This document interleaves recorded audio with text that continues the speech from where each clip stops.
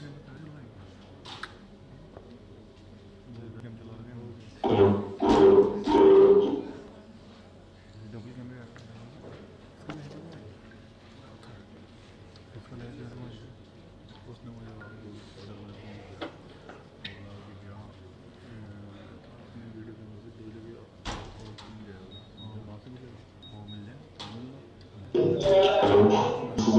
Hello hello.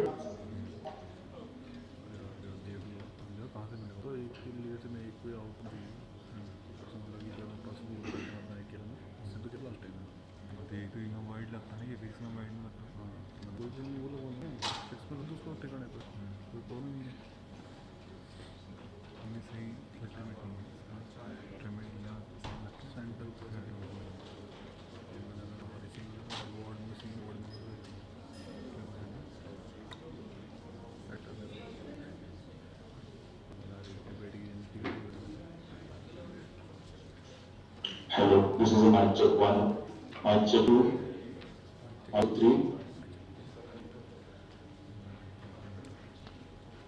Hello, hello.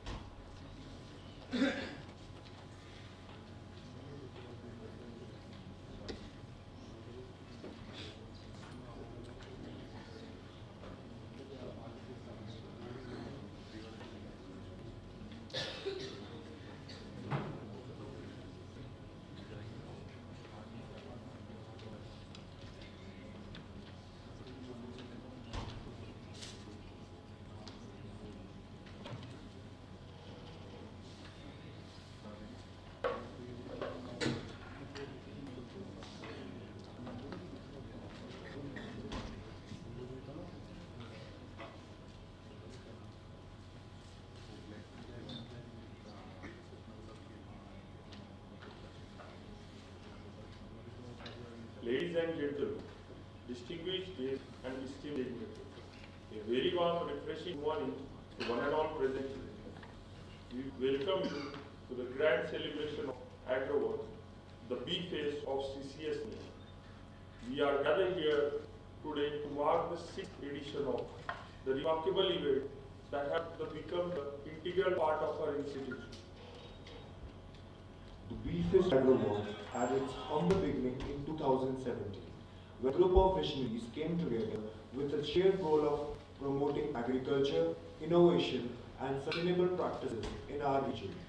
Over the years, it has grown into a prestigious annual gathering that celebrates the spirit of agribusiness and entrepreneurship. Today, we stand on the shoulder of those who have foresight to initiate this event, and we continue their legacy by forecasting knowledge, exchange, and collaboration in the agriculture sector.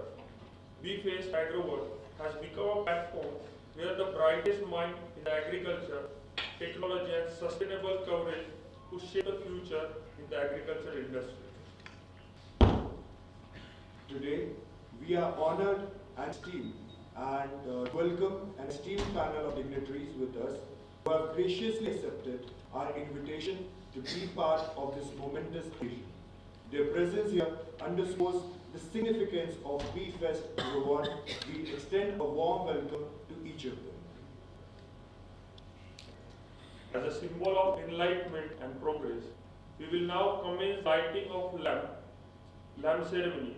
This tradition signifies the illumination of knowledge and dispellation of darkness. I invite distinguished dignitaries to come forward and honored by lighting the ceremonial lamp, signifying the beginning of enlightening journey. With the lightning of lamp, we unite and in the pursuit of bright future. So,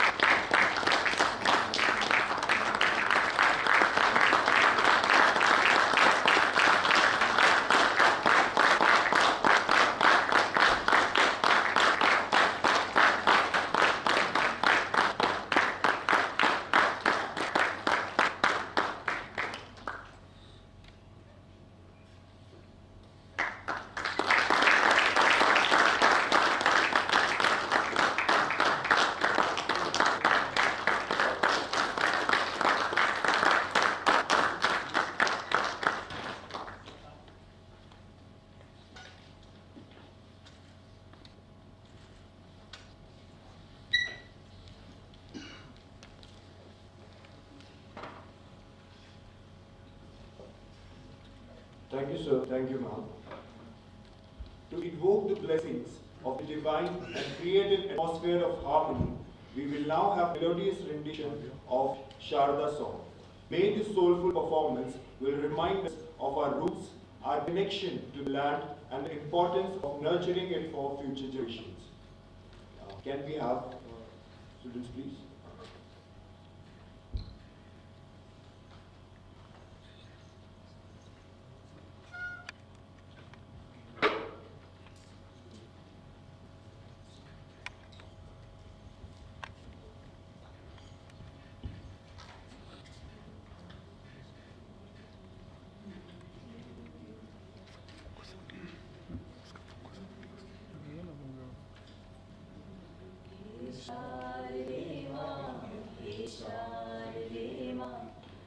अज्ञानता से हमें तार दे माँ, हे शारदे माँ, हे शारदे माँ। अज्ञानता से हमें तार दे माँ, तू स्वर्ग की देवी, संगीत तुझसे, हर शब्द तेरा है, हर गीत तुझसे। तू स्वर्ग की देवी, संगीत तुझसे, हर शब्द तेरा है, हर गीत तुझसे। हम हैं अकेले, हम हैं अधूरे, हम हैं अकेले, हम हैं अधूरे। तेरी शरण में हमें प्यार दे माँ, हे शारदे माँ, हे शारदे माँ। अज्ञानता से हमें तार दे माँ, तू श्वेत वर्णी कमल पे विराजे, हाथों में वीणा मुकुट सर पे साजे। तू श्वेत वर्णी कमल पर विराजे, हाथों में वीणा मुकुट सर पे साजे।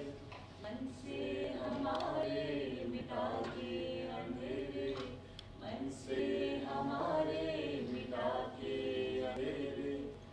हमको उजालों का संसार दे माँ, हे शारदे माँ, हे शारदे माँ। अज्ञानता से हमें तार दे माँ।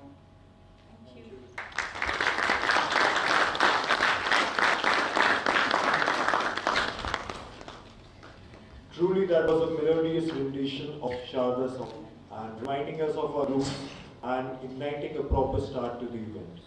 Now, I would like to invite Dr. Suchi Mathurma to give welcome token to our esteemed dignitary, Mr. Anuj Singh sir, Deputy General Manager, Faraday Phosphate Limited.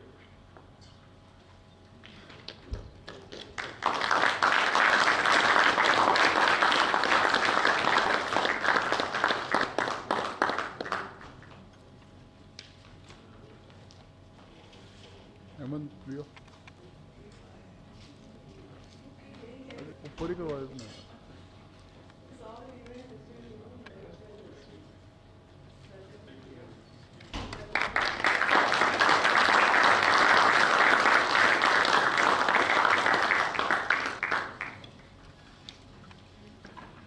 thank you, ma'am. Now I would like to call upon Dr. S.R. Singh sir to give a welcoming token to our esteemed dignitary, Mr. M. Kumar Jory sir, Chief Manager, Zuari Farm Agro Limited. Please, sir.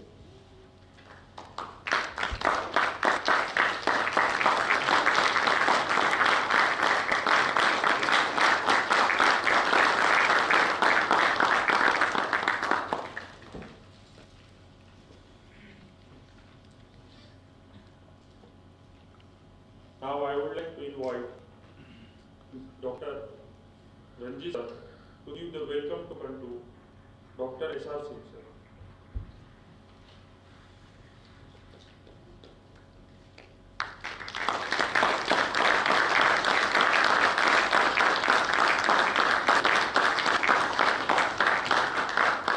Thank you, sir. Now I would like to call upon Mr. Dikshit sir to give a welcoming token to Dr. Suchi Mathurma.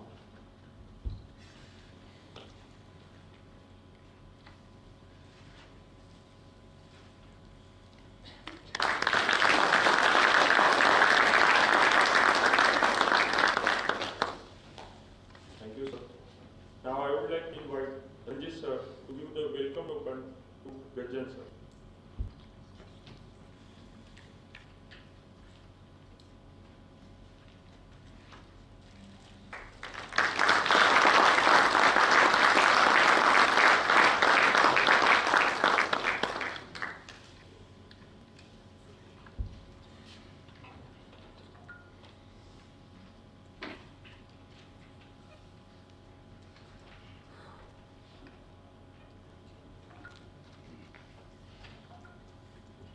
Before we delve further, let us hear a few words of wisdom from our distinguished dignitaries.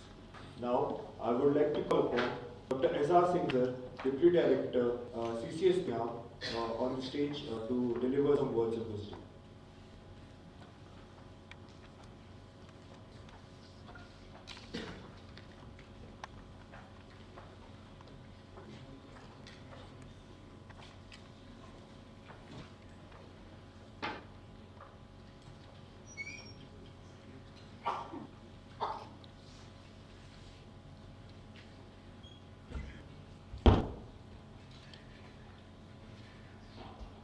Good morning, ladies and gentlemen, and dignitaries sitting in front of me, PG division students, my faculty, and the other stakeholders.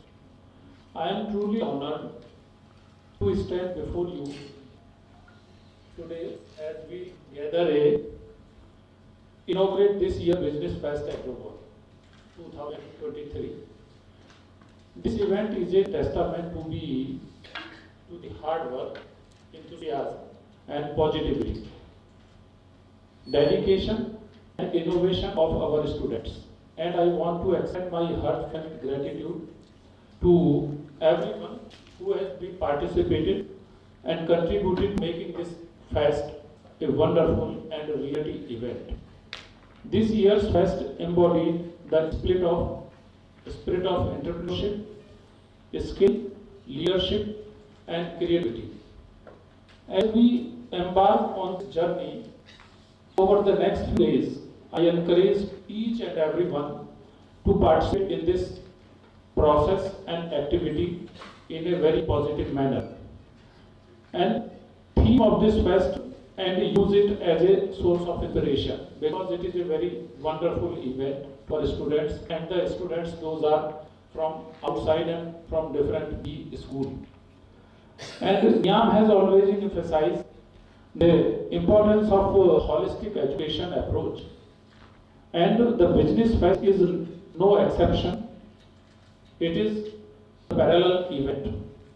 This event not only provides a platform for our students to showcase their business acumen, but also foster teamwork, critical thinking, and problem-solving skills, and providing solutions to the society.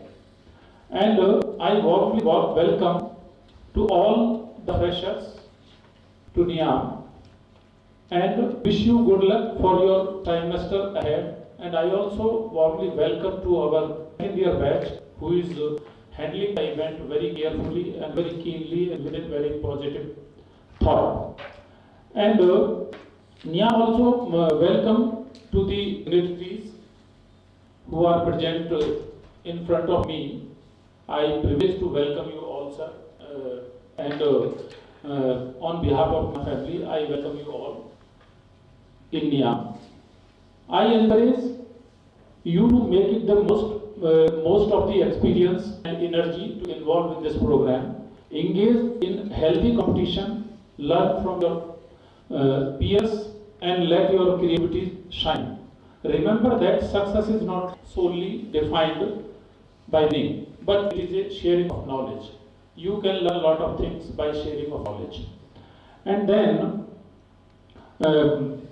we are also very grateful for the presence of all the delegates from different institutions.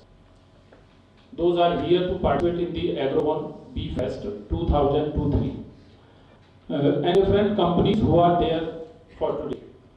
As we declare the Business Fest open today, I look forward to witnessing the incredible talent and the ideas that will emerge over the next few days, and having the competition with each other, a positive competition. Definitely something will come out with this competition.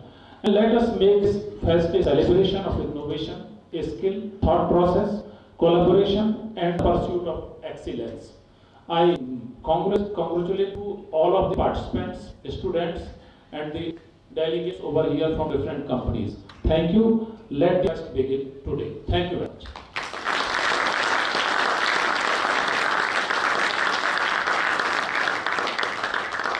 Thank you so much, sir, for your inspiring words. We'll surely love to delve on them. Now I would like to invite Dr. Suchi Mathur.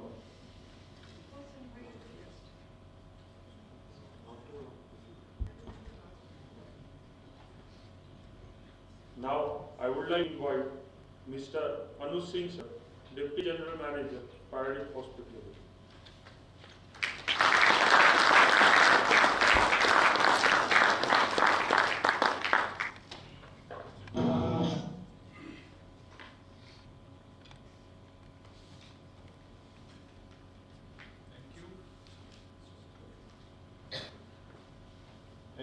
Thank you very much.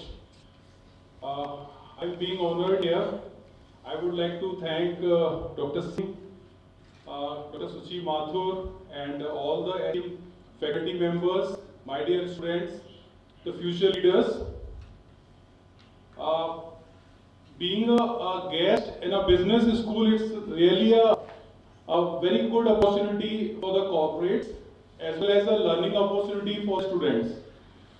So I would like to take this opportunity to enlighten you a little bit about the field where you are preparing to go, and also post the session would invite you all to interact with me. I am here for a whole day and tomorrow also for any query, any concerns, anything is in your mind that what is going to be happen after a year or 2 years for the first year students.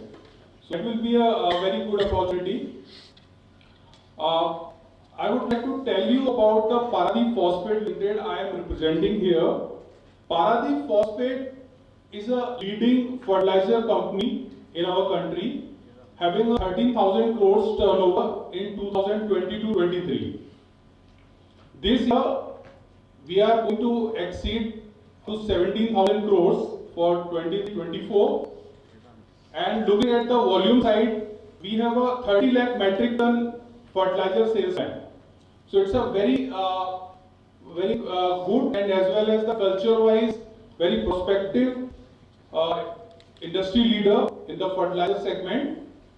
We are here. Friends, I would like to because I'm also feeling like just few years back I was sitting, yes, you are sitting at this place. So I am just recalling my college days right here that we also had a fest, and the same scenario is replicated by certain years. So I really feel that of things must be in your mind. So I would not take you through the conceptual things and technical things right away. I would like to take this session as on a very light part, that NIAM has been recognized and you all are very lucky to be a part of this institution, because in a corporate we recognize NIAM as one of the prestigious institute for the agribusiness management graduates. So we are really looking forward to have young leaders in industry in coming years, and I really thank to the faculty which is nurturing you in a way to cater the real need of the industry. As you know that the agriculture is going towards the sustainability. Now, if you are aware about the current affairs, you see that Agriculture Ministry, Government of India, they are very much focusing on the fertilizer industry as of now. You see, Agriculture Minister Mandviya is interacting with the farmers daily on nano urea, nano DAP, nano products. It's historically none of the government ministers have interacted with the farmers, the end user of the fertilizer. So this is a symptom, this is a signal how the industry growing in near future, how the government of India is focusing on this industry, as well as there is a pattern of using a conventional fertilizers, conventional agri inputs by the farmers. So this is a time to real change the need of the end consumer, how we can substitute them with a certain new products, certain new innovation which is being happened by the agri science of our country. So I feel that there is a very large scope, and industry is very much hopeful from all of you. As being a young leader, you come in the industry and give some value additions to pick up lift the perception of the farmers, and as well as addition in the industry overall, in the agri input. So I wish you all of you a very best. and very much looking forward, and thank you very much to faculty once again to being honored a Paradip Phosphate here. Thank you very much.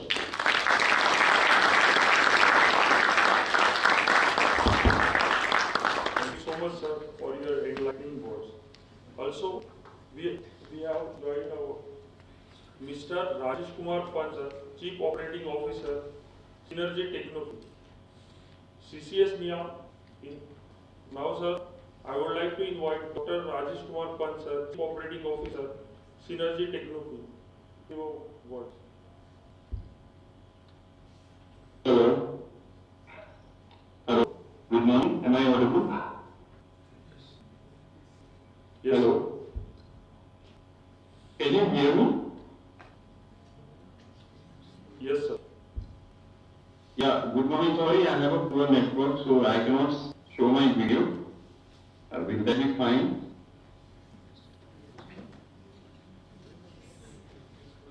Yes, sir. Yeah. So my name is Rajesh Pan. I am basically I have been working with the Synergy Technology for almost 5 and 6 years now. Yeah. So I deal with different operational assignments that we are doing in different states. Basically, we are an agribusiness consulting firm who work with different teams on agriculture and rural landscape. So that is basically from production till post-harvest management. And most of our work is related to farmer producer companies and this active space where we have been working with government as well as of late with private sector clients. So we work on the active promotion, then handle them on different production to market linkage aspects. So that is like one business area we have. Other than that, we have been actively working with the government as well as bilateral agencies on the policy front. So that is like developing policy documents and also implementing some of the solutions on ground. So that's great. So currently we are based in Delhi and we are almost 130 people in different states. So across 13 states, and that includes the northeastern region as well. Of late we have started there. So this is great for me as well as Synergy Technology. Thank you for the invitation. Thank you so much, sir. Now I would like to invite Mr. Pachuri, sir, for a word.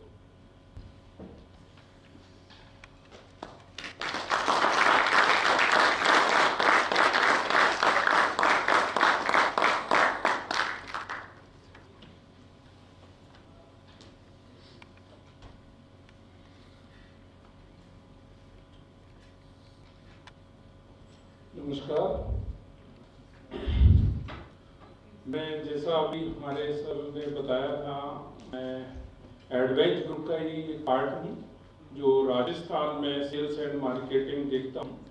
हमारी company जैसे बताया, हम fertiliser sector के बड़े player हैं और हम लोग यहाँ पे अभी speciality fertilizer and agri inputs में राजस्थान में हम डील कर रहे हैं।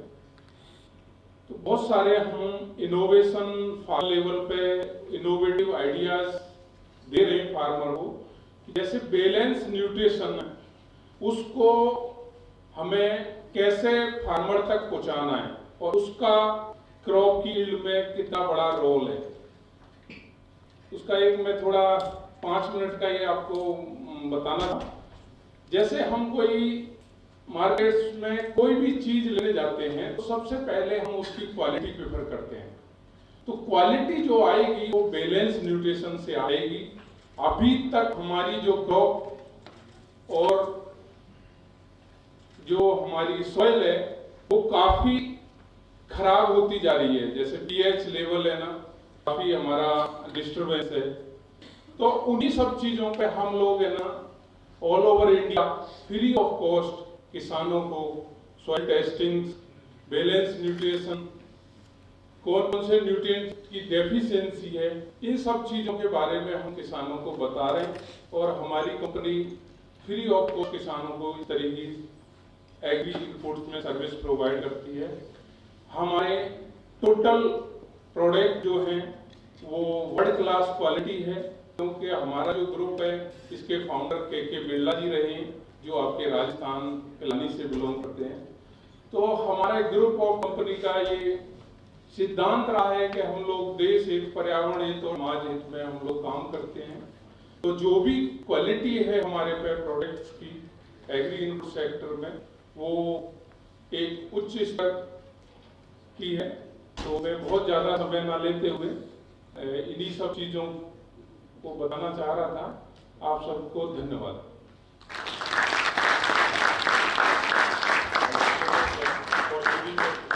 General idea of your existing organization. In the celebration of years of AGROVON, we are thrilled to unveil the official AGROVON song. This song encapsulates the spirit of innovation, growth and sustainability that we strive to promote through this event. We hope it will inspire us all. We embark on the exciting journey of discovery and collaboration.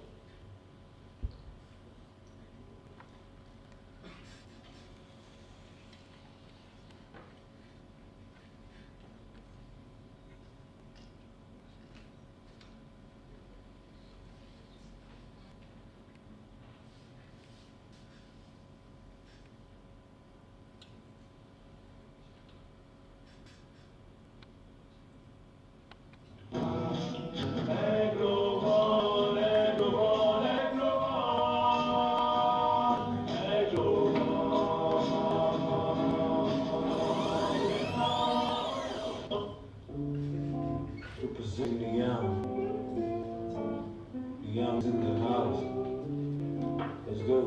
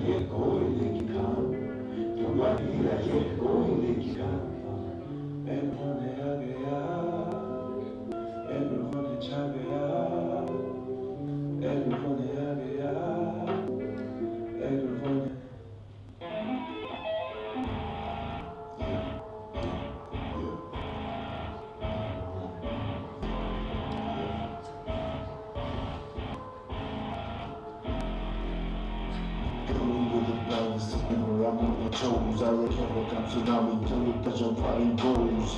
I am the champ, I am the one, Jason bitterness, I'm feeling better. And then of course, many competition quizzes. Be persevere all the business differences. Move on my road as I launch you and as I bounce up a jar with the ball is the mind. Then I'm hot animal, launch my stuff off the bed just because I know I can fly. The no one is the streets, the number one with the fire. I seize my attention as I focus attention, trying to bring the beat, bring the heat back in. Do or die, I'm saying,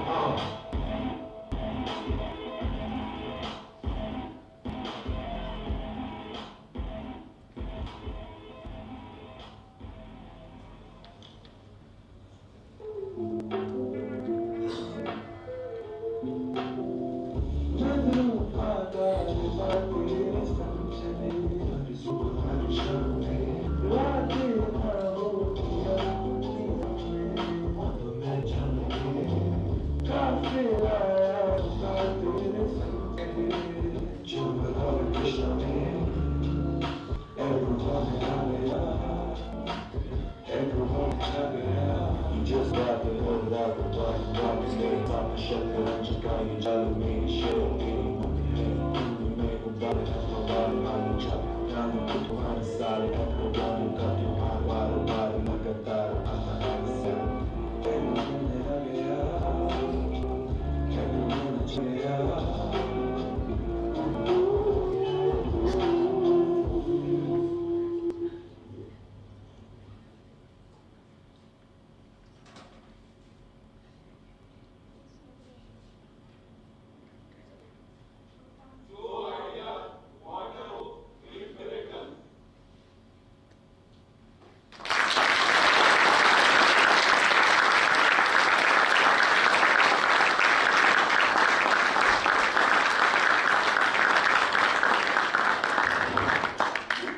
This is the official song of AGROVON 2020.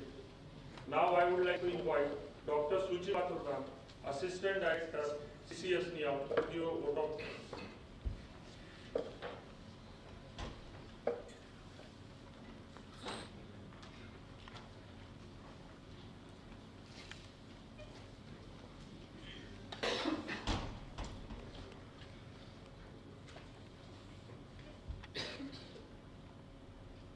Respected guest representing the esteemed company, young faculty, staff, students from various renowned institutes, and my dear PGM students.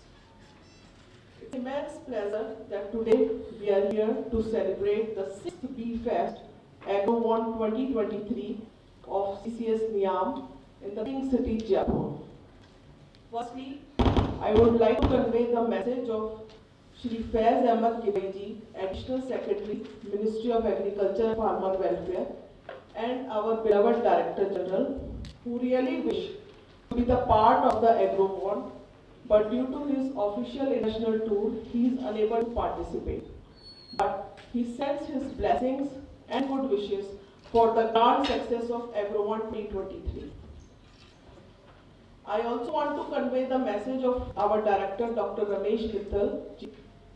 Due to some important urgent work, he has not joined the inaugural program, but shortly he will be joining the AGROVON 2023. For the grand success of this AGROVON 2023, he communicates his blessings. I am happy to share that the important data that this year in AGROVON 2023, we have 9,600 plus students who registered from the countrywide from the renowned institute of like IIMs, IITs, MTI Gurgaon, University, XRI Jamshedpur, Symbiosis Pune, and other institutes. As you all know that this AGROVON 2023 has various different events which are organized with like business fair, plan competition, case studies, quizzes, photography, best manager, article writing, and additionally on 8th September we have a Rangmanch program which is a cultural program, and I know all the students are waiting for that event. As rightly said, that winning and losing are the part of competition, but the important is to participate. The students who are representing the renowned institute, as you have an opportunity to be in the NIAM campus, kindly interact with the different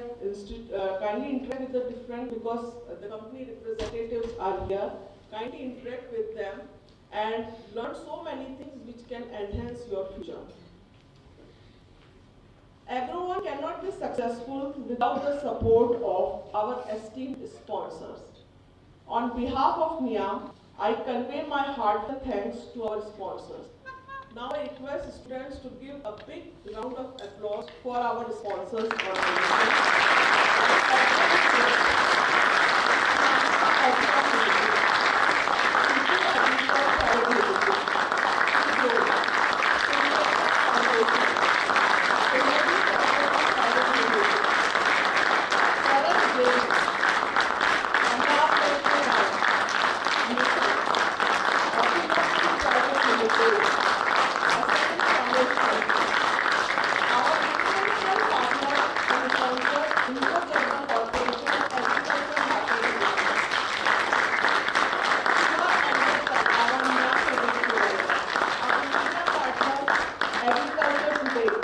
And our social media partner, Unstop. Without the only this event cannot be successful. So I want to hear once again a big round of applause for our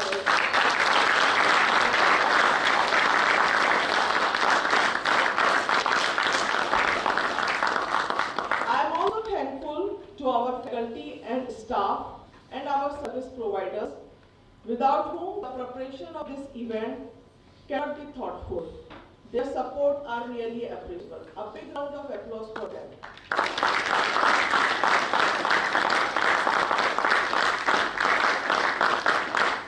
I am also thankful to the institute who have sent their students to participate in the AGROVON 2023. A big round of applause for their students.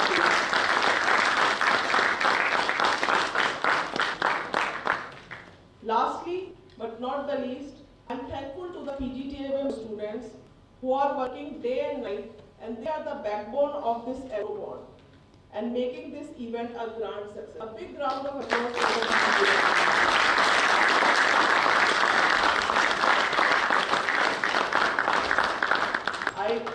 I once again said 3 cheers for AGROVON 2023. Hip hip! Hooray! Breakfast here na tej. और तेज hip hip hooray hip hip hooray thank you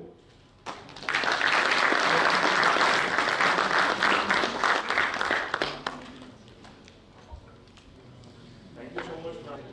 Now we have our esteemed dignitaries from Dhanuka Agritech Private Limited. Now I would like to invite Dr. Srikatu ma'am to give a welcome token to the Mr. Subodha sir, Deputy General Manager, Dhanuka Agritech Private Limited.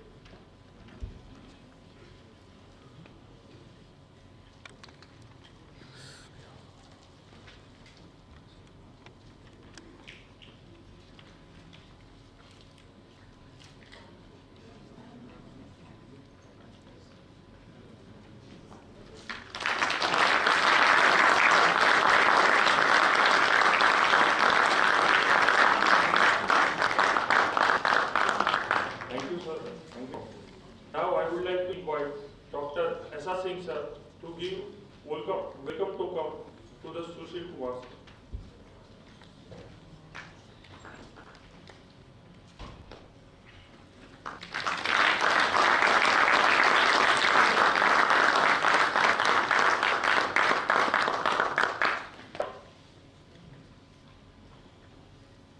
Thank you, sir. Thank you, ma'am.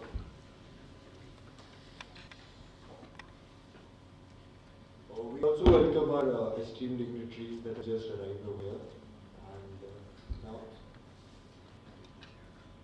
At last, now I would like to invite our batch coordinator and research officer of CCS NIAM, Mr. Ranjit.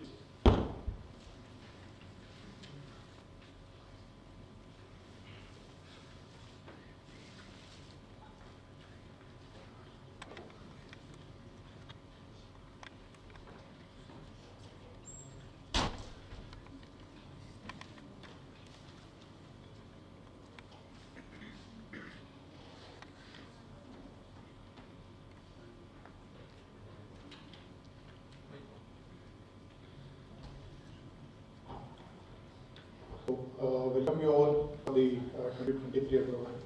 Esteemed guests on the dais and my dear colleagues and my seniors. So I feel honored to be part of this program, and this is my first time part of this AGROVON event. And the students have really toiled for almost 15 days to this time, and they have taken the program is good. They have actually they are not pre-planned for me. So they invited me. I'll try my best. And, sorry. तो उन्होंने बहुत अच्छे से ही काम किया है कि sorry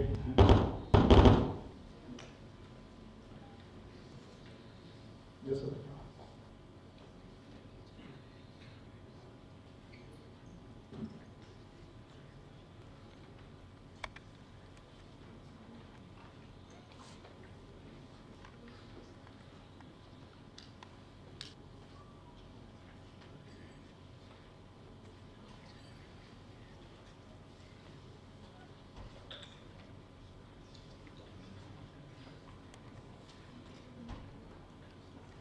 Thank you for the AGROVON committee, those who have meticulously planned this event, and also the sponsors. So we have almost 7 to 8 sponsors for the program. So apart from that, the staff have also helped to success of this program. And on behalf of NIAM and the staffs, I congratulate and thanks for all the students and the staff members. Thank you.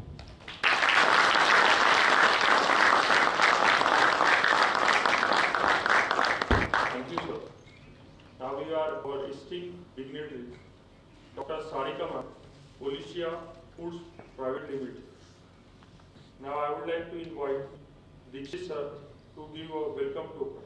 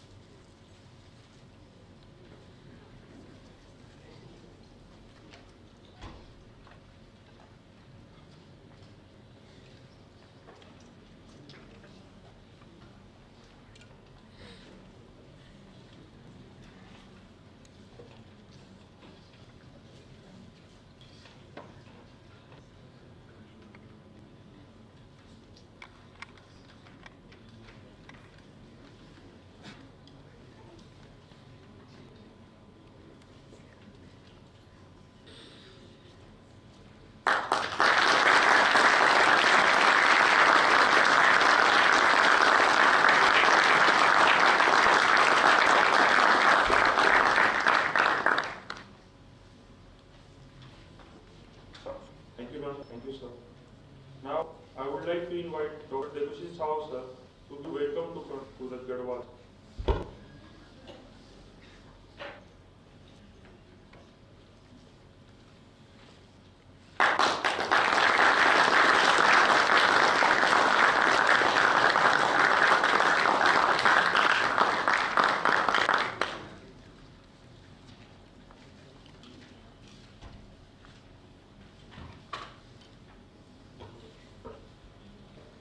So as we come together to celebrate AGROVON and envision a brighter, more sustainable future for our agricultural community, let us cherish this opportunity for learning, networking and growth. We hope you enjoy every moment of this exceptional event and it leaves a lasting impact on your journey in the world of agriculture. Thank you everyone for being a part of the inaugural ceremony.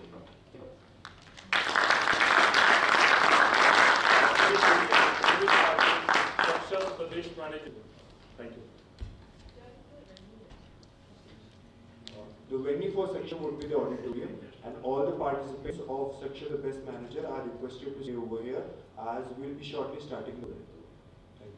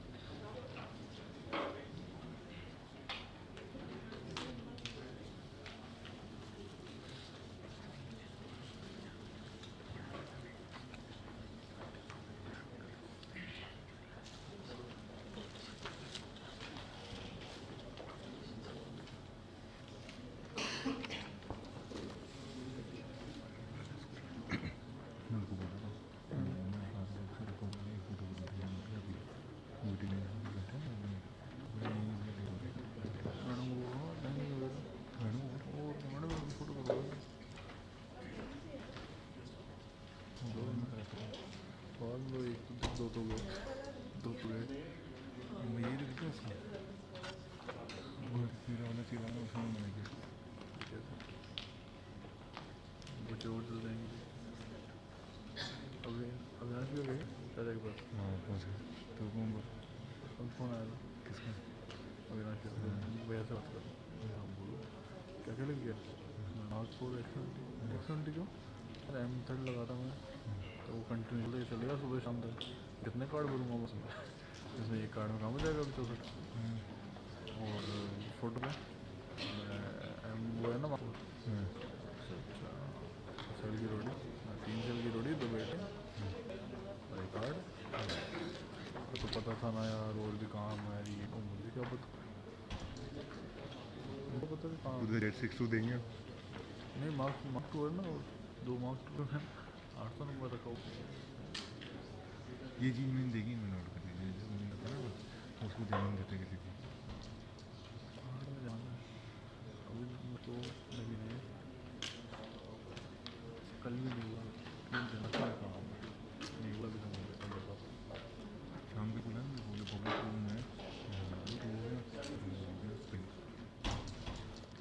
मैं तो photo खींच video लगी एक मंदिर अंदर ये बोला मैं प्रेम मंदिर डाल दीजिए तो मंदिर लगा प्रेम मंदिर बता नहीं पढ़ूँ पढ़ूँ मतलब डंडे पर उस पर खड़ा होकर ना से गाने देखेंगे 5 बजे 8 तक खड़े 6 बजे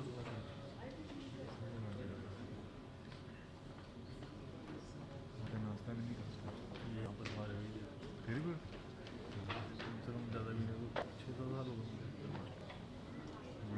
शुरू से रोज हमारा से भाग ले रहे मंदिर का मंदिर लाकर चल यहाँ चल रहे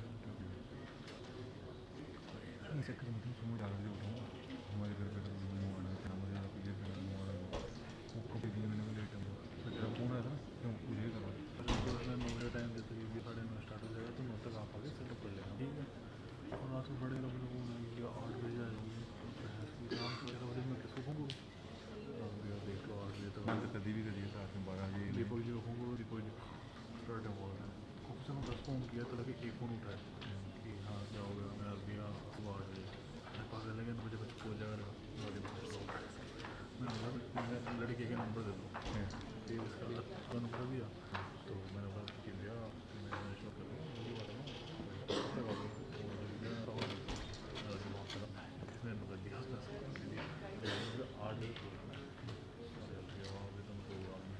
मुझे नहीं 8 के सवा 8 प्रोग्राम का टाइम होगा कहीं ना कहीं मैंने बोला 8 सवा 8 मतलब मुझे तो event setup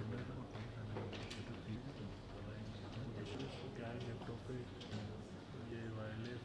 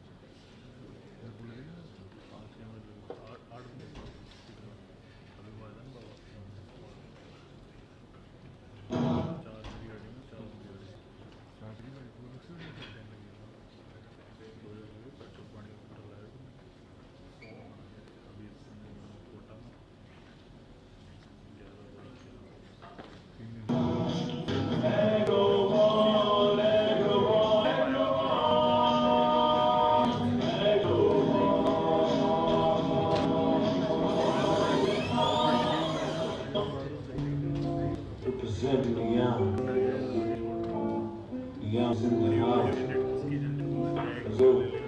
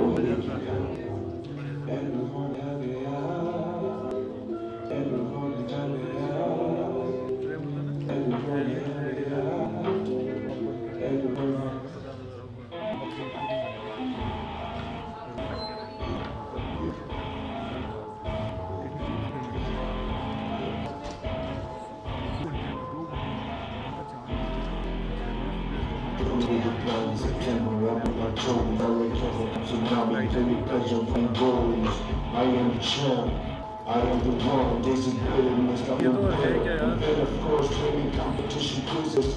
Because of your attack, all the business differences. Moving my role as an entrepreneur, and as I can't stop it all with everyone is the mind. Then I animal lost percent of the benches because I go working hard as I grow my business. And I'm the one with the fire. I'm see my tension as I focus, attention shine. With the beat, with the heat, like it's do or die. I'm saying,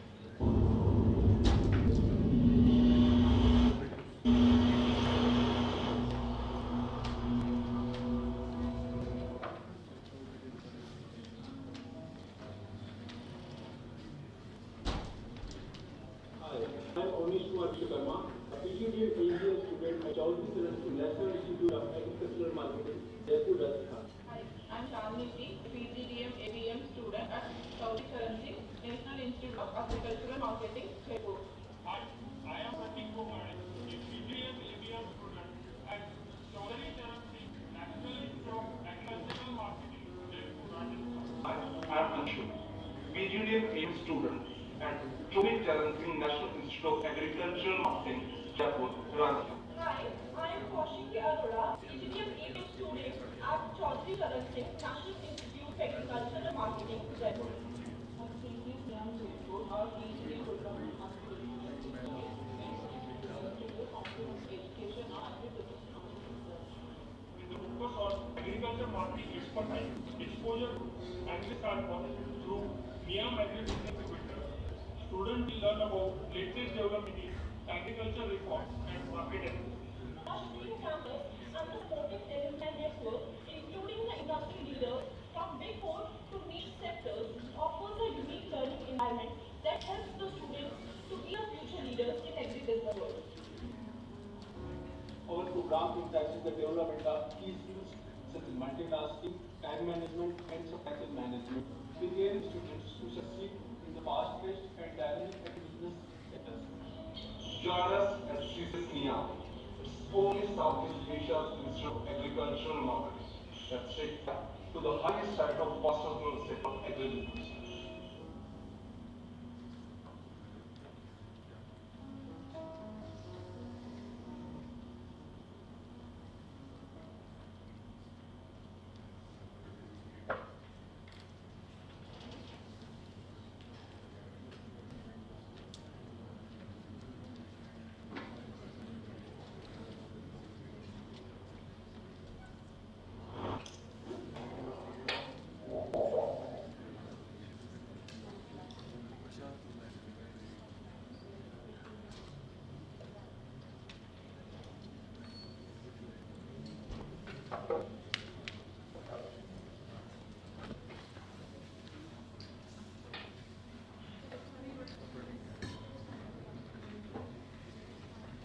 और कोई कैमरे के साथ करे तो कोई कैमरे के साथ करे तो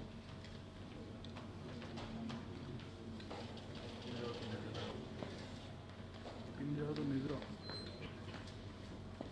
वो टोटली 1500 दे रहा है कैमरे के साथ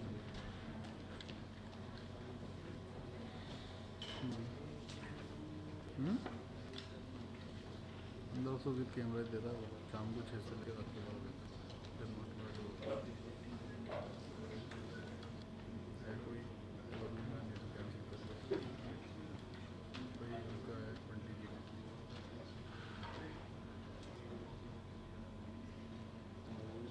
पहले क्या है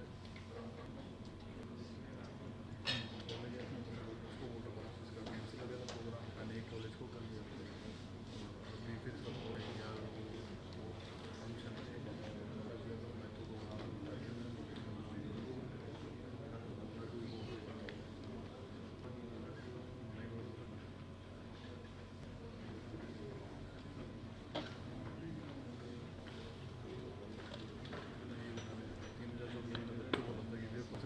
कोई भी आएगा ना 2500 करेगा ही लेगा 2500 तो नहीं दे रहा हूँ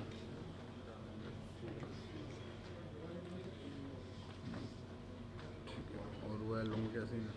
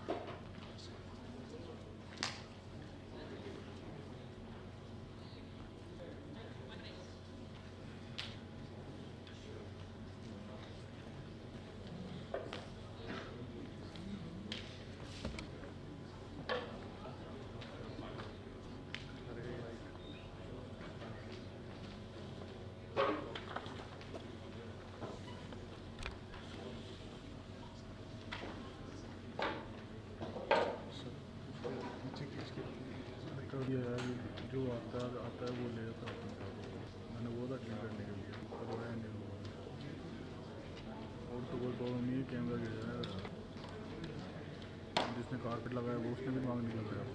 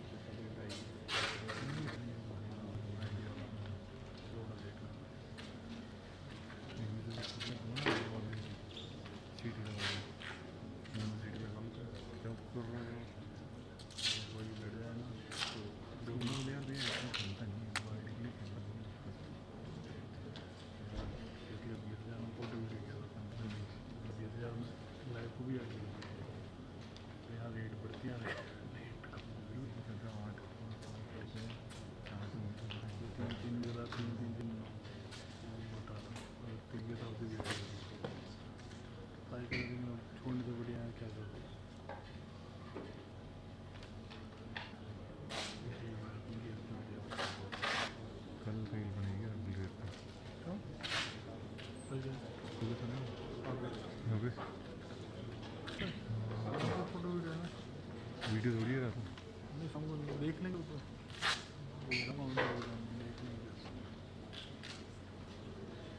वीडियो को ताकि नहीं निकलता हाथ वाले में देखो ग्रैंड संडे का 6 दिया सेलिब्रिटी संजीवनी है ना और इसमें मुझे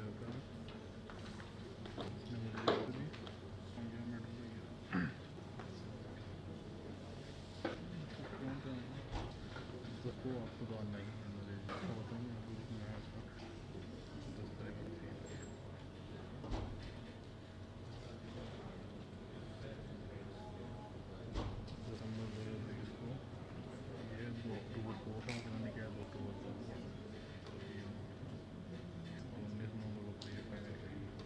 दस को जाएंगे तो लोगों को भी पता लग जाएगा बुक क्या है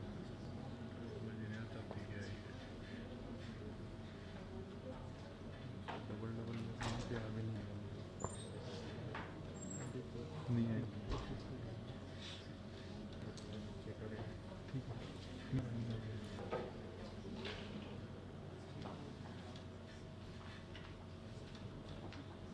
नहीं कौन कौन है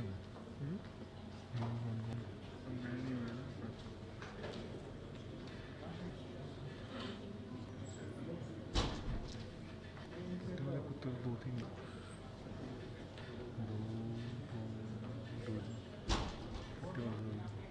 मजेदार दिखते हैं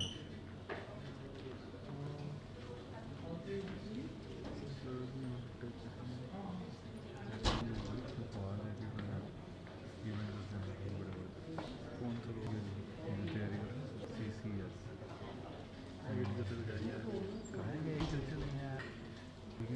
ऐड कर रखे हैं कंपनी ऑनर को देखो बहुत साइन तुम बढ़ो ये करो हमारी कंपनी का भी नाम चले फोटो क्या है फोटो को पानी निकालो कर जाओ बोला मैंने डबल आउटपुट लोगे तो एक वीडियो ऐसा लगवा वाइड आगे छोड़ देंगे और जो एक दूसरा है उससे अपनी जो भी एक्टिव होगी स्टेज पे वो यूट्यूब पे चल जाएगी वो पूरा वाइड चल जाएगा नहीं भैया उसी से देख लें उसी से अपना गया मैप क्या है मेरे आराम से वेब चल रहा है मैं भी सेंटर में आ रहा हूँ सबके सामने मेरी भी ऑटो जा रही है आज भाई फोटोग्राफर ही है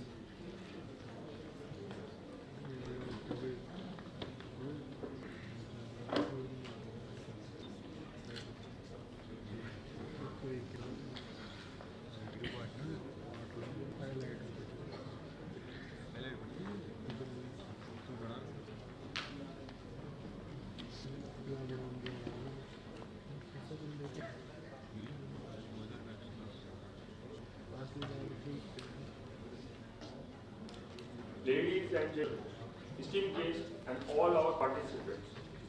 Let us commence the B-Phase induction of the Waste Manager, sponsor of the event, Dhanuka Agritech Private Limited. As the Peter Duck said, management is doing things right. Leadership is doing the right things. Today we will witness the individual who embody both management and leadership qualities, who have not just do things, but choose the right things to do. Here we have gathered some outstanding participants who will be competing to prove their mental as the best manager. As the great Warren Buffett said, the best investment you can make in yourself. And this participant has invested their time and effort and the passion to be here today. First, I would like to call Mr. Pranav Jyoti, Institute International Agribusiness Management Institute, Anand. I would like to say information about the success of the waste manager. You will be getting 15 minutes. In that, you have to present within 12 minutes. 3 minutes will be for question and answer round. After 10 minutes, the buzzer will get ring to notify that 2 minutes is remaining. Stage is yours.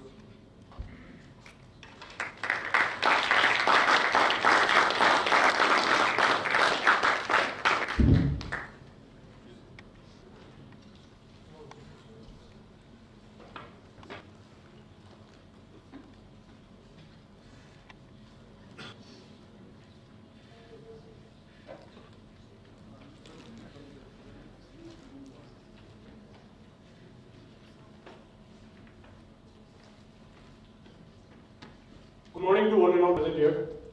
Before starting my presentation, I would like to highlight a quote from Sri R.J. Agarwal sir. When I was scrolling down the Dhanuka website, I have come across a message from our respected sir when he says that support today's farmer to become the agricultural leaders of tomorrow. It is a very necessary statement and it is a very necessary thing. Saying so, I would like to introduce myself. I am Pranavji Paudel, hailing from Assam, coming from International Agribusiness Management Institute, Anand, and welcome you all to this presentation session regarding the shakal.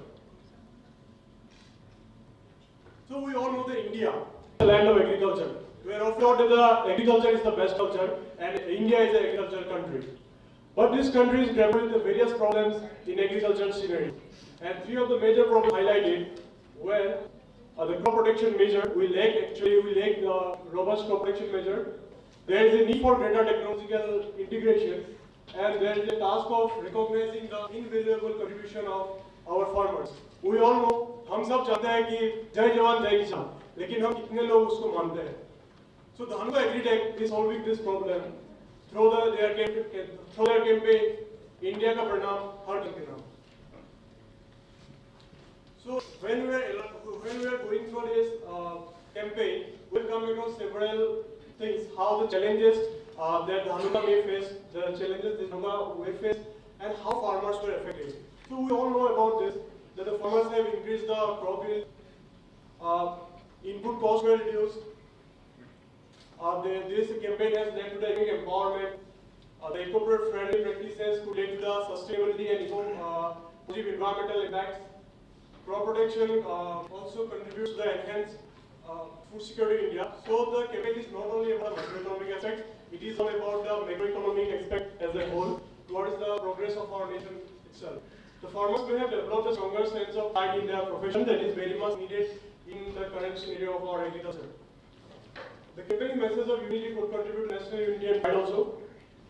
Adoption of sustainable agriculture practices likely to contribute long-term agriculture sustainability. So India is not a country, it was living here, it was thriving India as a country from a long period of time, and it has lot of ways to go. And so in the campaign also follows this thing. The farmer may have improved access to market and fair pricing. That is the very much needed. Everything government is doing, starting from MEDIA-E-NIAM, starting from APNC. The most important thing lies is the price discovery, and this is also helping there. The campaign would influence agricultural policies in the favor of more and more farmers will come together. More and more farmers have their pride in their profession. then they have better bargaining power, not towards the price discovery also, but towards implementation of the policies that government is preparing for. So what are the challenges? So we all know that India is a diverse country. So this diversity may have caused several challenges regarding implementation. So Dhanuka is primarily an agri-input company, but the overall holistic development of a farmer needs not only input, but also regarding post-harvest losses, like processing, etc. also. So this could be a challenge. And we all know that agriculture is unpredictable in India, particularly we have rain-fed system, and that is why we are dependent on the monsoon, and we cannot take monsoon for granted. That is also an issue. If we see the climate change, I can give you an example also. I'm primarily from Assam, I have already told that. Earlier we used to, when our teachers taught us, we were taught an insect called armyworm.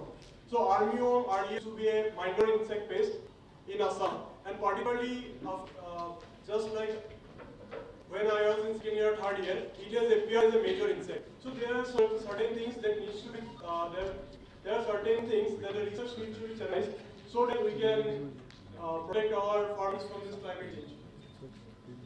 Then there comes the modern farming practices that should be affordable to any farmer.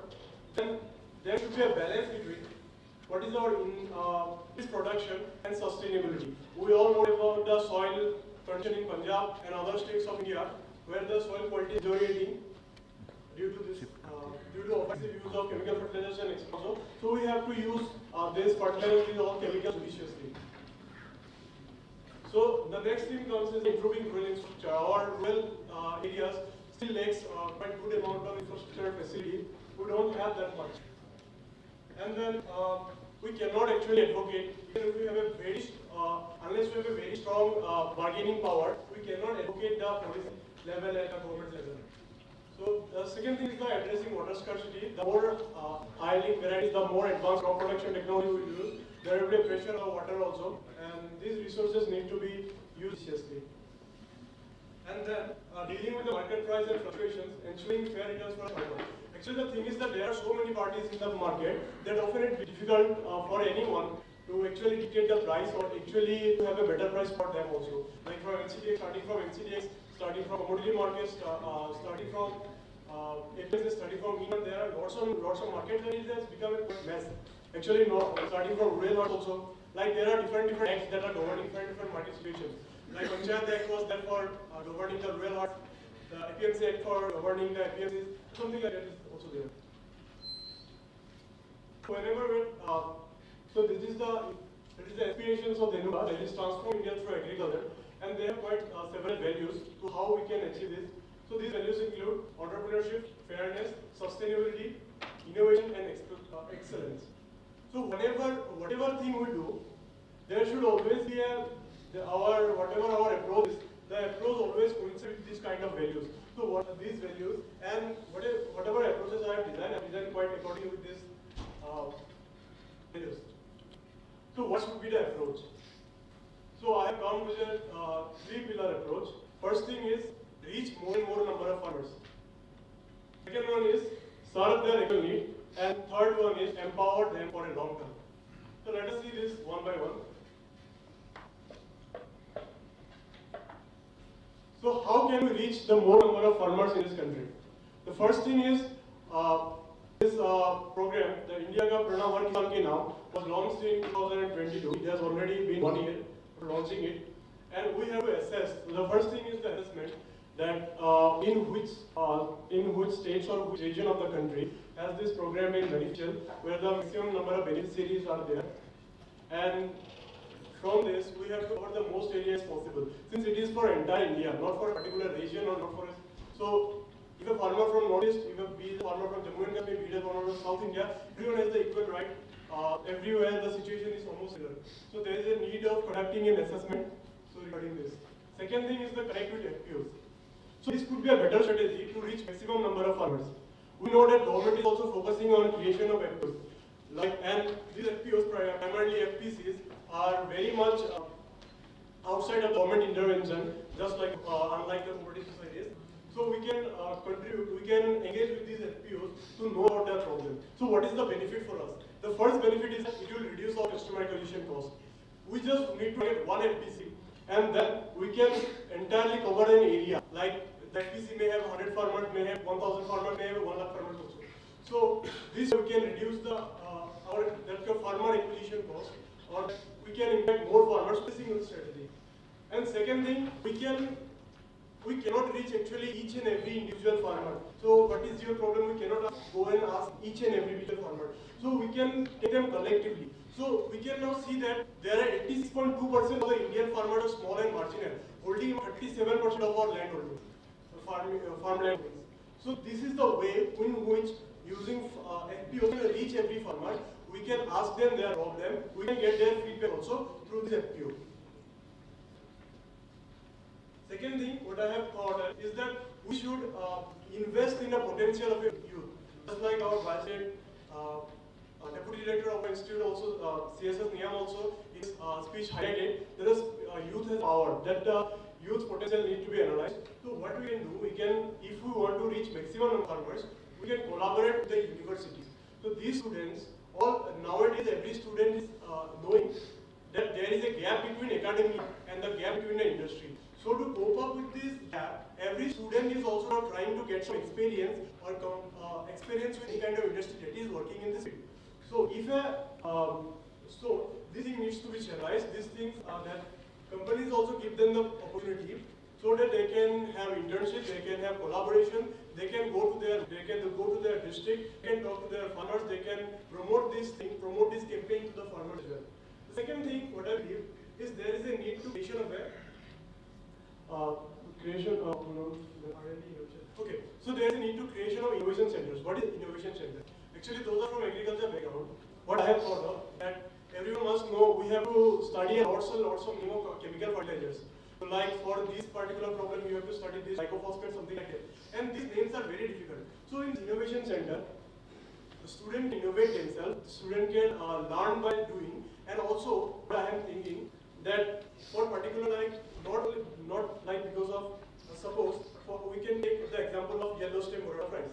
So we have a particular chemical. I forgot the name of the chemical. Maybe it is pyrethrin or something like that. But we have seen that all the chemical names that are launched by company has a very unique name, and that can be very well remembered by the student.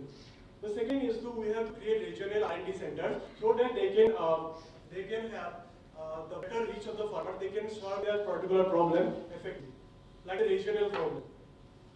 Second is empower them for the long term. For this, we can create an Android application which will help them to schedule their fertilizer application or any kind of application and judicious use of chemicals.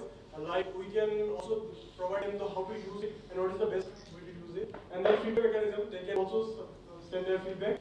Then we can share some regional success stories also. Then we can base farmers award. And then we can also give the regional technical benefits. So to conclude, I will just recite some of the lines. You can call me Annadatta, you call me Mahan. You even chant Jai Jawan, Jai Kisan. Our duty is to feed this huge nation, an impossible thing to do without technology integration. You want an increase in yield, transfer the knowledge from net to field. If empowering us is your deed, then don't be myopic and serve our actual need. Come to us, meet us, and feel our pain. Otherwise, all your efforts will be in vain. My dear friends, we have lots of problems to overcome, but let's face together. India ka pranam, har kisan ki naam. Thank you.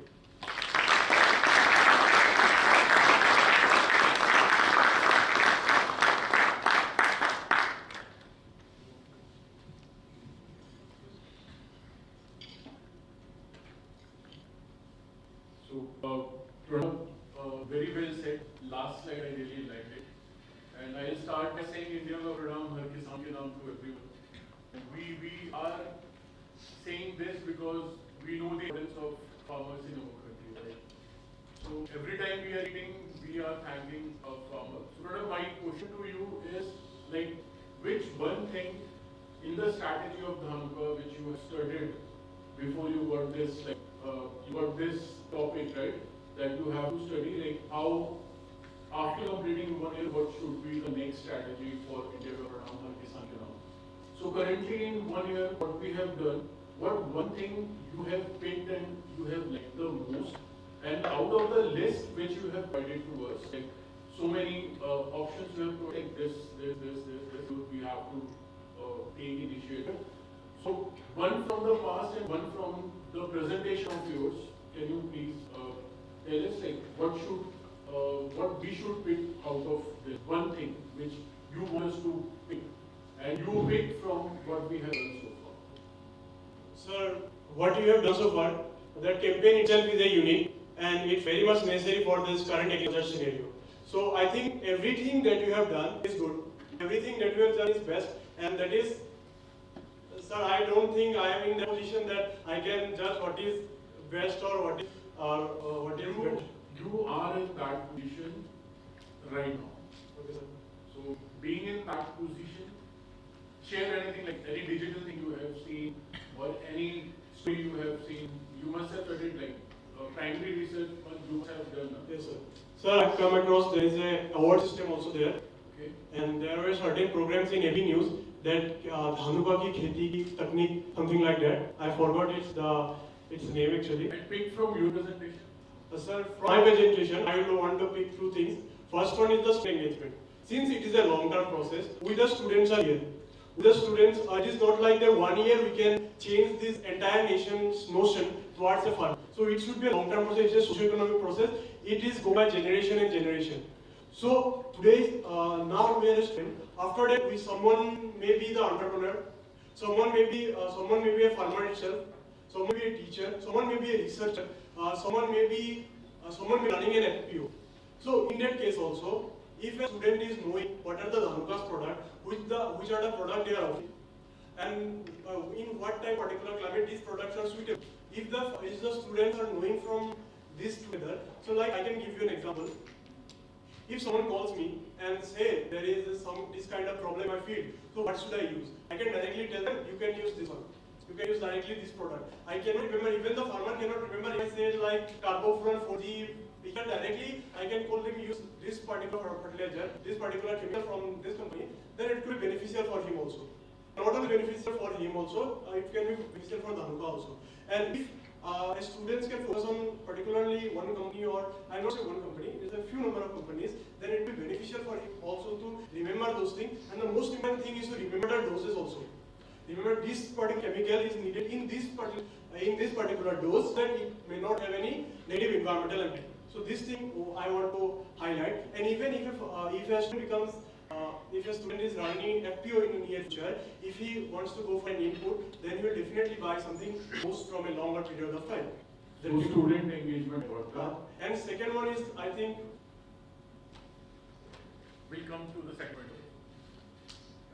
So Pranav, you have mentioned about creating an application for farmers, right? Yes, sir.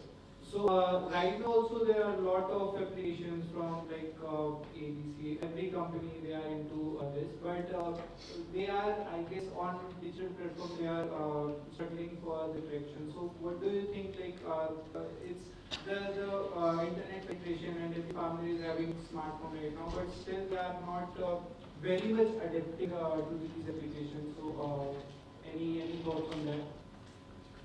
So the first thing that I believe is that there should be a system of regional languages. I have come across the Dhani platform. I think in Dhanuka there is a Dhani platform. It is only giving two options. Like if I want to talk, then it is only giving two options, that English and Hindi. So if a farmer, like in my state, generally farmers know only three languages: Assamese, Bodo, and Bengali. So, and the Bengali itself is a huge language in India. I think after Hindi and English, it is one of the most spoken languages in India, not only but also in other countries also. So there should be a something called as the language integration.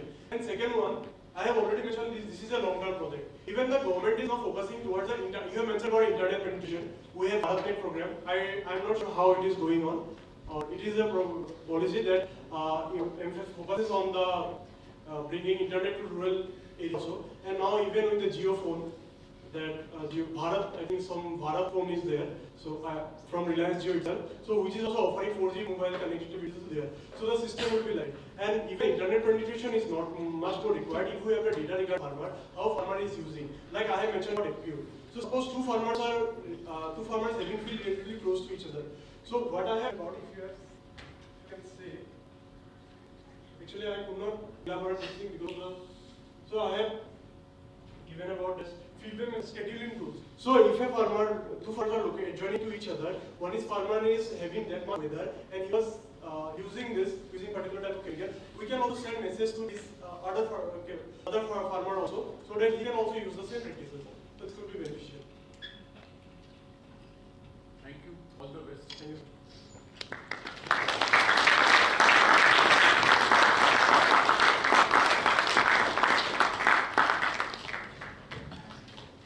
Thank you so much. Now I would like to call on the stage Ashwin Kaur Anand, Institute name Symbiosis Institute of Operation Management, NASA. I would suggest all the participants to focus more on, don't focus on what we are doing or what challenges we are having. Focus on your ideas and your creation what you have done, because you have got only 10 minutes. So you have to utilize those 10 minutes to the best, right?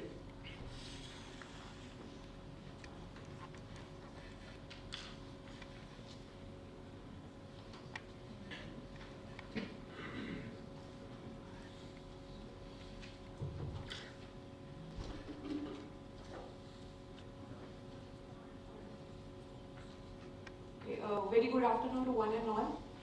So my name is Ashwin Kaur Anand. I hail from Nasik and I am into Symbiosis Institute of Operations Management. So, okay. So talking about the case, so first of all I'll let you know what was the case all about. It had two objectives. The very first objective was to identify and do a market research on what all is India ka pranam har kisan ke naam by Dhanuka Group, and the second was what all solutions will I be providing or all the managers will be providing in order to get this campaign reach all the individuals at all the outskirts in India, and the individuals would be farmers themselves. So talking about the case, it was launched by Dhanuka Group on the 42nd Foundation Day. The campaign is all about to acknowledge the toil and hard work of farmers that they are bringing to us, what we eat, what we are doing. We all are because they are producing and we should be grateful to them. That was the whole key objective of Dhanuka Group. Talking about the outcomes, what they focused, the outcomes was that they should actually, bring the engagement of farmers across the country, how innovativeness can be further enhanced in the farming techniques, how they should, enhance the crop productivity and yield, how ICM and IPM, that is integrated crop management and integrated pest control management can be, introduced, how you acknowledge them was again the sole purpose. Challenges and key features of agriculture sector and competitive advantages. So if I talk about the challenges, because India is a diverse country, after every 100 kilometers is a change of language, there is a change of culture. If I'm coming from Nasik all the way to Jaipur, there's a huge change of, the culture and the diversity and maybe the body language of what. So how Dhanuka Group would be aiming to, expand this campaign to a country which is so much diverse. So that is the very first challenge that the company is facing or will be facing, according to me. The second will be the awareness and education. You need to make the farmers aware and educate them about all processes going on. And resource constraints, I think the trust and credibility issues are there within the farmers, that how can this be helpful to us? We have been working from 70, 80 years. How are you coming and supporting us will be a trust issue again. And the access to technology.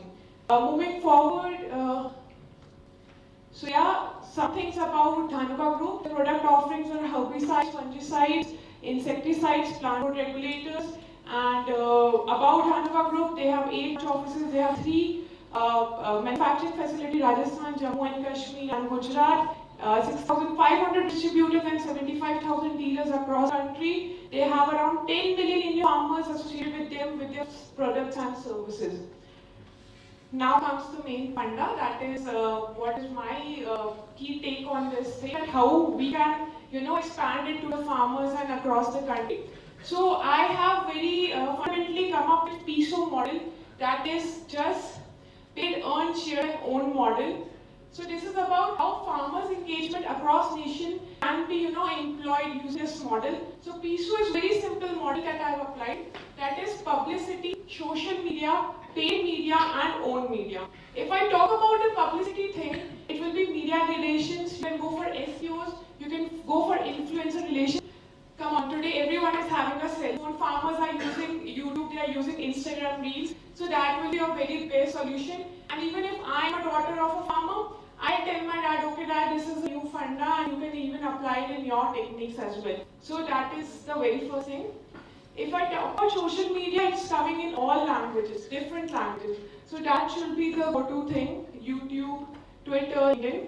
If I talk about paid media, you can go for sponsors, sponsored Twitters, lead generations and advertisements. So in the morning while coming from the flight, I had that Indigo boarding pass. Uske piche what was it? If you want to advertise, we are here to advertise your product. So the Dhanuka group can reach out. People flying abroad or people flying to India, they can actually go and check while sitting for the check-in and all. The fourth one is own media. You can come up with farmer story. You can come with reviews, webinar, video and podcast, and creators from the experts. So if some of the farmers have actually come up with the products by Dhanuka group, they can share their user stories and we can come up with a user map. Now if I come about hook strategy to retain, so the basic thing is how are you going to retain. For marketing, I will tell you that it's very easy that I convert one of you to, please take my product. Yeah, I'm a seller and you are my customer. It's very easy to just bring one of you. But how am I going to retain you? That's the utmost important thing. That retaining my end customer is the very important thing, because I might not be interested anymore because there are so many competitors in the market. So how am I going to retain my farmers will be through investment, trigger, action and variable rewards. Talking about rewards, I have come up with pricing strategy. We can come up with free deal to farmers if suppose they are chasing somewhat around 50,000, so we can give them free home delivery for the product. We can offer periodic sales discount on major products like seasonal or something. We can come up with tie-ups with credit cards. If you talk about Zomato and all, you must have seen that, okay, if you do a payment by Axis Bank, you get 15% of discount. So that is what is the third strategy. Fourth, we competitive pricing targeting with the competitors. Then coming up with a WhatsApp support, very feasible for everyone. We can come up with feedback system, customized offer information and loyalty program up as well on the WhatsApp support. Promotion, again, we can go for agricultural research centers, incubation centers, training centers. We can have a banner on the trucks, cabs and cars, because traveling you can see at the back, okay, this is other products coming new into the market. You can come up with digital and social media platforms and TV commercials, ads in all the local languages available across India. Okay, so this slide will tell you that how are you going to, sell your products and encourage your customer base. Pre-purchase, post-purchase, and pre-purchase, purchase, and post-purchase. If I talk about pre-purchase, अभी किसी ने खरीदा नहीं, so क्या करना है? So we'll go for PRs, we'll go for ads, we'll go for emails, we'll go for direct mails and marketing. You will tell me that farmers email read नहीं करते, अरे send them in the local languages, they'll read it. And if not, their daughters or their grandchildren will tell them. So that is what is the whole concept. For purchase, while they are purchasing, we can tie up with e-commerce stores, stores for offices, packaging and invoices, events and salespersons. For post-purchase, we can have surveys form, social media newsletter, customer service loyalty program and brand awareness. Talking about the experience strategy, so I've come up with awareness, consideration, purchase, retention and advocacy. Now what happens in all these fields is, in the awareness type, we are coming on PRs, radios, word of mouth, online ad, emails. Consideration, use social ads. Purchase from stores, websites or e-commerce. Retention will be through community forums, FAQs or knowledge base.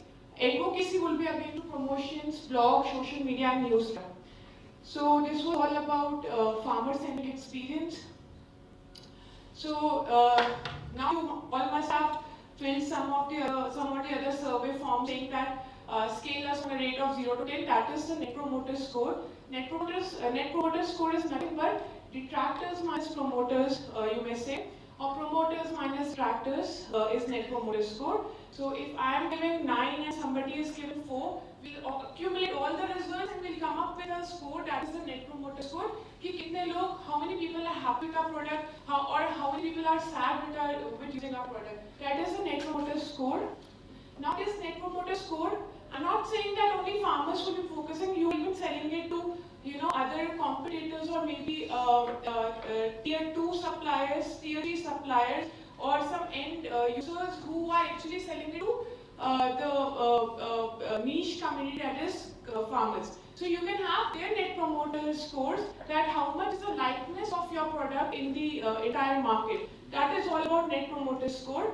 So we can have survey timelines, feedbacks, we can take a stock of your reputation, what is the stock market price. We can have root cause analysis, we can listen to the voice of our employees and apply feedback in the stream. So about suggestion of product marketing mix. So this is all about coming up with some extensive range of products, what all is there in the market and what new should be added, offering some new products and services and expanding the distribution channels. So future scope will be expansion into the rest of tier 1 and tier 2 cities. Omni-channel strategy, omni means present everywhere. Okay. Sustainable manufacturing and sourcing, AI-enabled selling of products. So this is the last slide, and I would just like to say that I've come up with a strategy that villages, small cities, metros and export markets. You're going to target market with 100% demand in these cities. Villages will be Northeast, Himachal, Jammu and Kashmir, Orissa. And export market will be Asia Pacific, European Union, Americas and Africa. And segregated product mix based on maybe chopping, sealing, slicing, fermenting, cooking, spray, drying, packaging, guided vehicles. This will be the products. Now that particular slide is all about how Dhanuka Group is going to come up with more efficient system, that is into purchasing, logistics, warehouse, last mile and farmer satisfaction. So all those 3 parameters, the weightage is out of 5. And if I talk about procurement, you can come up with supplier quality rating. You can go for base demand compliance. If I talk about last mile, I'm not touching every point, but I'll just, because of time shortage. For last mile, you can go for fleet is the transportation system which is going. How much are you utilizing it? Average last mile per kilometer. And warehouse put away cycle time, at kitne time mein you are actually keeping your inventory in the warehouse, pallets and all. So that is probably the lesser the put away time, the greater is your efficiency of your warehouse. And that's all. Yeah, thank you.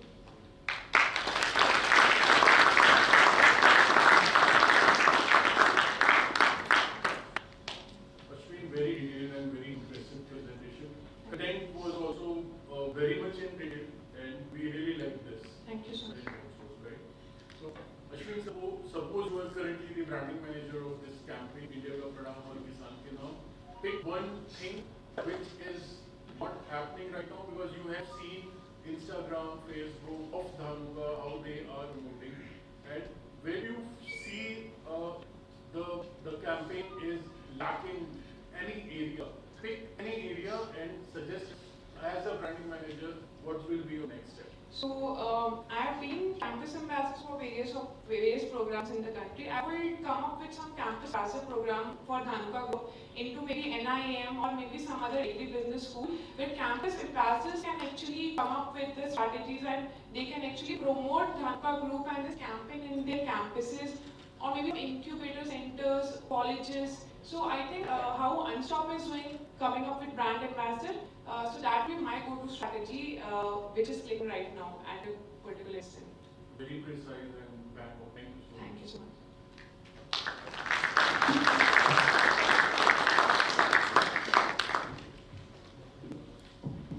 Thank you. Now I would like to call on this stage Mr. Sai Kumar, Institute in Irma.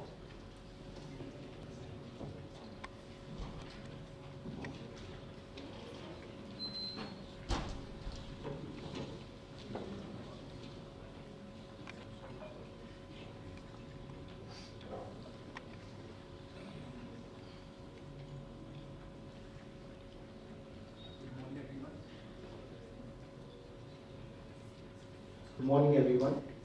My name is Sahil Kumar, coming from the Institute of Rural Management, Anand. So we have given the case of Dhanuka Agrotech, that they have initiated a program named MEDIA-E-NIAM and MEDIA-E-NIAM. So the program was initiated 1 year back and currently is going very well. So we have to initiate the program in the more, we have to expand the program with carrying with the outcomes which objective which should be aligned with that. So there are 3 objectives which programs should maintain. First one is that disseminating the modern technology to the farmers, introduction to them the crop protection which they have their solutions with the modern pest technology and all. And the third one is recognition of the farmers, like which they are contributing to the Indian agriculture produce.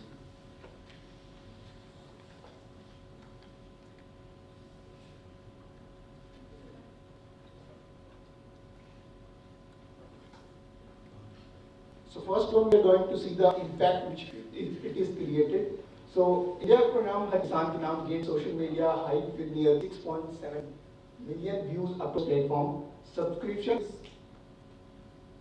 in various platform is nearly 1,38,000. So it has created a really very good impact in the social media. And the key performing indicators which we are measuring here are the one is number of views it gained in the social media, and collaborating with the YouTubers, how much it is created. So nearly 10 times increase with the collaboration of the YouTubers. And the third one is the recognition helps establish a strong connection between companies and the promoted farmers. Now the challenges they had faced. First one is the reliability and credibility of the campaign. So we have seen people are seeing the YouTube videos, but they are not following back. We have seen 6.71 million views, but only 1,38,000 subscribers in that. So that is a reliability issue. And second thing is, they are commenting, liking, but they are not following back.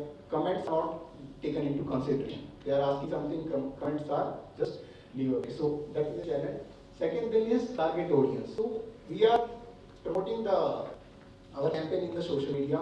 So the targeting audience, it is not clarified.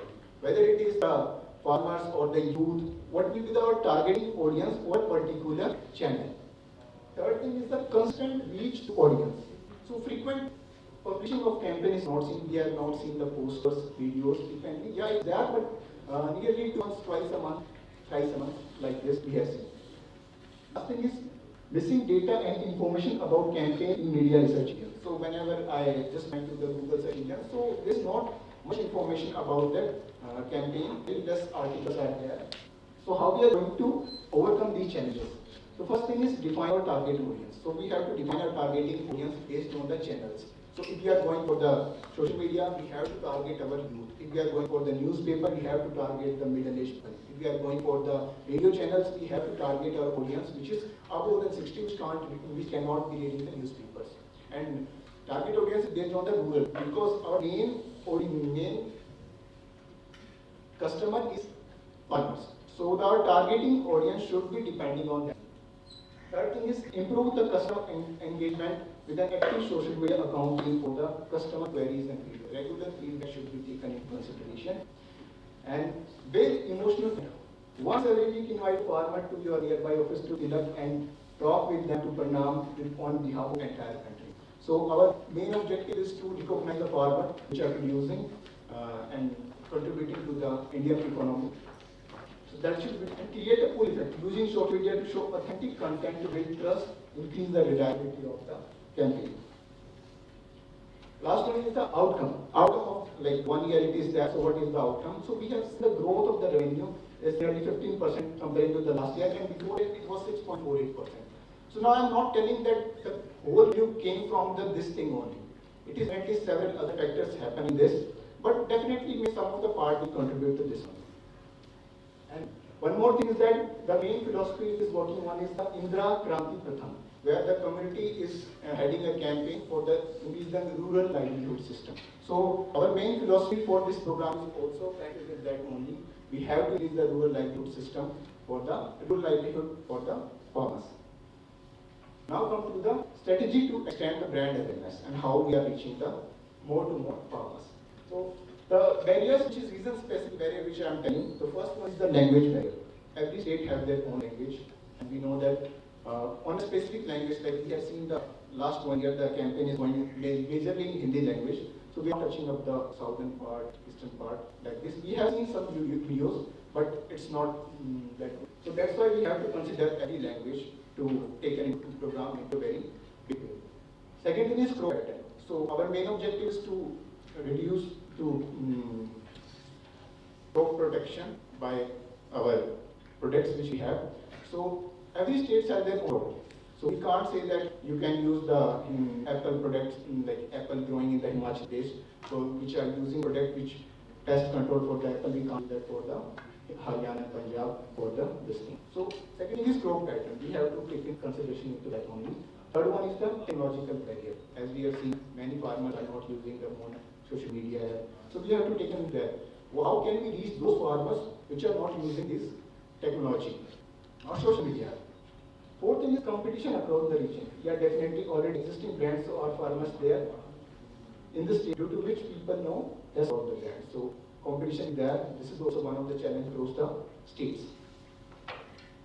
Now come to the how strategy to extend brand awareness with the current channels which we are using. So we have seen that the program is getting very high in the YouTube, Instagram, LinkedIn and Facebook also. So how we are leveraging this channel to increase our reach. The first thing is using local celebrity to promote the campaign. If we are using the local celebrity, people are feeling more connected with us. Like we have seen a video which collaboration with the Indian farmers, getting more views comparing to the other videos. So we should use the local celebrities for leveraging our campaign. Second thing is use of different regional languages. As I told, it's a challenge. So we have to overcome that. And we can overcome that by using different languages. Promote the campaign in the different languages, not only in the one language. Third is actively take the queries of the comments, as I told. Frequently updating social media handles by posting different posters, videos. Use of giveaways and kits through social media handles. We have seen that the program have distributed smart watches for some of the farmers. In one of the videos I have seen that. So we should do this frequently for the more engagement of the farmers. Lastly, live advisory session with the agri expert for crop and soil farmers program. So live advisory session will be there so that more and more farmers will connect and they will see what are the problems they are facing and how they are working. Then comes to the new channel that we can take into consideration. First one is the leveraging the newspaper and service network. So the target population which we are considering the middle-aged people in rural area, those who are reading the newspaper, not social media. So this is the target population and objective recognize the farmers' contribution, and the second objective is awareness about the crop protection. So everyone wants their name to be newspaper, sabhi ko apna naam akhbar mein chahiye. So because of that, people will we can recognize the contribution of the farmers by giving ads of those farmers into the newspaper regional level. And one major importance of this newspaper is that we are targeting here the local newspaper. So local regional newspaper. So we are taken into consideration language barrier. So here nearly 4,000 local newspapers are there, and number of people connected with nearly 40 million approx. People are connected with the newspapers. And the second channel which are taken into consideration is leverage radio service. Now most of the people will say that radio channels are going to decline, but I am telling you a story. Nearly 1 year back, in my village, the first IAS officer became, and he got an interview with the local radio service. So I think most of in our village have listened that those interviews, that interview especially. So still people are using the radio channels, the old age people which are greater than 60 years, which cannot use read newspaper. So that's why we should take into consideration radio channel also for the leveraging our program. And the last channel that we can utilize is collaborating with the KVKs and SH. KVKs, Krishi Vigyan Kendra, and State Agriculture University. So in the KVKs, the target population agriculture graduates, extension workers. Extension workers help us designate the new technology about the crop protection which we can use. So objective, using the farmers network and leverage it to extend brand awareness using AGROVON program. We all know that agriculture students are doing AGROVON program, in that they are disseminating the new technology and the crop protection to the farmers. We can collaborate with them to increase the program awareness in the rural area. And And we have seen the number of farmers in India is 15 crore, and as I told you, digital penetration nearly 33% we can take into consideration. So nearly 5 crore people will reach from that. And nearly 25,000 agriculture graduates are graduating every year. We can use that channel for the program to enhance. Thank you.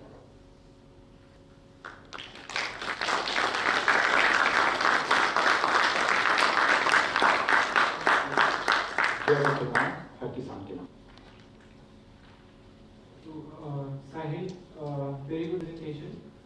So I have a sort of open question for you. You mentioned about video content on Facebook and YouTube. So we are doing like testimonials and other sort of content, and as you also mentioned, collaborating with influencers. So suppose there is a situation that even after using all this, we're not getting good engagement. So any other suggestion that you would give us on the content part that you should do this or related to this that would engage more number of farmers through digital platform? Recognition of the farmers in the YouTube. Like local celebrities we are using, so we should recognize the farmers in those channels, in the YouTube one, so that more and more people will connect and how those farmers have overcome the challenges with like the crop protection and the technology which they are using for the better crop production. So we should use them to that. We should take the interviews there for the YouTube to get more engagement, so that more people will connect. They will connect like this. Okay, this farmer had done like this. We can connect him. And how we are overcoming the challenges. We can do that. Thank you. Sahil, I got confused at one point. You said target audience, right? Target population, yeah. Target audience, like what will be the target audience for this? I will be very straight. Target audience for this campaign, right? So, I really like the idea which Ashwin provided, that if I'll see my boarding pass and I'll see India ka pranam har kisan ke naam. So, just say once India ka pranam har kisan ke naam and think about the target audience. What in your mind is coming when we say India ka pranam har kisan ke naam?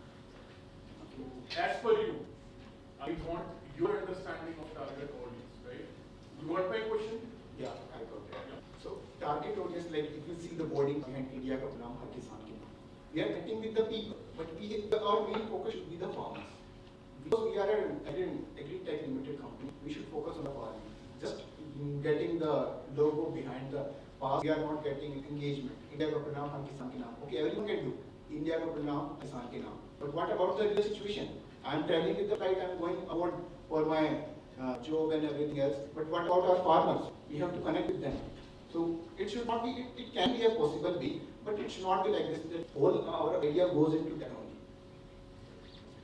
It's one of the parts, but yeah, focus is on farmers. At the same time, those who are not into agri input, those who don't know कि एक सब्जी जो लगती है खेत में उसका भी नाम होता है, जो खेत में टमाटर प्याज कटता है उसका भी नाम होता है, तो उनको भी ये जानना जरूरी होना चाहिए कि उस प्रोडक्ट का भी एक नाम ऐसा हमारा नाम. Sahil, thank you so much for your presentation. Thank you.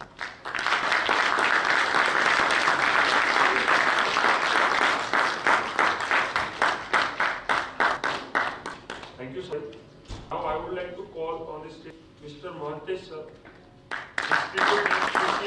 Institute of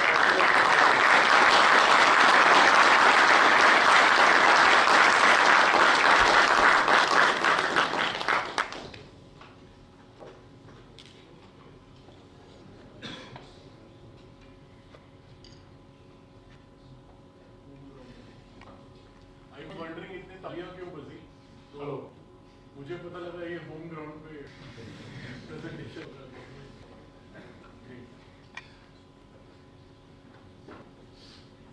Good afternoon, everyone. My name is Mahantesh. I am from MEDIA-E-NIAM Jaipur, batch 2023 and 25.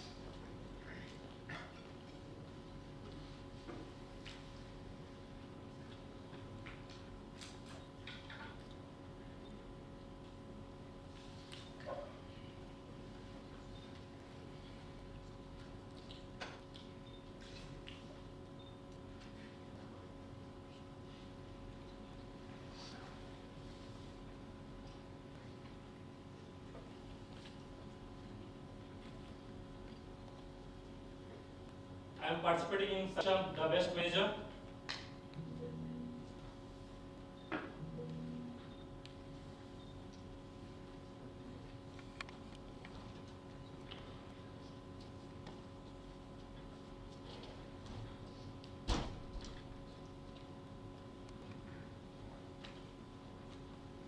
So, first of all, I introduce about the company and about the campaign. Dhanuka Agritech, a leading agri-input company in India, to honor farmers and recognize labor. Dhanuka are up with unique notion known as India ka pranam har kisan ke naam. About the company, I want to share about the companies. Dhanuka having more than 75,000 dealers, 6,500 distributors. Recently, Gujarat lab got NABL certification. Recently, R&D opened in Haryana. First Indian agri-input company started this campaign is Dhanuka Agritech Limited. This campaign main focus is facilitating progress farmers. All chemicals in Dhanuka are safe. Only blue, green, yellow labels are available. Red marks are removed from Dhanuka. 8th August 2023, recently 23rd Foundation Day happened in Dhanuka. Technical collaboration with USA, Japan and Europe. Pesticide consumption in India. Farmers use 47% herbicides compared to fungicides and insecticides. Pesticide consumption by different crops in India. Cotton required more pesticide compared to rice, vegetables and other crops. About the campaign, I want to share about the campaign. Campaign is raising awareness about the importance of agriculture and hard work of the farmer. Farmer restless helping during the COVID-19, so we have to respect farmer. First Indian agrochemical company started this program. Remembering every time that farmer backbone of India, Dhanuka Agritech Limited initiated 4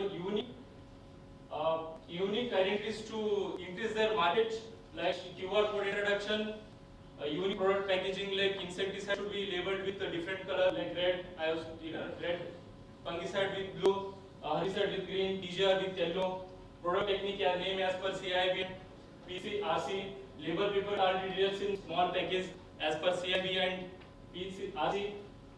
So, Dhanuka employees are working to enhance farmers' lives through their sustainable solutions and services aiming to transfer India to agriculture. The India ka pranam kisan ke naam is amenable effort to honor acknowledgement India's farmers for their valuable contribution to nation's food security and economy. These are the focus products actually Dhanuka promoting. As I have worked with Dhanuka as a sales officer in Karnataka region, I have know about the little bit about this campaign. So these are the major states where effective states for of this campaign, and least effective states are Karnataka, Telangana, Andhra, Tamil Nadu.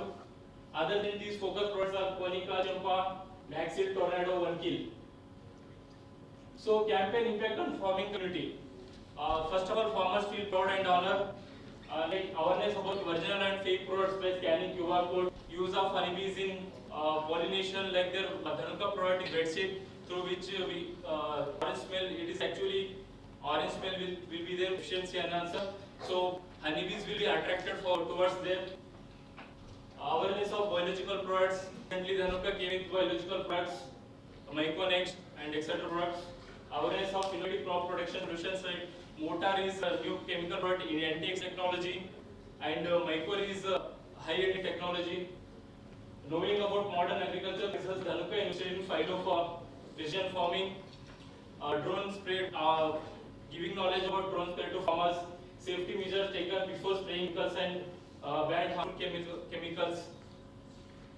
Challenges, cost cutting, like budget friendly should be there. Optimized value chain through which social media will be better for promoting the campaign. Limited reach, it is not reached everywhere. Targeting right audience. No social media target before meeting. So organized meeting. So the campaign is organized meeting. So company officials are not available every time. So this is organized meeting. So through this you can see that outcomes are. Subscribers on YouTube channel 2022 to 23 subscribers increased to 85.6% suddenly after starting the campaign. Like last 1 month 700 plus subscribers increased in YouTube channel. YouTube channel last views are 8 million views recently. Instagram followers are 19.7k after starting this campaign increased suddenly. Revenue. They also impacted on the revenue of the company. 2021-22 revenue is increased to 7% compared to 2020 to 21. But after starting campaign, revenue increased to 2.3 times of last year. That is 16%, nearly 60%. Net profit also increased in Dhanuka, like 12.01% increased. Reviews on social media, Instagram, there are 75 comments. In there, 60 positive comments and 50 are irrelevant reviews. YouTube, 18 review comments are either 16 are positive and 2 are negative. Like after starting campaign, product availability is not there. So after starting campaign, I have taken this survey. So I surveyed number of people in Andhra Pradesh 104 numbers.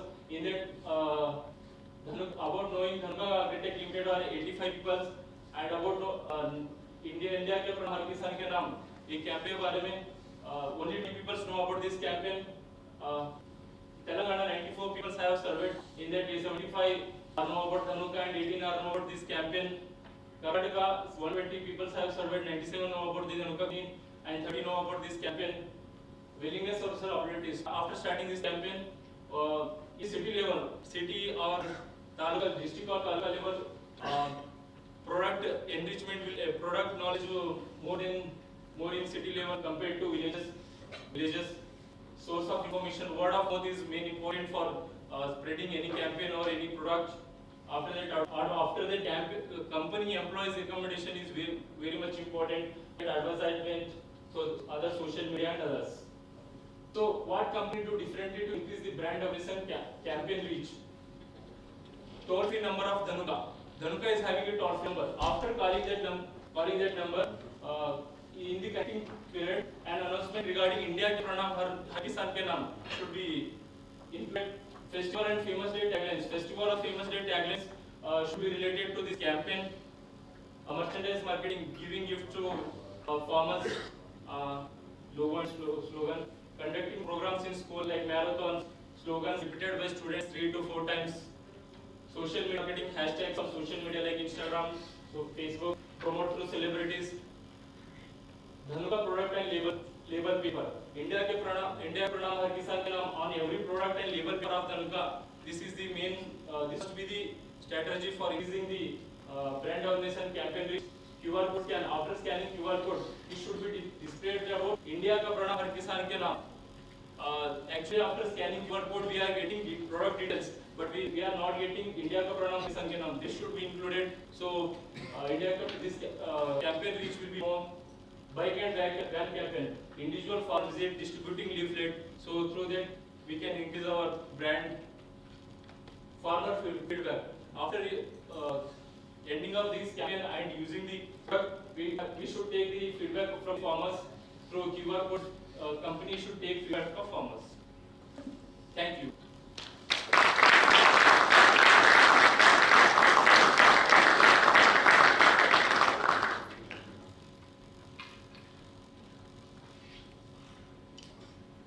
So Mahantesh, nice presentation. One thing I want to know is that you mentioned about some survey. So yes. And you have also worked with Dhanuka in past, right? Yes. So when do you get to do that survey? During your stint or? 2 to 3 days before only, sir. I was floated the Google form on the farmers group, and different company employees have colleagues in different companies. I have floated that. I got those data, sir. Okay, awesome. And just one question that when you, so where were you stationed at? Karnataka Jewargi headquarters, Gulbarga district. Okay.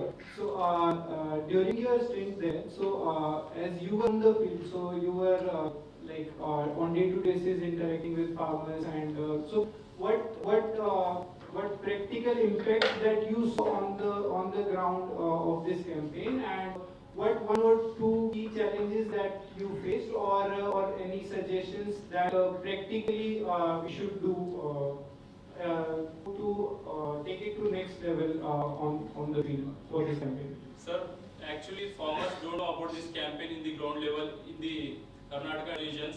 So we should spread the campaign through promoting bike campaigns, van campaign, by leaflets, spreading, distributing leaflets and other things, sir. Manish, I will not be asking you anything.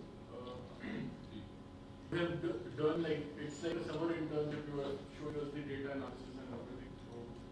So, good job there. Good analysis work you have done.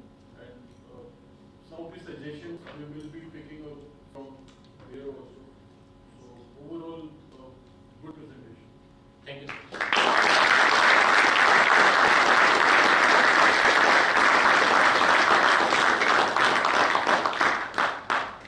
Thank you, Mahandesh. Now, we have one more participant who joined virtually. So, I would like to call Mr. Shashank Lolkar, sir, Institute name, K.J. Somaya, Institute of Management.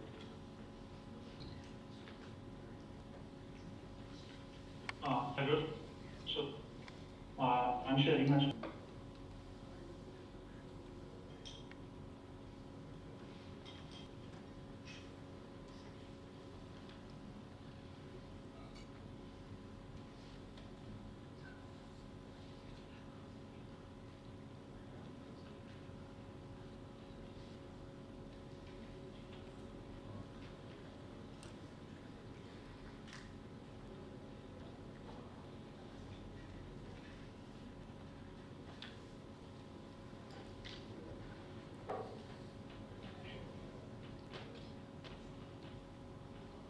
Is it visible?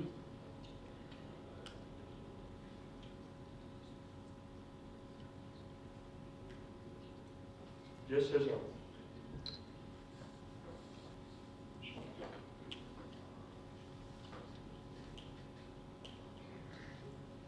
Yeah, so good afternoon everyone. This is Shashank Lolkar from KJ Institute of Management. To begin with, Shashank, please turn on your sound. yeah. Just, it's on, sir. Am I visible? Yes. Yeah, sure. Yeah, so coming to the case study, which is basically about expanding campaign that the AGROVON group had done regarding India ka Praman Har Kisan Ka Naam. So, to begin with the case study, let's look at first about the company. So, the company is one of the leading agri-chemical companies in India, which has a very strong R&D team and has a distribution network of over 6,500 distributors and dealers across India. It also has more than 75,000 retail. Is anyone saying something?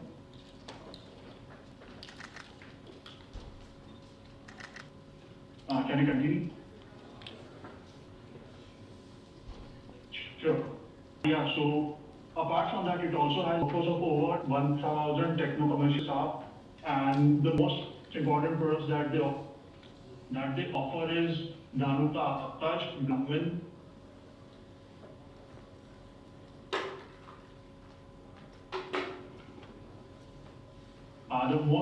The products that the company offers includes Dhanuka, Akash, Brahmin, Kusum and Suraksha. So moving forward to the campaign, so this campaign was basically launched on 23rd of December 2021 across all the states of the country, and it was to honor the hard work and contribution of the farmers towards the agriculture of the India. So mostly the aim of the campaign was to raise awareness about the importance of farmers and to show that towards them. It also encouraged them to further put in more efforts in the agriculture sector. So looking at what were the goals achieved by the campaign, so the campaign reached across 100 million people over social media, and the hashtag India Ka Pranam Har Kisan Ka Naam had over 1 million posts on Twitter platforms. Apart from this, it had got a donation of over 1 crore in total, and it was also covered by various national and international newspapers and TV media. So moving forward, what was the initiatives that were done over here? So the most important was the digital campaign that we saw. It reached over 8 million people, and it also got a huge reach on Twitter. Apart from that, it had various events and awareness programs. So around more than 100 events were organized, which catered to more than 1 lakh farmers throughout the country. Then apart from that, it had donation drive that got over 1 crore donation, and it had partnership with various organizations such as Ministry of Agriculture, Indian Farm Association, and so on. And various other NGOs are also related to it. So moving forward, what were the potential challenges that I think were faced in the campaign? The first one I think was reaching the rural farmers. So according to a survey from NSSO, 67% of the Indian farmers reside over there, and they don't have a very large agricultural land with them. And due to this, they don't have the required access to internet and various other forms of media. Apart from that, we have a resistance to change, which is a huge thing in India. People, so again, a survey says that 40% of the farmers are resistant to the new technologies or new ideas that come into the market, and due to this, they don't change the agriculture process. Apart from this, the next challenge was the funding. So basically,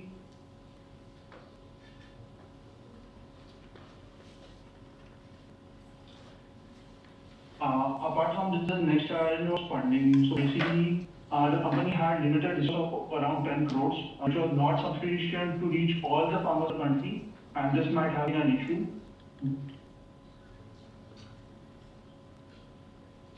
Am I audible to listen? Yes, you are. Continue. Okay, so moving forward, other issues can be the natural disasters and the indefiniteness of the farmer. So, due to various natural disasters, we have seen that the farmers have suffered a loss in the production, and that has led to indefiniteness. So, these are some of the potential challenges.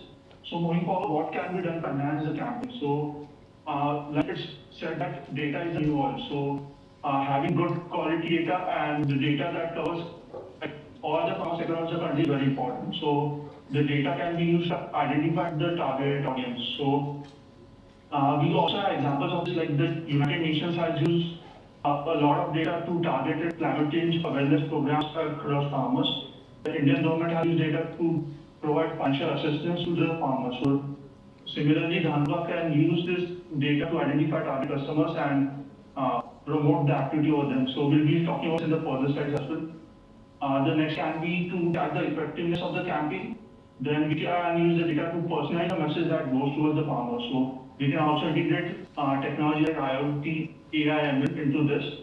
The next we can have various surveys of focus group and survey forms that will basically get us the information about how the campaign is going towards the farmer. So for example, the Bill and Melinda Gates Foundation had similar kind of data to track the impact of agriculture development in India. So it had helped them over there.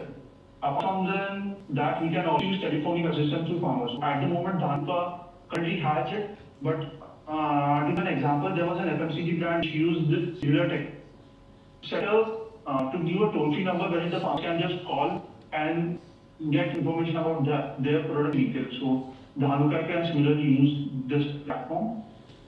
So moving next, how can they reach new audience? So at the moment, this campaign has reached around 100 million farmers. But according to a survey, there are 150 million farmers. So that leaves a gap of over 50 million farmers that can be targeted in the next campaign that they launch. Then we also need to target the rural youth.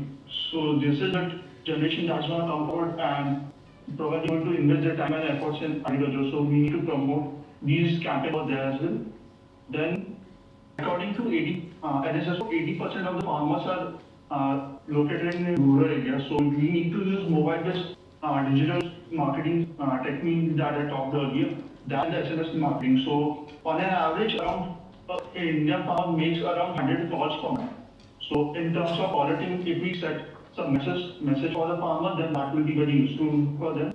And similarly, an average farmer spends over 2 hours per day using a telephone. So even SMS marketing can be useful over there.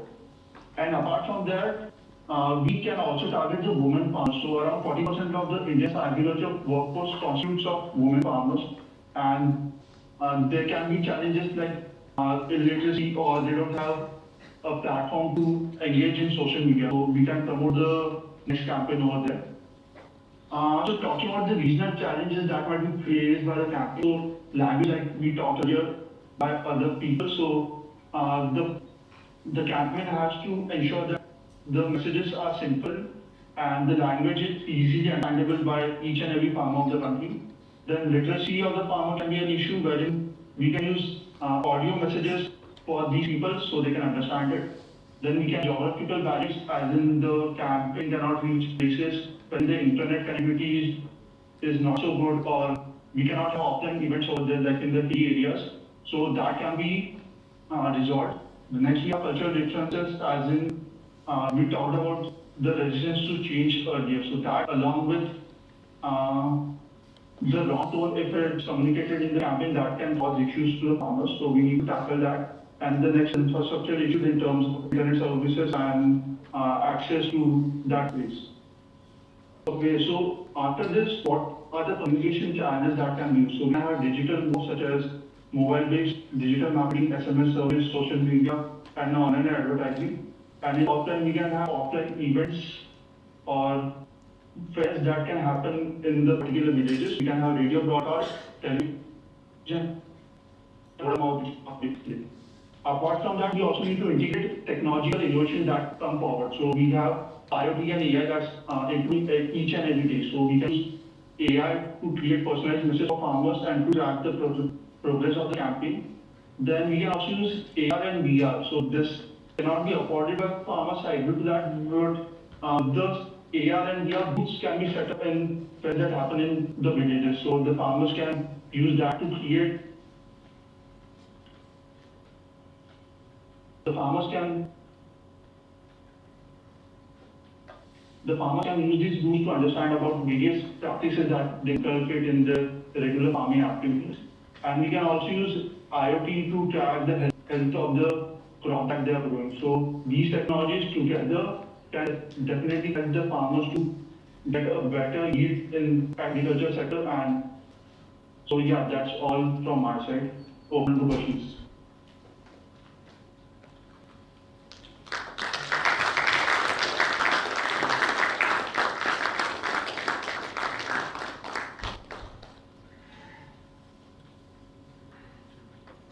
Shashank, I am audible. Shashank, can you hear me? Yeah. Yes, sir. Shashank, I got to know that we were requiring funding and we were getting short of budget. So as you mentioned, we were having budget of 10 crore and 1 crore we have raised. So I would like to understand from where you have got this data. This is from various sources. Like I don't have the exact websites that I know, but various research papers that I got this data.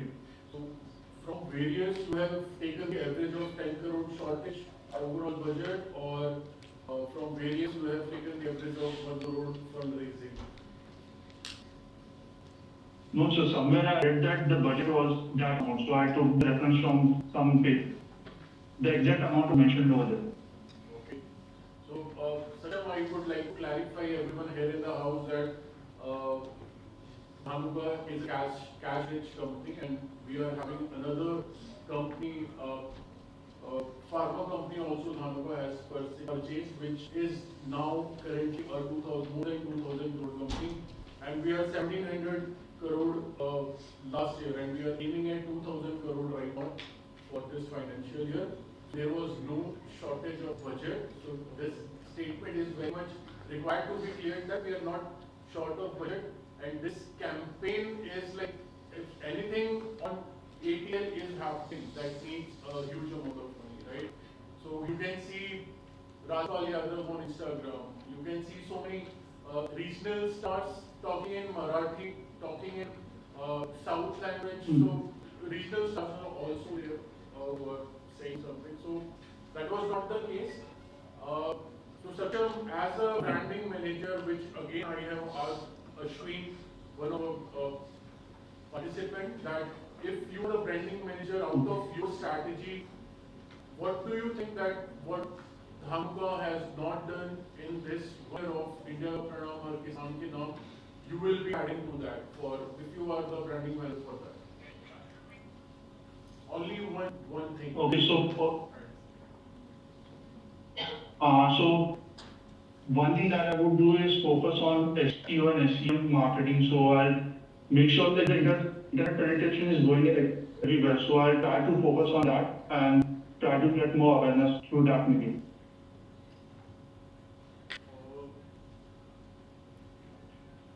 It is like हम इतना कर लेंगे, but it is not giving the quantify. It is not quantifying it. So that is not something measurable. I would be expecting something measurable which I can quantify, that I was waiting for. That is okay, Saksham. Thank you so much, Saksham. So one. Thank you. Sure.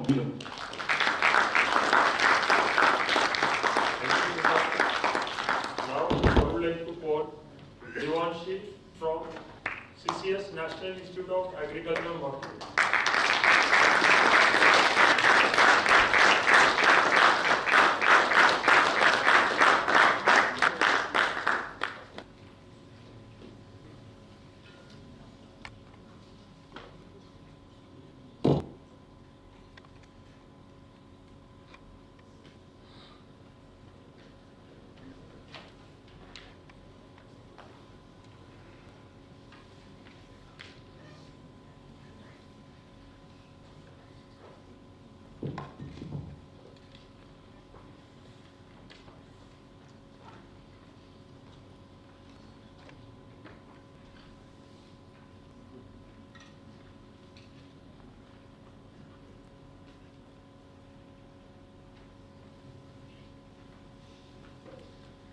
Good afternoon, one and all. I am Devanshi and I'll be representing MEDIA-E-NIAM today for the Saksham Best Manager competition on the topic India ka Pranam Kisan ke Naam.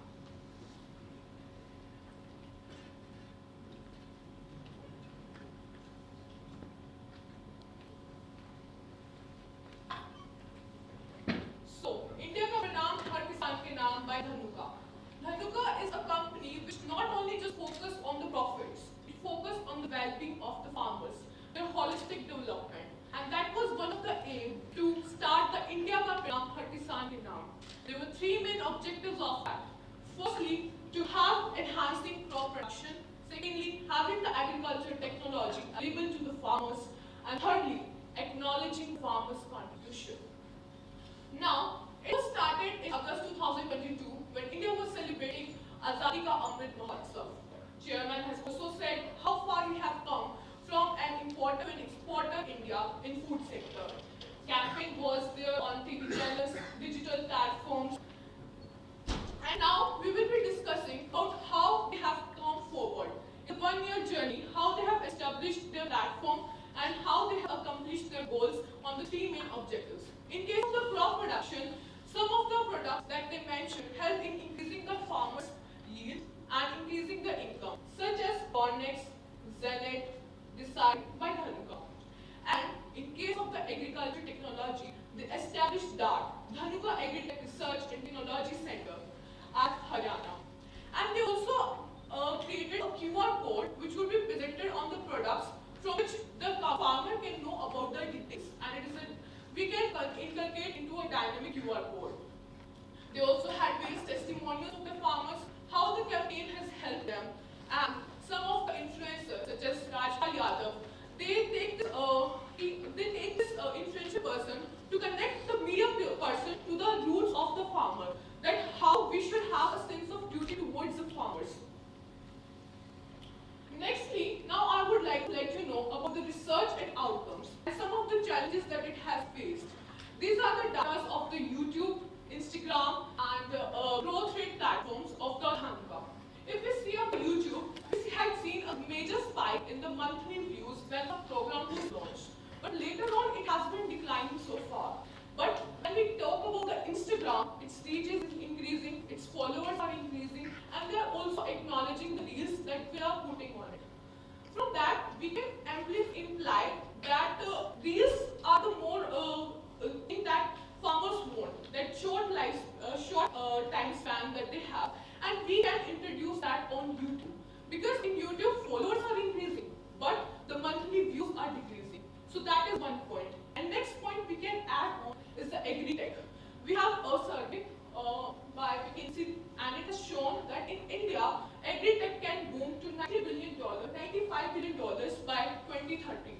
So we should have such things that agri-tech can reach to every farmer. And some of the marketing strategies will now be discussing from now on so that we can amplify the campaign and reach our goals. So, my approach for that would be firstly a slogan. Why a slogan? This slogan is something which connects with the people. They remember it, acknowledge it, and for that I have introduced Takniki hai jahan, paidawar hai wahan. Takniki hai jahan, paidawar hai wahan. And mobile apps. When it comes to mobile apps, not everyone uses mobile apps. So for that we will use localized strategies. Where the farmers use mobile apps, we will create apps which are user-free. But where farmers do not use apps, no matter how creative you create, they will not use it. For that place, we would like to introduce those apps to the dealers who can use it and convey to the farmers and use that knowledge. Next is performance marketing. Every area has a different strategy of marketing. At some places, dealers are getting acknowledged. Whatever they will follow on that. And in some places, there are various strategies. For example, in one place, elephants are used for marketing. On that, posters are there and they are being used for marketing, and it also gets acknowledged. Next is brand campaign. In brand campaign, we can have the influential people of the village. For example, progressive farmers, they put on the video how they have taken the new technology and how it has resulted into a greater yield. Next, I would like to highlight a data-driven strategy to increase the brand awareness. There are some villages where we have not tapped it, but there are some villages where we have tapped. In the villages where we have not tapped, we would like to make 50 farmers per village and make a WhatsApp group for them. And where we would have 5 progressive farmers per village, and we will do the inbound marketing. That is, having them with us and giving them the testimonials. We can give them frontline demonstrations, and when the progressive farmers, we can use the demonstrations, the marginal farmers can also know that this strategy is beneficial for us. And in that manner, further on, we can use the push strategy by the dealers. There is a thing that firstly we aware that the farmers get familiar. Not all the farmers will get familiar. Some of them will consider, some of them will purchase, and then we'll get a loyalty partner, loyalty customer. That's what we want, because in India, farming there are 3 kinds of media, that is earned media, paid media, and earned media is something which is more beneficial. That is the word of mouth, which is beneficial for the farmer and they listen to them. Now, I would like to highlight the suggestions to increase the brand reach. Meme marketing. Why meme marketing? Who gets the meme? Instagram. On Instagram, we see that there is a high reach, and we can use that platform as a meme marketing and get attraction by the farmers as well. Nextly, the merchandise. Merchandise having the Dhanuka logo, having the slogans, so that they can reach furthermore and have a greater impact. The farmers remembers them and carry it with them wherever they go. For example, Gamcha is something which more the farmers use, and they will connect with the company and will have it an impact on the outcomes that the India Vietnam Vietnam wants. Some of the cashbacks, we don't want the farmer to come and buy first. We want a gamification technique, that if they come once, they stay and come back together. For that, we can use cashback techniques.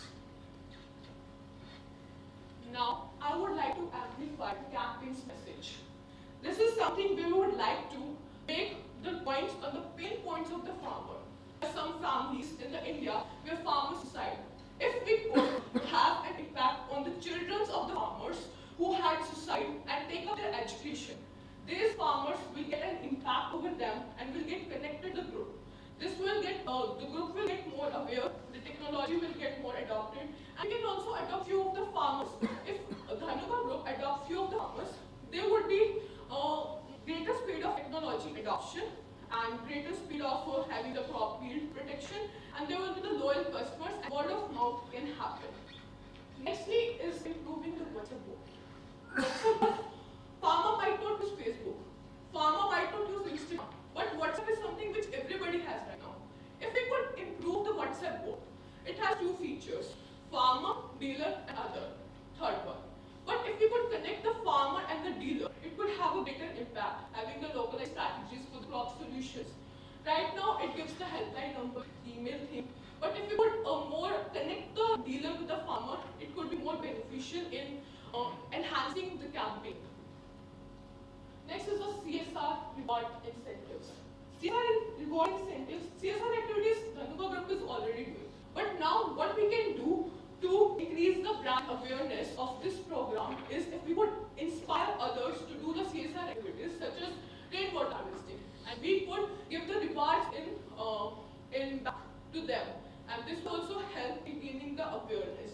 Next is sponsoring, such as marathon events, having the t-shirts with the slogans. This would amplify the reach, because what we want to acknowledge the farmers. How we can acknowledge? When urban consumer is also aware about this program. Lastly, other amplifying messages would be the influencer marketing. For example, the Rajpal Yadav was there. Now, one technique would be that if we spend 20% on the right marketing people, it can result into 8% of the revenue. So like Rajpal Yadav, we could have other influencers, regional influencers, or major media professionals. This would help in gaining the reach of the this program. QR codes on merchandise. QR codes on the merchandise would tell about the stories of the farmers, how the program has helped them in gaining the profits. Not only the success stories, but how the Dhanuka has helped them. And this would amplify the reach. And next is collaborations. Collaborations with the FPO. Why FPO? Why FPO will collaborate with us? Because FPO can leverage the marketing that Dhanuka has. And Dhanuka can get the reach that FPO has. And local organizations such as NAM organization, which is Maharashtra, which works for the farmers where they are suicidal people, suicidal farmers, and we can connect with such local organizations in the India. Next is engaging the urban consumer. How we can do that? Urban consumer.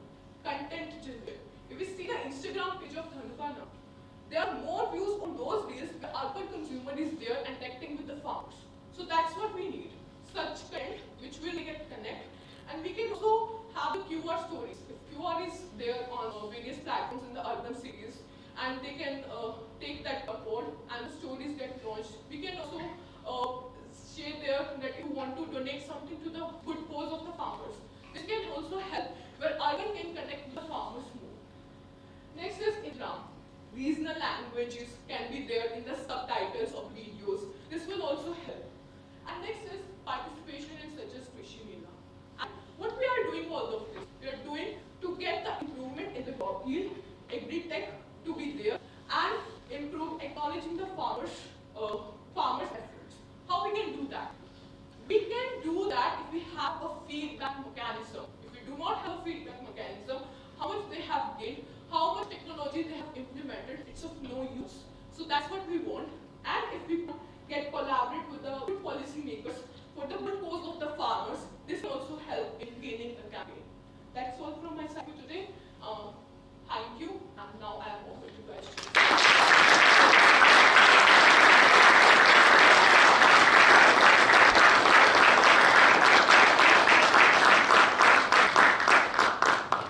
Devanshi, this lab says it all.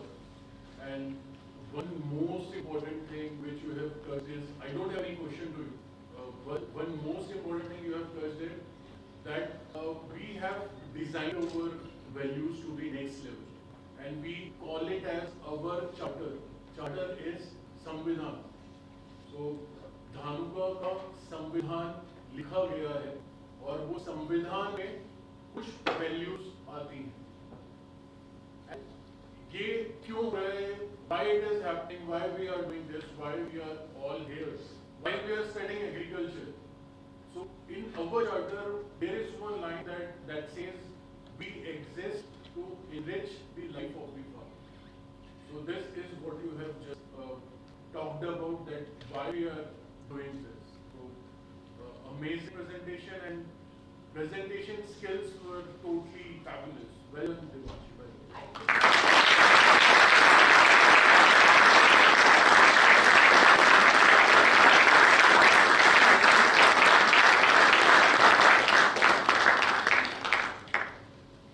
Just a small question. You were talking about making user-friendly apps. So just giving you one small situation that I'm a farmer and आप लगा लीजिए that I'm illiterate and किसी ने बस परिवार में phone ला के दे दिया मुझे and उसने बस चलाना सिखा दिया है and we have made an app for the farmer. So what would you suggest to make that app farmer friendly for that particular farmer? I would like to think. Please.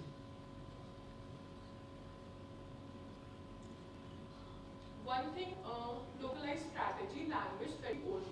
It could be in vernacular language, in their local dialect, first. Second most important thing is questions should be designed in a way that the farmer is easily able to answer. If the questions are yes and no, they will do it more and they will get to know more. And another thing that we can do is having the field officers for assistance, because I believe the farmers who are illiterate, they would need some kind of guidance at first step. They might not need after 2 months, but in the starting period, they would need guidance. So the question should be designed that they are able to answer, they are able to understand, and once the guidance is done, they do it by themselves as well and know about everything they want to do. Thank you. Okay, that's it from my side. Thank you. Have a good day.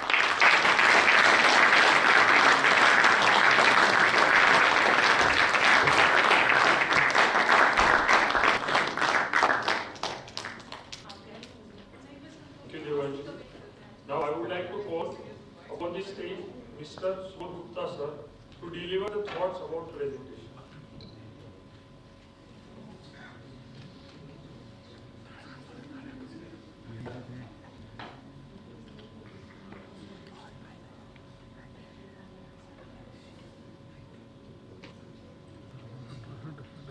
Can I say from here only? So, आप सभी को मेरा प्रणाम, क्योंकि धानुका कहता है India का प्रणाम हर किसान को। सिचुएशन बहुत टफ हो गया हमारे लिए, क्योंकि अभी मैंने स्कोर्स या डिस्कशन भी नहीं किया सुशील के साथ में, and the content which everybody has presented is very nice and very valuable. It's not about कि जो कंटेंट है वो वहीं का वहीं रह जाए प्रेजेंटेशन में, until unless we take that content forward, because that's why we call the best manager, and the case study is all about how we're utilizing that case study to the next level. And I'm assuring that the suggestions which you have provided us will be live, like within 30 days will bring some of the suggestions live in like 30 days. So I'll not take much time. Everybody, every presenter has its own edge, and the content provided by you, content created by you is of enormous value to us. Thank you so much for providing this opportunity. And as I already said that Dhanuka is working to transform India through agriculture, and we exist to transform the life of the farmer, and we exist to enrich the life of the farmer. And we are working towards that, and we wish that young students like you will be the future leaders of tomorrow. So thank you so much for giving this opportunity. That's all from my side. All the best to everyone.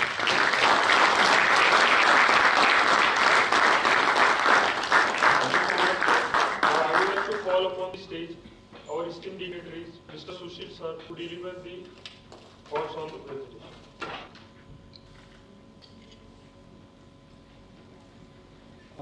Hello. So this was my first instance that I have come and as a jury member, just to to listen to the participants and to give my review. So it's been just 3 years of my journey in the corporate world. So before these 3 years, I was also sitting here, and one of you So at that time, I used to think, what are the things that that should be there in your presentation, and what should you talk about. So today, honestly, I've realized that you guys have put, all presenters have put a lot of efforts, and we really enjoyed and we really learned a lot, because I was also mentioning to Swolser that we should go to such events and listen to you people, because you are into that mindset that you can provide us a lot more ideas that we can think even on the ground. So kudos to you all, and thank you very much for the presentations. Yeah, thank you.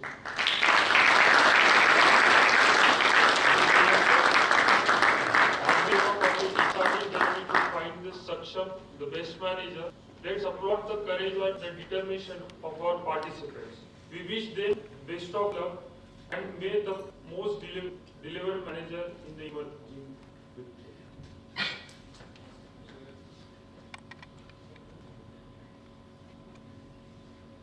We will be now playing the official AGROVON 23 song.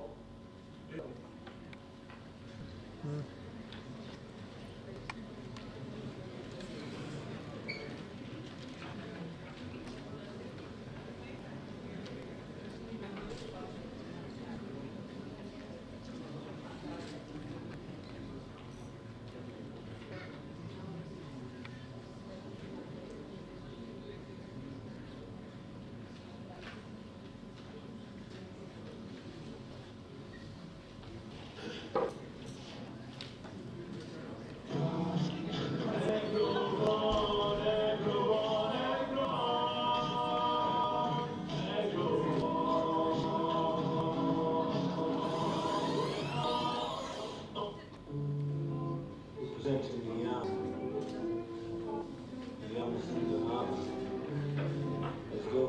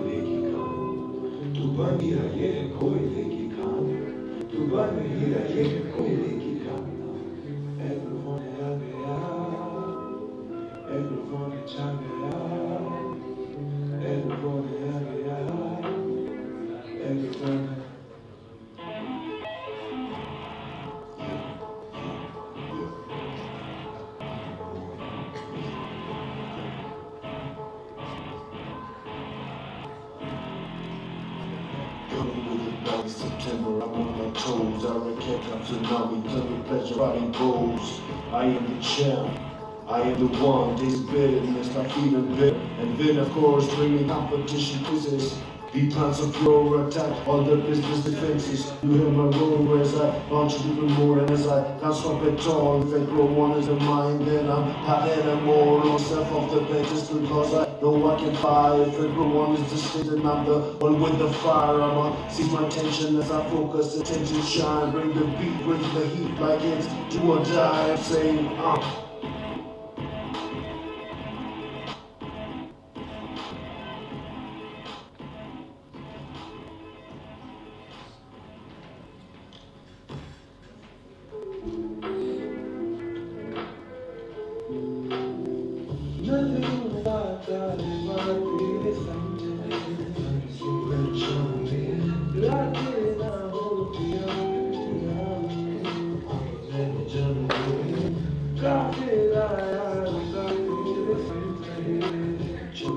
Krishna, everyone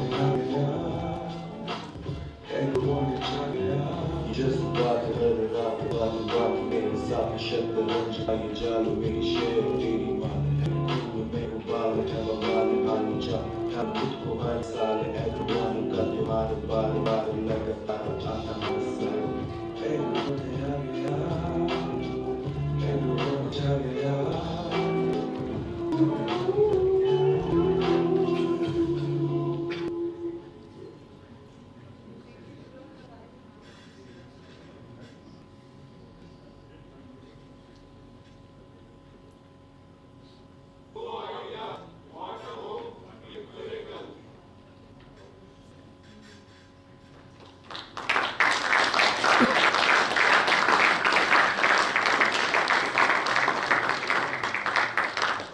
With this lab, we are ready with the results. Please let us know when we have to download it or we have to provide you the results or what.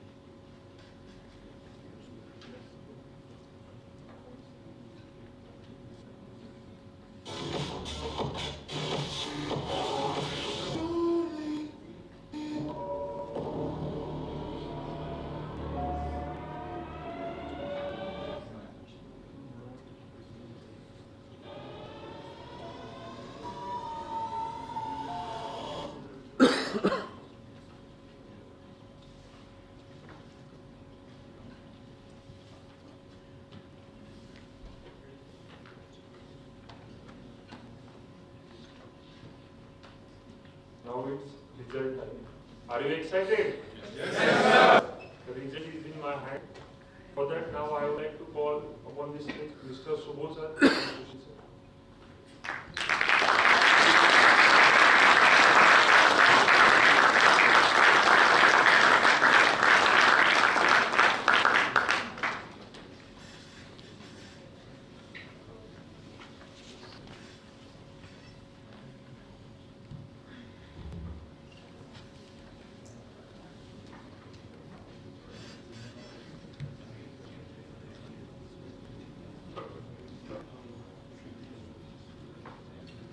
So before announcing the result, like last time I was present here for one of the guest lecture, I started my lecture with saying together India ka pranam har kisan ka. So when I say India ka pranam, you all say India ka pranam, and I record that. So I have the recording of previous batch also. I record this again also, right? So on the go of 1, 2, 3, I'll start. India ka pranam. India ka pranam. हर किसान के नाम, हर किसान के नाम, India का प्रणाम, India का प्रणाम, हर किसान के नाम, हर किसान के नाम, इंडिया का प्रणाम, इंडिया का प्रणाम, हर किसान के नाम, हर किसान के नाम. Thank you so much.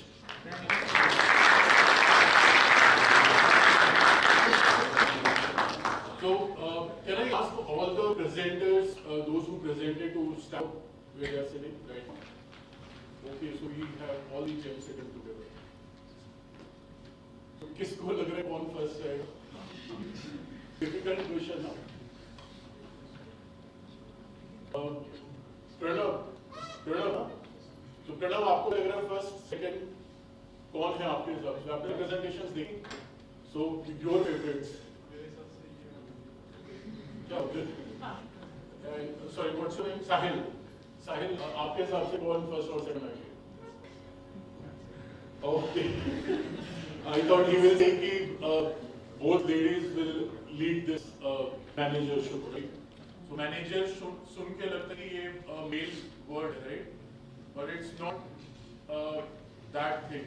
We are having women, those who are leading the country, like companies के CEOs जो है वो women है, pilot जो है वो women है. So it's not about like it's not about only male show, right? So amazing presentations. आपको लग रहा है आप में से दोनों से कौन फर्स्ट आएगा? ये गेस करना हमारे लिए मुश्किल था. क्या लग रहा है दिवांशी एंड मिस कौर?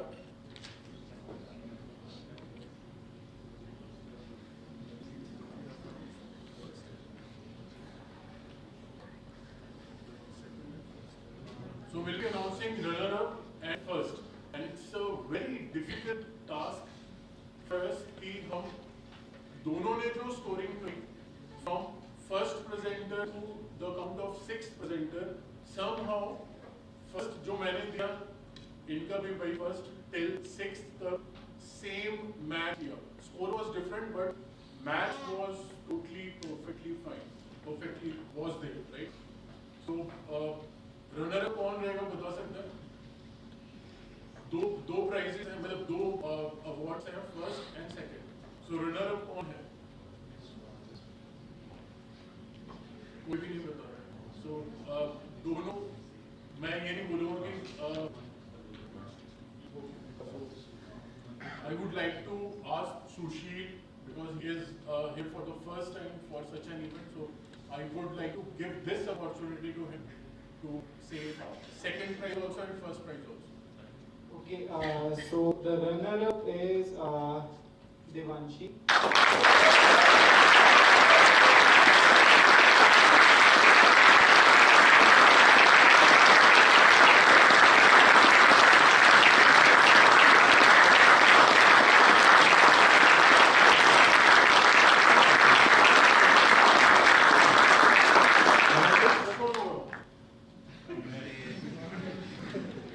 आपको क्या लगता है आपका क्या रैंक आया होगा?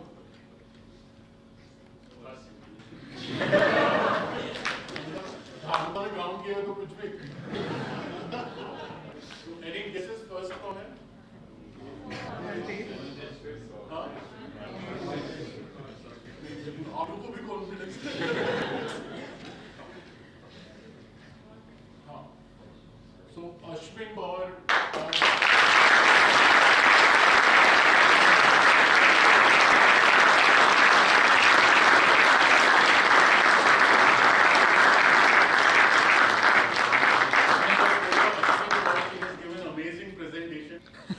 she got the first award also. Ashwin, very well presented, and this was a very tight call between two of the ladies. So great job done, well done. Many congratulations.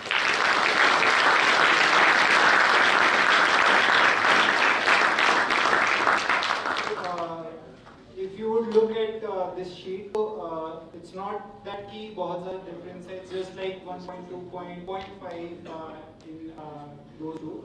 So this was just for fun. So don't take it seriously. You all have done very well, honestly, because we have honestly picked up one or two ideas from each presentation that we are going to execute and implement in our upcoming strategies. So thank you very, very much for to all you for the presentations.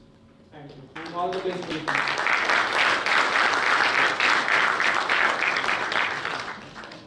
Can we have all the participants here on stage?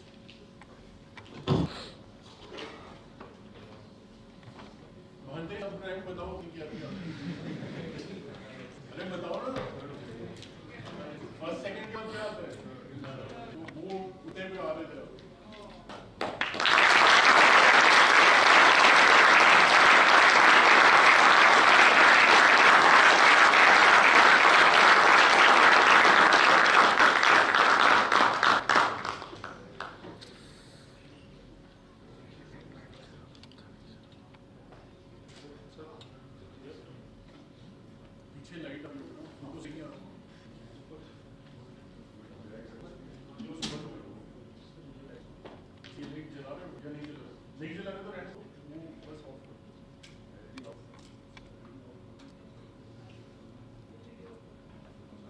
ये screen plan करते हैं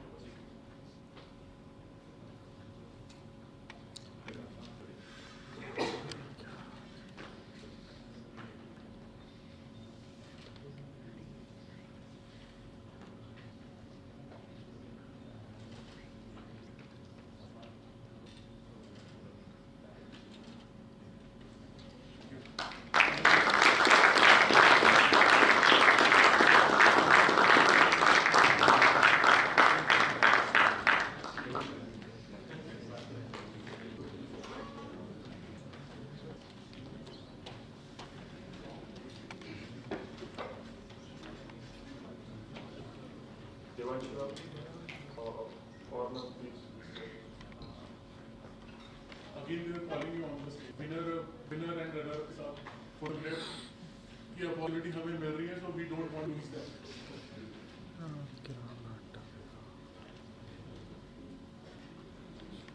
We get the award tomorrow, I guess. We get the award tomorrow.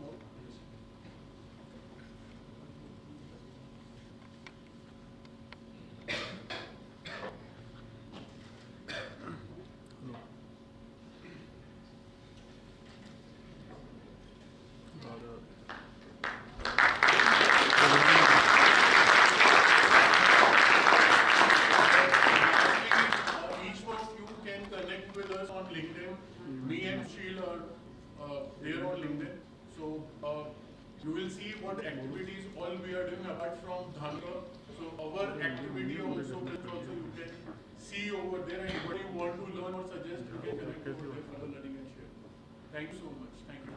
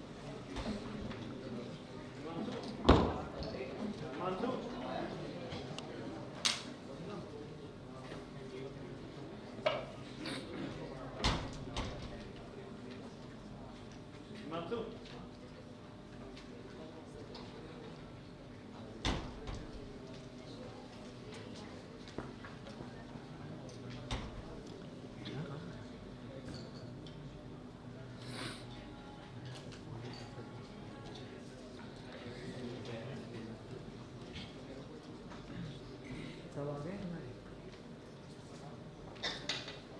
अब खाना खा लिया ना हाँ हाँ नहीं प्रॉब्लम नहीं है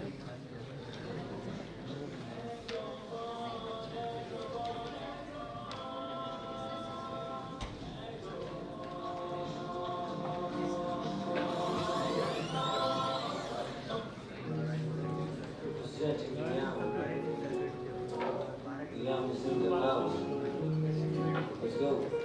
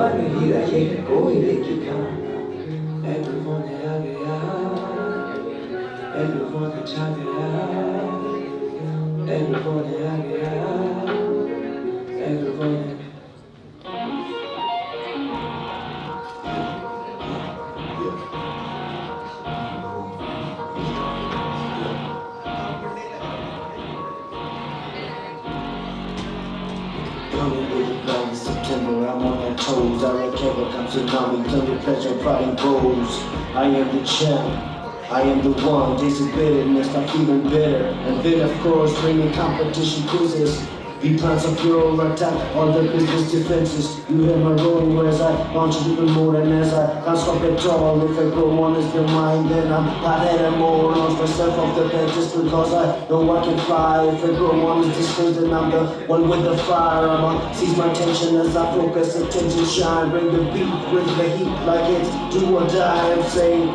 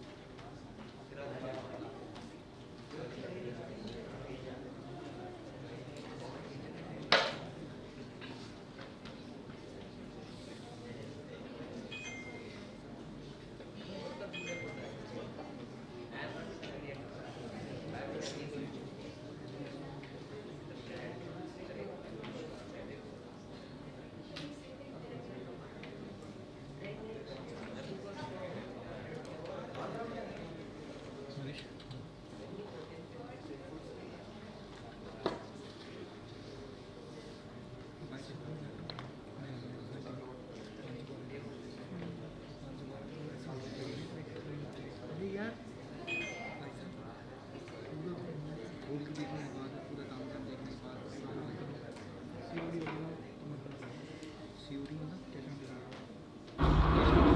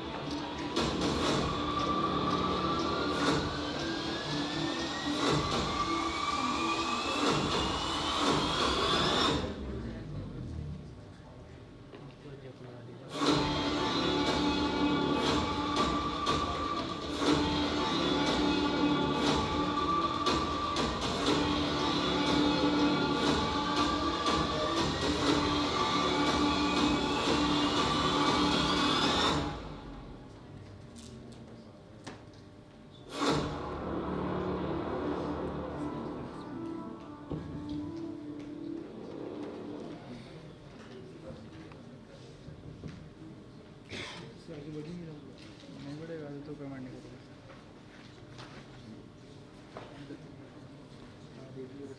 वही सामान बढ़ेगा चुटकियाँ बनाने का काम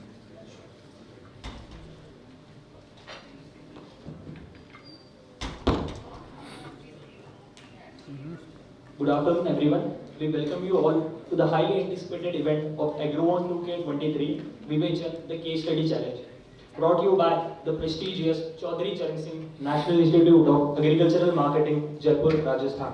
I, Umesh Hazari, and my co-host, Shruti Patida, thrilled to be your host for the event. We would like to express our heartfelt gratitude to our esteemed sponsor, the Advance Groups and Paradeep Phosphates Limited, without whom this event would not have been possible. Vivechan is brainstorming-driven, two-round competitive case study challenge that inspires teams to unlock their potential and rise to the challenge by submitting abstracts and presenting their strategies to estimated jury. Challenges are not roadblocks; they are detours on the path to excellence. Now, I would like to introduce to our esteemed jury members of Vivechan, the Case Study Challenge, sponsored by Advance Group and Paradeep Phosphates Limited.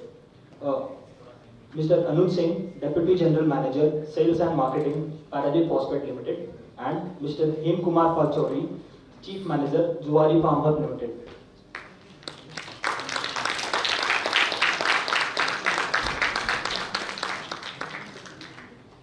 Now for the participants, the recommended flow of the presentations for this event would be as follows.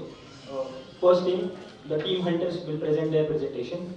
After that, Team Bloomers. The third team would be Agri Vanguards. Fourth team, Team Vijay, and then the last team, Team Anusandhan. So, in the form of informer, I would like to inform you the rules of this event. Every team would be given 15 minutes to present, out of which 10 minutes would be for presentations and 5 minutes would be for question and answer round.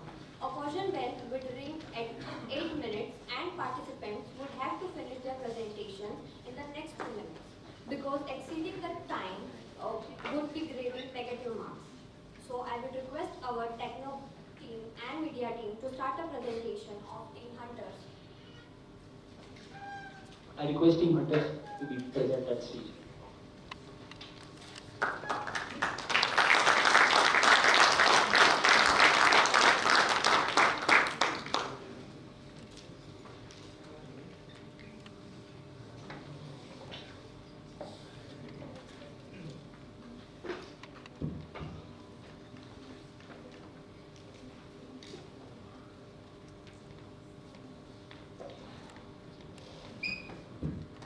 So hello, good morning everyone.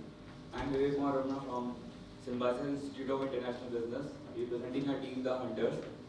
Today my teammate, who is Dinesh Singh Gurjar, is not here due to falling sick. Now representing establishing uniqueness in Indian agriculture, that is a sulfur, which is the main part of the Indian soil, to represent a strategy for NPS and MAP. Now talking about NPS. NPS is a nitrogen, phosphate and sulfur, which is actually representing the soil's immunity to increase the diversifications to be increase the crop yield. Now moving to the next slide. So introduction, let's start with this. Indian farmer relies on urea. That is actually a diammonium phosphate. And the other NPK fertilizers. Fertilizers is basically the most important part of our soils. And moving to the problem, which is the sulfur deficiency. They're just like talking about like sulfur is an important part to be represent for the soils and all other things. Moving to the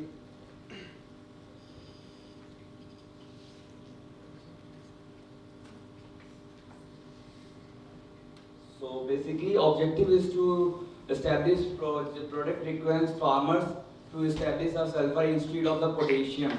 You know the NPK fertilizer is mostly famous in farmer groups that's actually not using a sulfurs because they didn't knew that what is the actually potassium and a sulfur differentiate between us.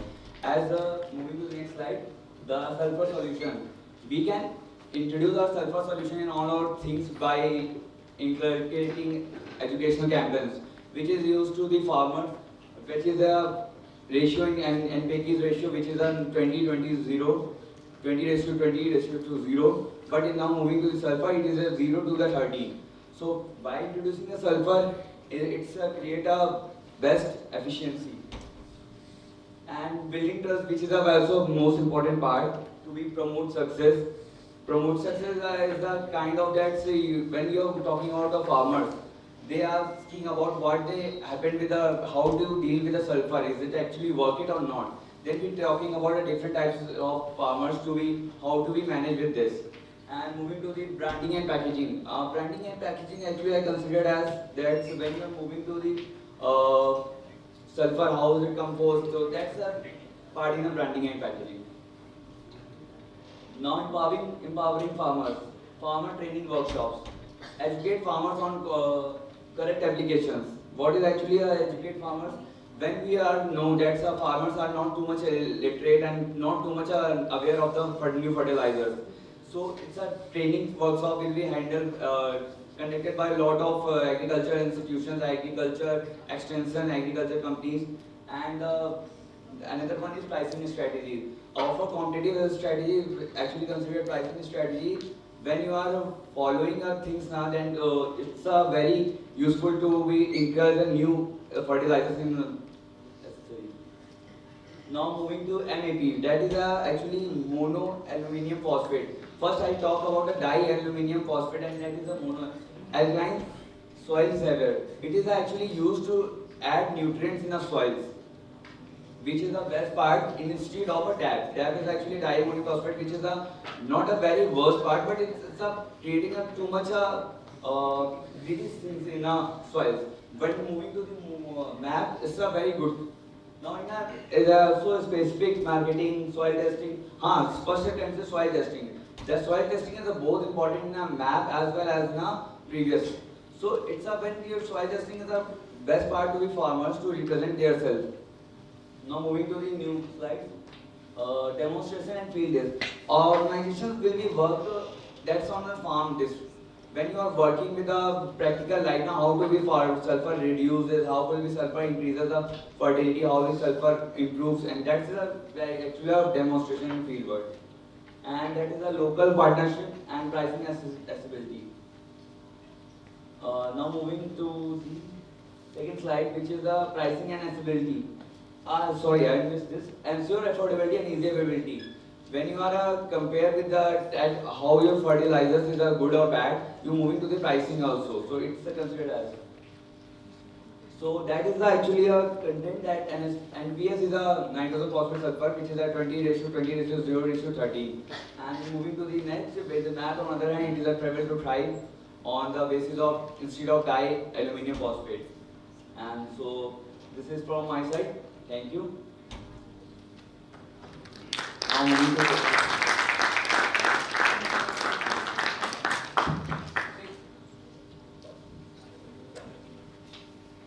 Thanks, Vivek.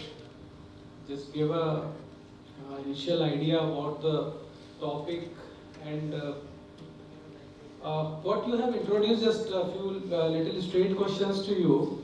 The NPS, there is a zero. What is that zero?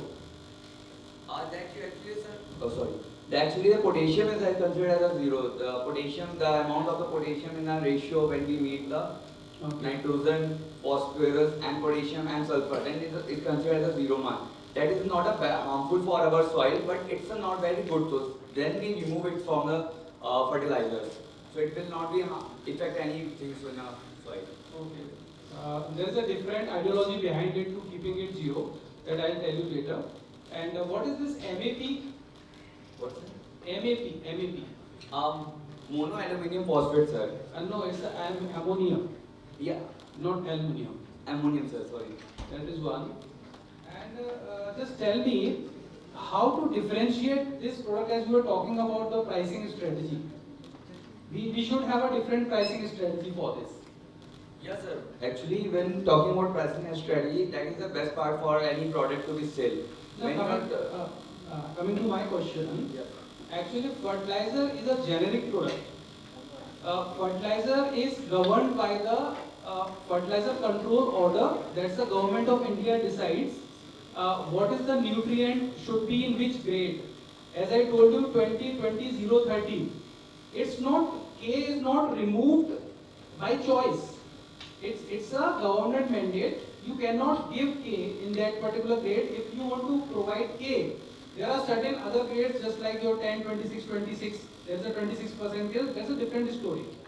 Coming to the this particular pricing part, when you have a generic product range in the country to different competition, then how you can differentiate your product and differentiate the pricing in that environment? Sir, moving to your question. Actually, the pricing strategies vary from different states. When you are the government launches something that's still containing a 500 per kg or something, but the thing is dependent on farmer. Farmer will be not understanding that it is a good or bad. It's a basically focus on our pricing. It's a amount that he will take around 300 per kg, but it is not a very good. But farmer didn't understand this thing very much, so it's considered as. But 300 per kg is a price for common by all the companies because pricing of the fertilizer is governed by the government itself. Government decides the MRP of fertilizer. I hope you all know that pricing of the fertilizer is also being governed by the government. They give a part of cost component in the form of subsidy. The rest amount you build up in the form of MRP. So you cannot vary. This variation cannot be beyond the certain limit. So my basic question is when you have a, as you example, 300 rupees per kg, that's a common for all 5 companies together playing around. Now your product is just like a paracetamol. It's a generic 20-20-0-13. Everybody is giving the same. Just like your urea, 46% nitrogen. Everybody is giving the same. Pricing is just turning around. How we should create a USP, how you can differentiate your product in the market so you can charge and you can ask for your brand. You cannot go to charge more money because it's controlled by the government. What you can do, you choose my product over and above him. So that's the basic question, that it goes beyond the pricing part. It goes beyond the quality also, because everybody is having same quality. So the effectiveness of the product, is it actually worth it or not? If you are using a NPK's fertilizer and you instead of NPKs you use the NPCs, there is any several changes in your crop, there is several changes in your fertility, then it's a basis on that. That's one. How we differentiate DAP and MAP? How the MAP can have a significant market share over the DAP? That I couldn't find that. This is the basic. I was looking for that. How the MAP can replace the DAP market in India? How you can? Sir, DAP is not totally disappear from the market easily, because things are coming from since earlier, so it's not easily removable. But it will be decreasing by day. Actually, MAP is actually considered as and you know the formula of MAP NS3. What is that? NS3 or is the X2PO4.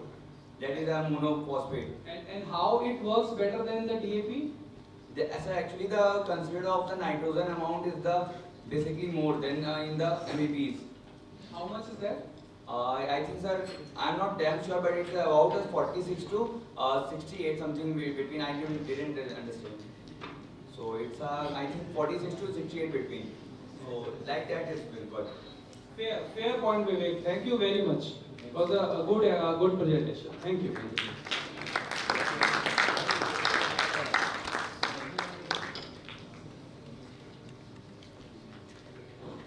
Thank you, Team Hunters. And now, next, I would like to call upon the stage the Team Bloomers for their presentation.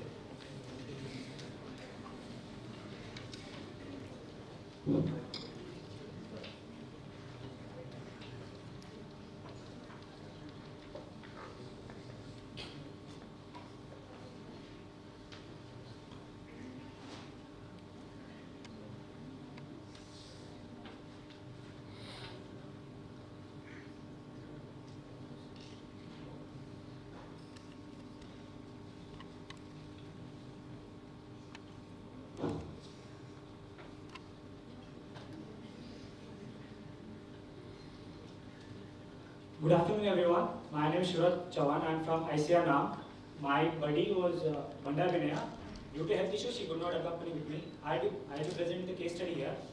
So the basic 2 questions were for us is that how we can uniqueness, how we can establish N20 030 fertilizer over NPK as well as DAP. That was the first question that we had. Then another one was how we can establish a good market of MAP over DAP. So just let me tell you, green evolution started with the revolution of importing fertilizers and hybrid seeds. Because of that, the production in country was raised. Because in that process, all farmers started using fertilizers over the course of time. The production was increasing, but over the course of time, what happened is the soil fertility started decreasing. Even now, you can see that compared to the first in the 1970s and 1980s, the production was quite good. Now, the production has been reduced because of soil fertility. You can say that the fertilizer consumption in India from 2016 to 2022, that only major fertilizers are being used. That is urea, DAP and MOP. With breakdown of state fertilizers specific to states with the nutrient managements. Like we have seen that only potassium, phosphorus and nitrogen, these are being extensively used by many of the states. Because of this, there was a lacuna of micronutrients. Because of that, we can see that most of the Indian states that are facing the problem of sulfur deficiency. See, one of the soil health card schemes where they collected sample for 2022, 23, 24, around as of till date, they have collected around 5,200 samples, in which the samples were indicated around 59% of the samples were shown that around they were having deficit of sulfur and around 14% were having sufficient. So how we can product our 2020-030 product in our farmers? So the basic thing is this 2020-030 contains nitrogen 20%, phosphorus 20%, then sulfur 30%. So here the ratio is 1:1 of nitrogen phosphate. So this is one of the highly soluble fertilizer that we can say, and even you can improve the oil content of the oilseed crops. So what would be the customized solution for this? So my targeted customer is different. So we can do here is we can collaborate with non-profit organizations where we can have Dr. Reddy's Foundation, which is working on carrying out the soil sampling tests. Even Fasal is doing in various states like UP and Madhya Pradesh, Andhra Pradesh and Bihar. These are conducting and educating farmers regarding the importance of balanced nutrition. Another thing is our XYZ company MDOs can take into role where they can more focus on carrying out this soil test and motivate the farmers and teach them about the importance of balanced nutrition. Another one, with respect to the cost comparison, let me take some examples like, okay, cost of urea is around 280 rupees, DAP is around 240 rupees, with summation it is giving around 1520 rupees. If you take the N20 fertilizer cost is around 1700 rupees. From the Indian Sulfur Institute, it stated the price like for retail values, the nitrogen present in urea, it costs 10 rupees per kg, and phosphorus it is 15 rupees. Then for sulfur we will assume for 5 rupees. When you break down this retail value for urea, DAP and sulfur, it is costing 30 rupees per kg. When if you are using N20 fertilizer, it is costing 27 rupees per kg. With this, what I can bring to the conclusion that we can little bit marginally we can reduce the price of this N20 fertilizer. And how we can motivate the farmers? Doing affiliate marketing with the seed companies. Seed at the start of the Kharif season, most of the farmers go to buy the seeds. So we need to use the strategy of push. We have to collaborate with the marketing of distributors and retailers, wherein we can give them some profits. So suppose take an example of every year for every month, our sales was around 10,000 bags per month. But if you are doing partnering with retailers and distributors, it may go to 15,000 bags per month. There is an increase in 5,000 bags. With that, if you are giving just 10 to 20% of margin to that distributor and retailers, then again we will have a greater margin. Apart from that, we can also have a mobile application apps where we can train the retailers, distributors and farmers based on their soil health cards. So my segmented target audience are farmers. So basically we can see the states like Punjab, Haryana, Uttar Pradesh, Bihar, Andhra Pradesh, Telangana, Madhya Pradesh. These are the states are using high amount of urea, DAP, and these are the states are having deficit of sulfur. So we can see that some of the states are even having more than 40 to 30% of deficiency in the states, where we have to target this area and where we can place the product in this area. So targeting, what kind of crops that we can target? So specifically speaking, this oil seeds, onions and garlic, they need higher sulfur content. So because of that, we can place a product 2020-030 into this segmented group so that our product will be marketed more. So the Sulfur Institute, they carried out one of the research where the using of N20 fertilizers shown a really improved yield. With respect to groundnut, it is 32%, soybean 25%, wheat 25%, these and so on. So how we can position a product in farmers? That is the main question that we should have. So the tagline for me was sulfur infused N20 fertilizer, evaluating crop performance on soil health. So this N20 fertilizer is water soluble fertilizer, which is in original form from well soluble from for a drip fertigation system also. In this 85% of phosphorus available in water solubility. So this N20 fertilizer is going to resolve the problem of micronutrient deficiency is one of the major thing, and we can provide only needed fertilizers to the farmers with respect to nitrogen, with respect to phosphorus. So this is going to be the future of fertilization. So the properties of MAP, that is monoammonium phosphate, that is how we are going to differentiate with DAP. See, the thing is with MAP, I can tell you the composition of MAP where we have 52% of nitrogen, phosphorus is 12%, then sulfur is there, then remaining 36% is there, no? That is my MgO, then sulfur is there. So these kind of another micronutrients farmers can get it. Another thing is, MAP has the capacity to reduce the pH of the soil.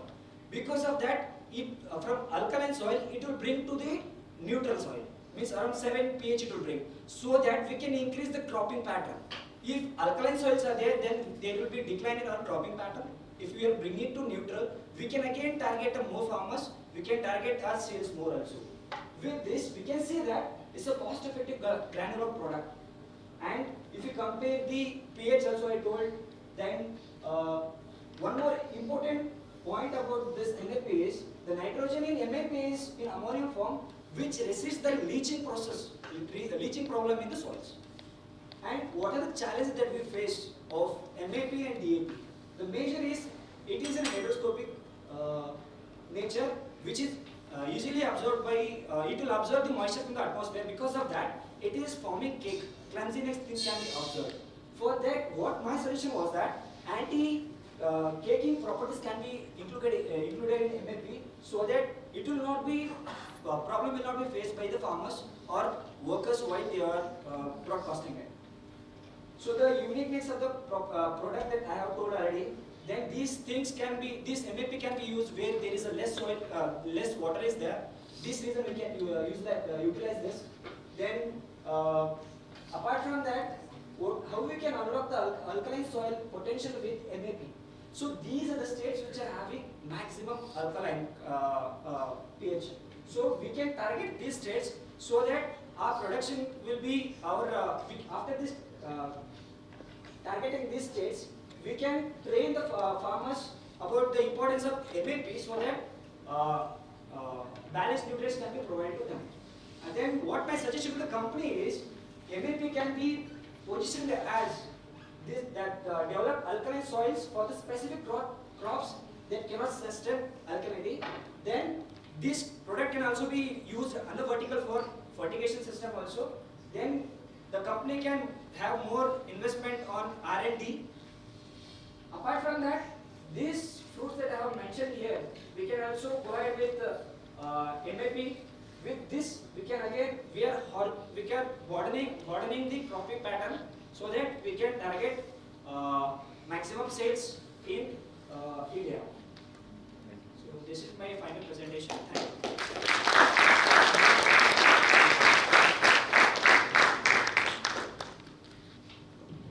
What's your name? Sir, Shivraj Chavan. Shivraj, thanks for the impressive presentation. Can you please put on the slide?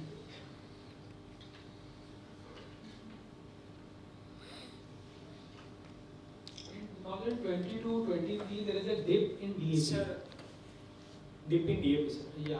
So you know. 22-23, sir. Yeah. Actually, that is not complete data that I have with me now.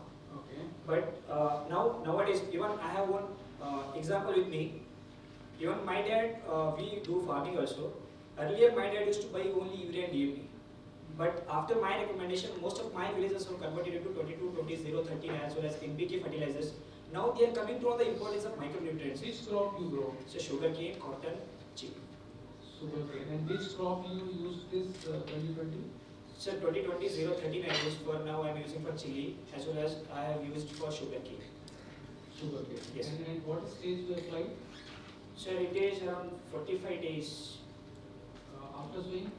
No, sir. After planting. After planting, yeah. 45 days. 45 days.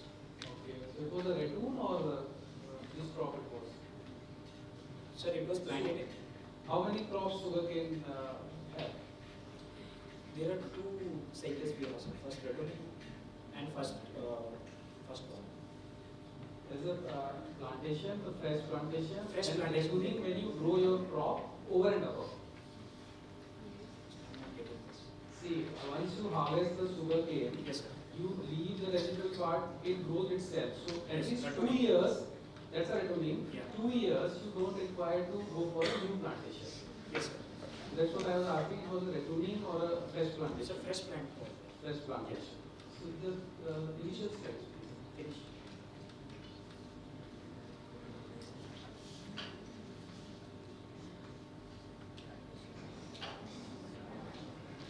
Open this first, second one I believe. Temple you have shown this. So That is the reason. Okay. So that's good point. Though you have captured the data well, and come to the next slide. In cost comparison, Yes. how you compare the cost when you are not considering the ratio of nutrition? Sir, actually I'll tell you one thing, sir. With respect to N20 fertilizers, we are providing only necessary fertilizer that is required. As per RDF, recommendations of fertilizer we can provide. With respect to DAP and urea, even almost all fertilizer is not being used. Some fertilizer is going waste. So that's fine. I'm asking a little different thing. Yeah. You are comparing urea 280, DAP 1240 equal to 1520, Yes. and N20 1700. Yeah. So face value is this. But what about the nutrition? How much urea has nitrogen? Sir, we have 46% of nitrogen. 46%. That is one. And DAP?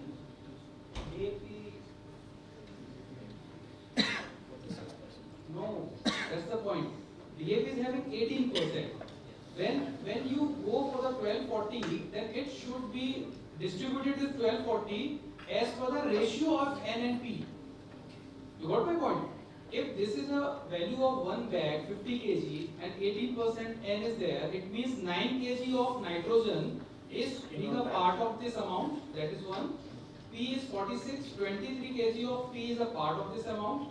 Similarly, 23 kg of N part of 280.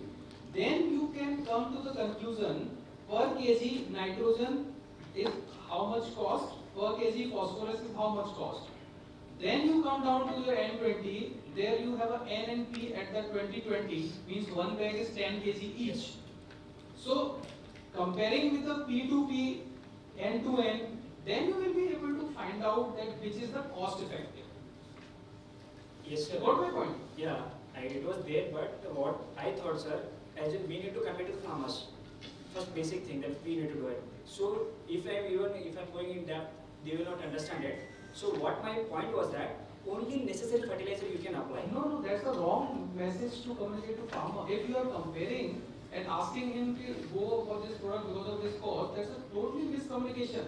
Our responsibility is to educate them. We are not going to tell them technically everything. Yes. We just need to tell them that if you go for this, your per kg of nitrogen will be this total. If you go for 2020, comparing to DAP urea, it will be this much cheaper. So your headline will be enough. You need not to go deeper, but just to tell them. So just go through once again on the cost comparison by keeping all the ratios in the correct form. That is one. Please go ahead. Next slide. You capture targeting very well. You have captured almost all leguminous crops, focusing with the sulfur because it gives oil content more. That's a good one. Next one. MAP, what you were talking about, this engrace of the moisture hygroscopic. Another part is the water solubility is much higher on this product. So looking at that perspective, we can go for the fertigation or drip irrigation. Yeah, captured well. So this is something we need to capture in positioning also. Where come to the last slide. In positioning part, there are a lot of scope of this drip irrigation and fertigation. So that is something, and alkaline soil and all this is captured well. So I think overall it's a good presentation, Shivraj. And thanks a lot. Huh? Sure.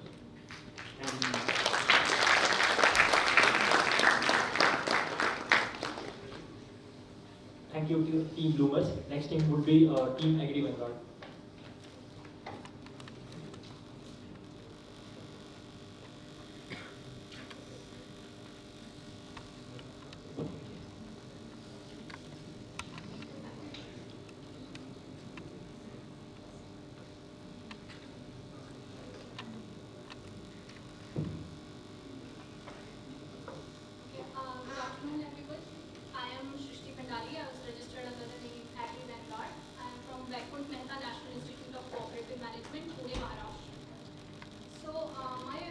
presentation is a bit different. It is made in a different way. First, I will give you an overview of the case study so that we are all on the same page. And later on, we will do a SWOT analysis. Then I'll show you the problem statement so that we all know what the problem is about. Then solution, a bit of a data analysis and how to execute the solutions, and then the solution for the second problem. So the case study that was floated, it included an ABC group, which is a conglomerate, and they basically are very prominent in India. They are focused and they are actively participating with global industry leaders. They are innovative, they are very customer-centric. They have a diverse manufacturing portfolio. They are not just dealing with fertilizers, seeds, pesticides, micronutrients, specialized fertilizers. They are dealing with everything. Then they have a subsidiary company named XYZ Limited. So they are the leading player in phosphatic fertilizers. Their total capacity is about 3 metric tons. Please keep in mind the figures. Manufacturing unit, they have 2 very large manufacturing units in Odisha and Goa. The capacity is mentioned. They have very well-established brand named Jai Kisan and Navratna, and they are sourcing their material globally from through long-term contracts. So the SWOT analysis, because when we go to strategies, we will be relying on these strengths, and we will also keep a focus on our weaknesses, so we don't go beyond that. So strengths are diverse portfolio. They're dealing with almost everything that is related to agriculture. They have global partners. They're innovative. They have a strong brand presence of Jai Kisan, Navratna. They are large manufacturers of the capacity 3 million metric tons. Weaknesses is they're totally dependent on agriculture right now, so there's opportunity for diversification of portfolio. They are limited to geographical presence of 16 states in India out of 48. Then comes the opportunity. There's opportunity for export market, and they can also go into sustainable fertilizers, or they could focus on that market also. Threats are competitive landscape, and the other one is regulatory changes, because fertilizer industry is highly regulated by the government. So if one day government decides to change the regulations, all of your R&D could be disrupted. Supply chain disruption, as we saw in the case of COVID-19, because that could also get affected. So one of the threats. So coming to the problems, we were given 2 problems. One is that there is a product called NPS, and it is launched, which has sulfur content, which is very suitable for sulfur deficient soils. And many farmers are practicing urea and DAP combination to provide nutrition to the soil. So how do we differentiate NPS in a market that is dominated by urea and DAP? The second problem was how do we establish DAP as a unique product, where MEP as a unique product, where DAP is a well-established name in the market, which is chosen by the farmers. One of the unique properties of MEP is given to us, that it is suitable for alkaline soil. So how do we do that? So solution for the NPS problem. First, we could target FPOs instead of going to farmer. Okay, why FPOs? Because one FPO can give you accessibility to about 20 to 30 villages. They are formed in a cluster of 50, and one cluster will include about 100 members. So you're getting access to 5,000 people through one FPO only. The second option would be to provide free soil testing. Now this doesn't sound very innovative right now. Free soil testing you give, but what you do, you will target those areas which are showing sulfur deficiency. But the thing is, the farmer, there are many people, who didn't believe that COVID exists, and they were like, it doesn't exist, this is a conspiracy. So what makes the farmer believe that you're not forging or anything? Because people see something that is definitely there, but they will choose not to say it. So what you do, you provide them a financial analysis that your soil is deficient in sulfur, and you're losing this amount of yield every year because of that deficiency. And what you do, you give them an analysis that you recommend your product, that you use NPS, and you will gain this amount of yield in a year, and this way you can also justify the price that you're putting in front of the farmer. So you just don't limit yourself to testing, but also provide a financial analysis of how much the farmer is losing and how much they can gain by using the NPS. Okay, so the next solution would provide a sulfur guarantee. Now, you have given him the financial assessment. Now you can tell him that we guarantee that your soil is deficient in soil. We provide you the financial analysis that you will gain this much amount of monetary value, and we guarantee that our product is capable enough to supply that amount of sulfur to your soil. Now this is a double-edged sword because you have to be careful while applying this strategy. You have to make sure that when you're giving a guarantee, whoever farmer is buying your product, you take a sample of their farm before they apply your fertilizer. And if they claim, like they're not doing proper irrigation, and then they claim that your fertilizer didn't supply the sulfur that you claim. So what you do in this case, you take the sample after they have applied, so you can prove that before it was this much, and after you have applied it was this much. So we are completely safe. We have provided you the guaranteed sulfur amount, and it is some of other factor that you have lost the yield, not because of sulfur deficiency. The next would be educating the farmer on sulfur deficiency. One of the things is that farmers are mainly focused on nitrogen and phosphorus. They really don't know the importance of sulfur deficiency in soil. They need to be educated about it. So this is one of the things that need to be done. The next would be onboarding local individuals to sell your product. Instead of sending a random person from Andhra Pradesh to some other district which they have no idea about, because the first thing that comes to the farmer's mind is that this person is not here for my benefit, he is here to gain from me, he is here to sell me something. So instead of that, you could work with local people who have a face value in the village, who are trustworthy, who the farmers trust. You show the potential of the product to that person, so it builds a trust. So that can be used to market your product. A toll-free number, since ABC is a conglomerate, it's a very big company, and it was not mentioned that whether or not they have a toll-free number. You could also provide a toll-free number. Now this must not be a very much heavy on their pockets, because since they're a conglomerate, they must have it for other companies, so they can just divert their queries to those call centers only, and farmers can get recommendations for what crops to grow based on their analysis reports and all. Okay, this is going to take away the time. So here is some data, and for the sulfur soil, now I have given you solutions. So how do you execute them? Should we go pan-India? Should we focus on some states? Should we focus on few states only? What is the capacity? So all of that comes in this. So there is you see the total number of farmers is about 11.8 crores in India.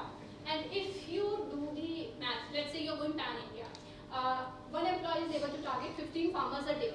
Then the total working hours is 230 a year, which is actually 270, but I have reduced it, they might take holidays or something like that.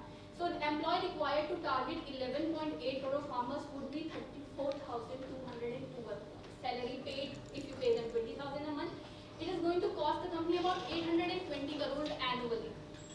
Even if you target only these states represent that are deficient in sulfur only, and the two blue icons represent the location of the factories that are manufacturing the fertilizers. If you target these states only, that is about 6.36 crore, almost half. Still, it is costing the company about 410 crore. So, is it a good idea? Let's see. Then we go to the urea consumption. I have taken the data of urea consumption here only, not of NPS, because there wasn't much available. So let's take a look at the demand side. There is a demand for about 19.78 million metric tons. And if we take these states only, there is a demand of about 9.85 million metric tons. But do we have the capacity to fulfill this demand? As I mentioned in my previous slide, it was given that the capacity of the company is 3 million metric tons only. So you cannot target all these states, because even if you generate the demand, you won't be able to fulfill it. Your capacity is only 3 million metric tons. So what is the best strategy? The best strategy is to target those areas only which are soil deficient and nearer to your factory. That is the way you should go about it. Now here is the data for FPOs. For FPOs, there are this many FPOs in these states, and it will give you an idea of where to target. You can target areas which have higher number of FPOs. Solution for was problem number 2. You can highlight the alkaline compatibility of MAP. So you can address the farmers that it is more compatible for your soils, and you do the same. You target only those areas which are alkaline soils. You do free soil testing for pH also. You also tell them that because of this pH, this much nutrients you are losing, and if you maintain those, if you maintain the pH, your plants will also be able to get those nutrients that are being lost because of the alkalinity. And you also do them that the same, the financial assessment.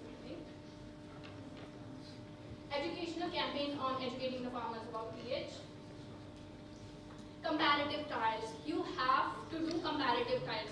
Either you can do it with institutes, coming in collaboration with institute, or for some farmers, you can do it on field. If the farmer is not agreeing to use your product, you can tell them that this half of your field we use whatever you're using, and this half of the field we use our product. We're giving it to you for free. You use it and then you compare. So if your product is actually capable of increasing the yield, you will come to know the point.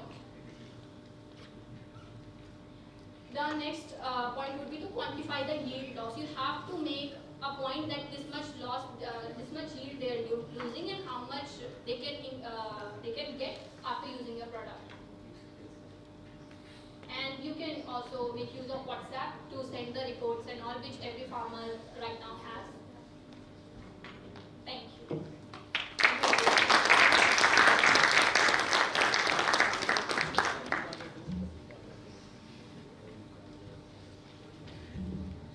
Can you please come first slide?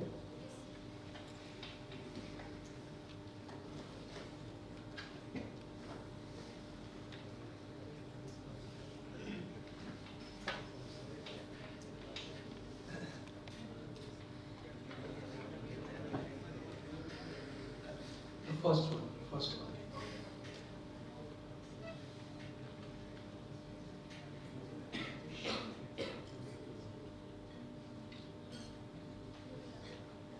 Thanks, Rusty. You have worked well. Now come to this scope, what you have elaborated in next one.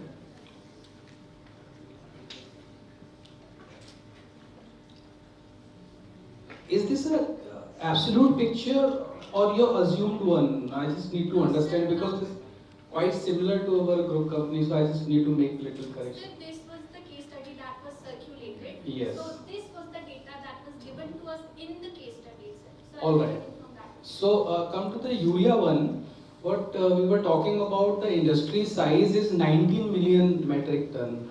Yes, sir. Actually, they did. That data I got from Indiastat, and it is not updated. It is of 2018-19. I think way back, because the industry is around 35 million tons of urea, and 3 million tons what is being produced, and you are capturing as per the plant site nearby. That's a very right approach conceptually, but also we need to understand that other players are also there. So whether your capacity can fulfill or not, but others, how competitors are placed in that geography. Yes, sir. For that reason only I have recommended that almost soil testing is not very different. Other players are also doing it, but you can Yes. is do the economic analysis. So you have studied that competition also? Sir, but, In Indian scenario, how many players are there? No, sir. Actually, I have not. I kept my presentation limited to the case that I was presenting. So that is one which we really need to look into it, because once you draw any strategy, then the major portion of that is to look into your competition side, how their strength, their weakness. So what for us is as important. How many FPOs are working in India right now? Sir, I do not know the exact number. I know for those 7 states. And what is their modus operandi? How they work? Sir, they work. The way they work is they form clusters, and one cluster can include about 100 farmers. And the way FPO work is that they have to cover 25 to 30 villages at least. And if that is how I work. That depends on size. Okay. Free soil testing, I have a major question here, because in India, if you are offering anything free, that will not be considered as valued one. So I have always a strong objection on free any service. Whether you charge even 1 rupees, 10 rupees, 50 rupees, doesn't matter, but charge something as a token money to let them realize the value of the thing. Next, please. Go on the next slide, next slide.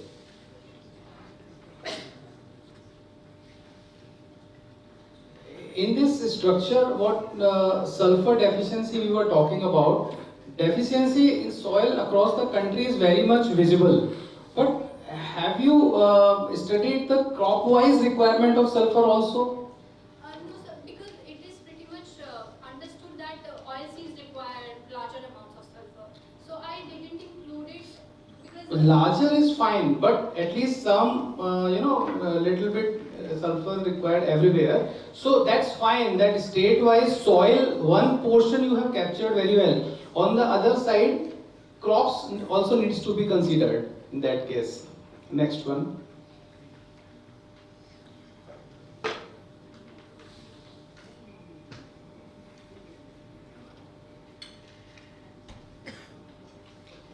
Next one. Somewhere you have mentioned the local guy to represent that. What do you mean by that? sir, actually the idea of that came from a career forum that I Yeah, tell me truth actually. I'm just looking forward for the same thing. How the idea came? the idea came from that career forum only. There was Influencers, Instagram. no. But it is the same. See, that's why we look from you youngsters. These are the influencers. Influencers are not only celebrity kind of, that particular community. Influencers are farmers also. Yes. You captured very well, but let them name as an influencer, agri-influencer. So once in every place, every community, people are having a renowned one person in their place. He does agriculture very nice. He knows everything. So nominating and developing the people as an influencer, that's very important and very correct strategy to go ahead. That's a real requirement of the agriculture industry as of now. That was one of the reasons why I included it. That's a good one. I think you have captured very well, and it was a very good presentation. Thank you.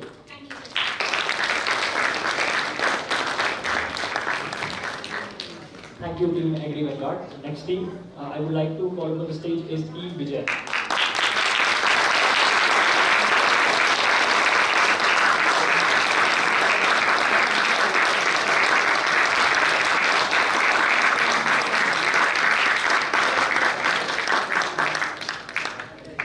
Good afternoon, everyone. Our team name is Team Vijay from CCS National Institute of Agriculture Marketing, Jaipur, Rajasthan. Presents on Vivechan the case study challenge provided by XYZ Limited, subsidiary of ABC Group.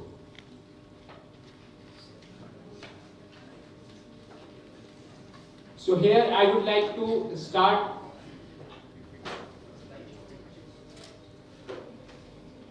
by the introduction to the fertilizer industry in India.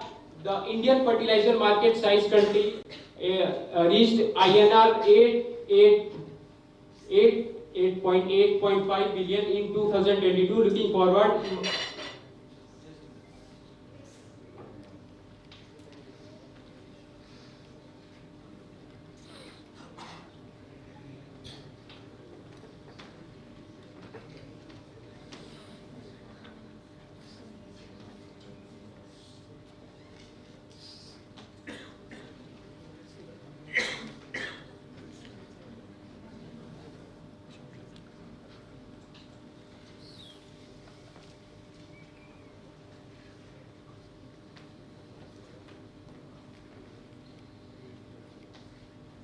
the Indian fertilizer market size reached INR 898.5 billion in 2022. Looking forward, Emaar Group expects the market to reach INR 1,188.3 billion by 2028, exhibiting the growth rate of CAGR of 4.85% during 2022-23.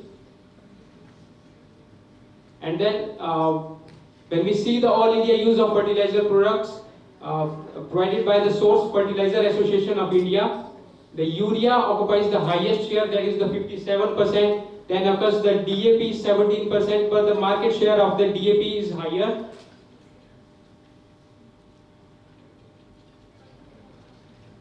Then I would like to talk about the sulfur deficiency in the Indian agriculture.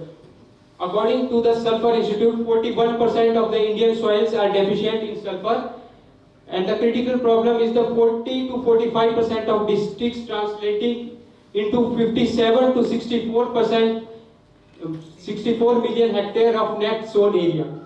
Pulses and oilseeds require higher sulfur levels per unit of grain production.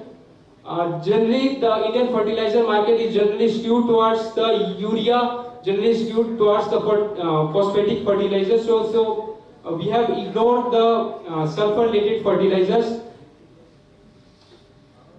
Then the importance of the sulfur-related fertilizers. One is the fast revival.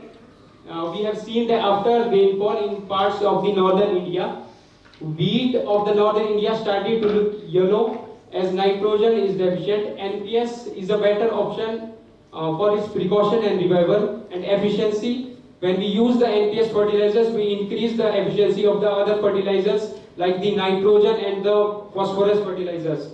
And sulfur-based fertilizers we can use through the foliar spray, which has the more effect and the more fertilizer use efficiency. The unique proposition of product that is NPS from the NPK, how it differed from the NPK. First, I would like to talk about the segmentation, targeting, positioning. Then comes under the geographical segmentation. Then we hit the primary market where there is the more sulfur deficiency in India. And then occurs the secondary market where the sulfur fertilizers having already reached. And then the crop specific, that is about the onions, oilseeds, pulses and sugarcane where sulfur element is mostly required. And by making collaboration with the FPOs, for example, in West Bengal, there are out of the 89 FPOs, 2 FPOs are working dedicatedly for the onions for their procurement and for the retail of the fertilizers. 2 are the Rise and Shine Farmer Producer Company Limited, and other is the Karimpur Agri Producer Company Limited. And second strategy is like bundling of NPS with the other fertilizers. When we introduce the NPS with the other related products, we can increase the volume shares. And then is the fortified fertilizers as per the regional deficiency, for example, zincenated NPS. Then occurs the close-ending strategy, rewarding high performance dealers by giving volume discount to increase the volume of sales into the market to have the market outreach.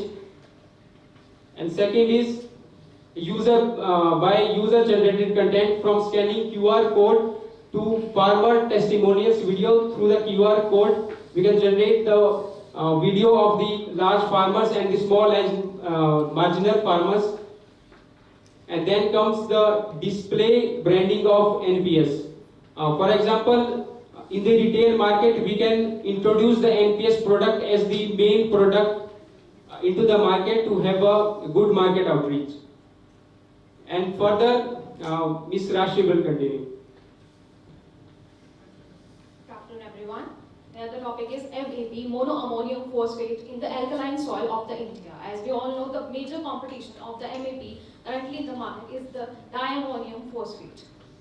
So here in the map, we showed like the alkali soils present in the India, and with that, the tagged location are provided in the case study, the points where the company plants are present, and from this we can use the 80-20 rule, from which by targeting the 20% of the area of the alkalines of the area of the India where the major alkali soils are present, we can gain the 80% what we gain from the whole country, and this would be a major target by which we can reduce in the expenses of the company and gain the maximum out of our gains from this targeting this area specifically. Then why a farmer should go with the MAP? Why not the DAP? So the constraints with the DAP and how MAP can be a better player in this field.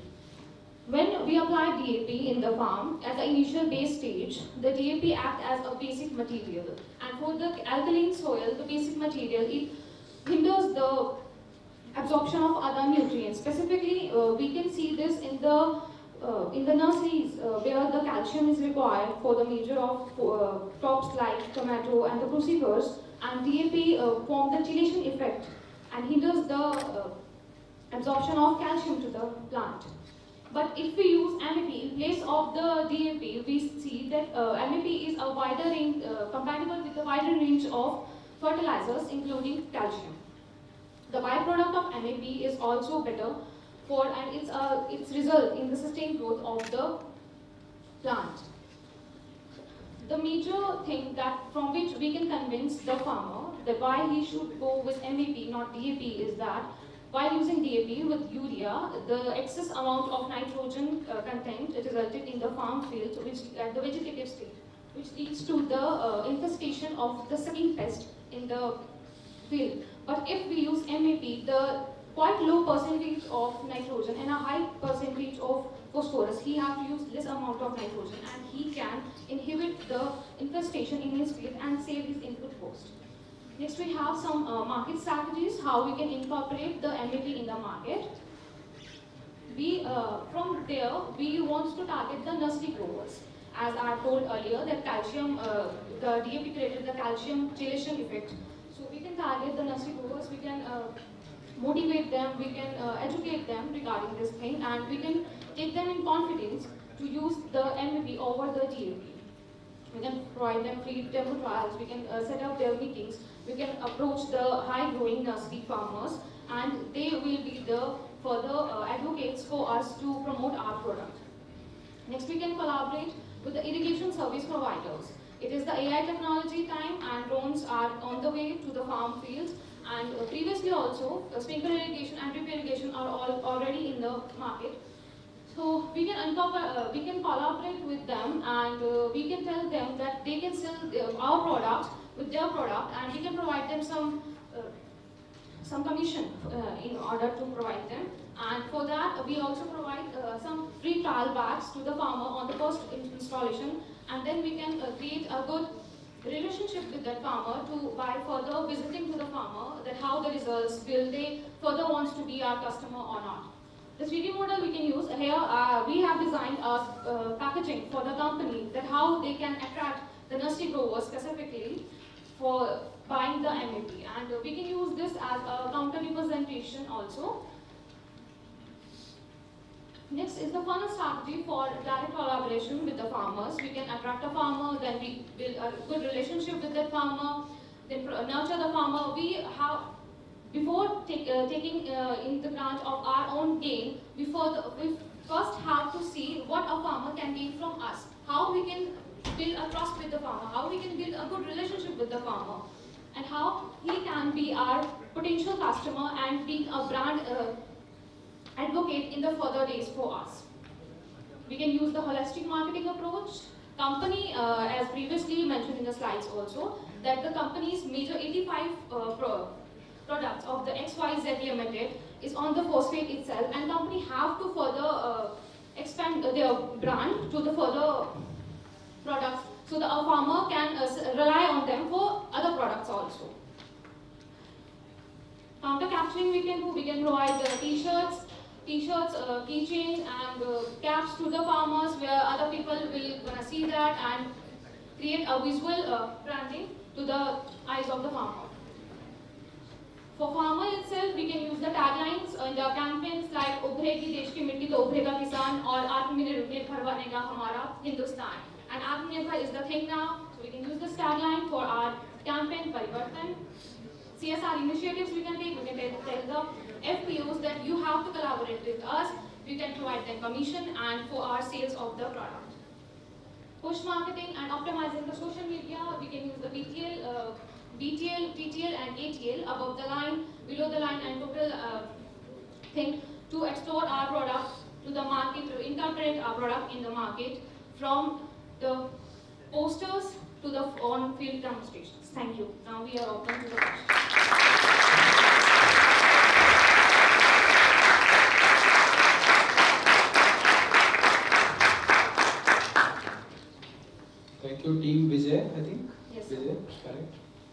You were talking about push marketing with the branding side, trade show. How you call it as a push? So MAP is a product in the competition of a very popular product already, that is DAP, and farmers have this in their brain to use the DAP already. So for MAP, we have to do the push marketing. We have to force the retailers, the dealers to sell our product. Don't you think it's not a preferable strategy rather pull market? Pushing the things is for short term. When you go for a long-term establishment of your product or some strategy, then it's always preferable to go by the pull market. And what you are doing as a point number one, advertising and all, this is a part of your pull marketing itself. Regarding the pressure selling by the dealers, it could be 1 time, 2 times, 3 times. But end of the day, when your product is having a quality, it gives a performance to the crop, and when it creates a space in the mind of end consumer, then itself it will go off. So that's one. Your tagline is beautiful. That's really catchy because of sentiments of patriotism is very high as on day. So considering that Hindustan, Mitti, Desh, it's very catchy. Regarding this comparison, when we are talking about DAP, MAP, you know how much MAP comes in our country and how many people are manufacturing it and what is the source of it? Any idea about it? You have gone through some internet, Googling and all. We are not that much research on it. Okay. We will further study on that. MAP is a completely imported product. As of now, in India, there is no manufacturing, 100% imports, and on a very minimal side, almost negligible. This is the major reason of it is we have a fertilizer application in the soil, basal application, bulk fertilizer. So MAP is a highly soluble, and it doesn't remain in the soil for a longer period. Once you put in the soil, it leaches, there are the losses, it makes heavy losses immediately. So that's why people are not considering. Also, though it is imported, so its pricing is very high. And as I told in an earlier presentation, that cost comparison should be in terms of the nutrition. When we talk about NPK, then what is the cost of per unit NPK? When you go for the MAP side, it's a little bit higher.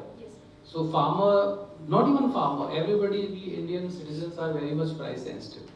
So that is something needs to realize the farmers with the perceived value. That's the biggest challenge in the MAP, what the industry is facing as of now. Coming back to the 2020-013, it's a long journey of this product in the industry, but the struggling part is the farmers are considering it as a low value comparative to the DAP. So once DAP is sufficiently available in the market, then people are going less to buy this. So in strategizing, you have developed a very good way forward advertising part, though industry is doing it. What you have mentioned, people are doing it, companies are doing it. But yes, the time is to advertising, how we can increase the, how we can change the mindset of the farmer for a particular brand. That is one. And just capture this costing part a little bit more here. Costing how, when you compare with a generic product, when you compare with a long-term established product, then somewhere, price sensitivity, coming again to the same point, price sensitivity needs to be captured here. Though you have captured most of the things, everything is perfectly fine. Thank you very much.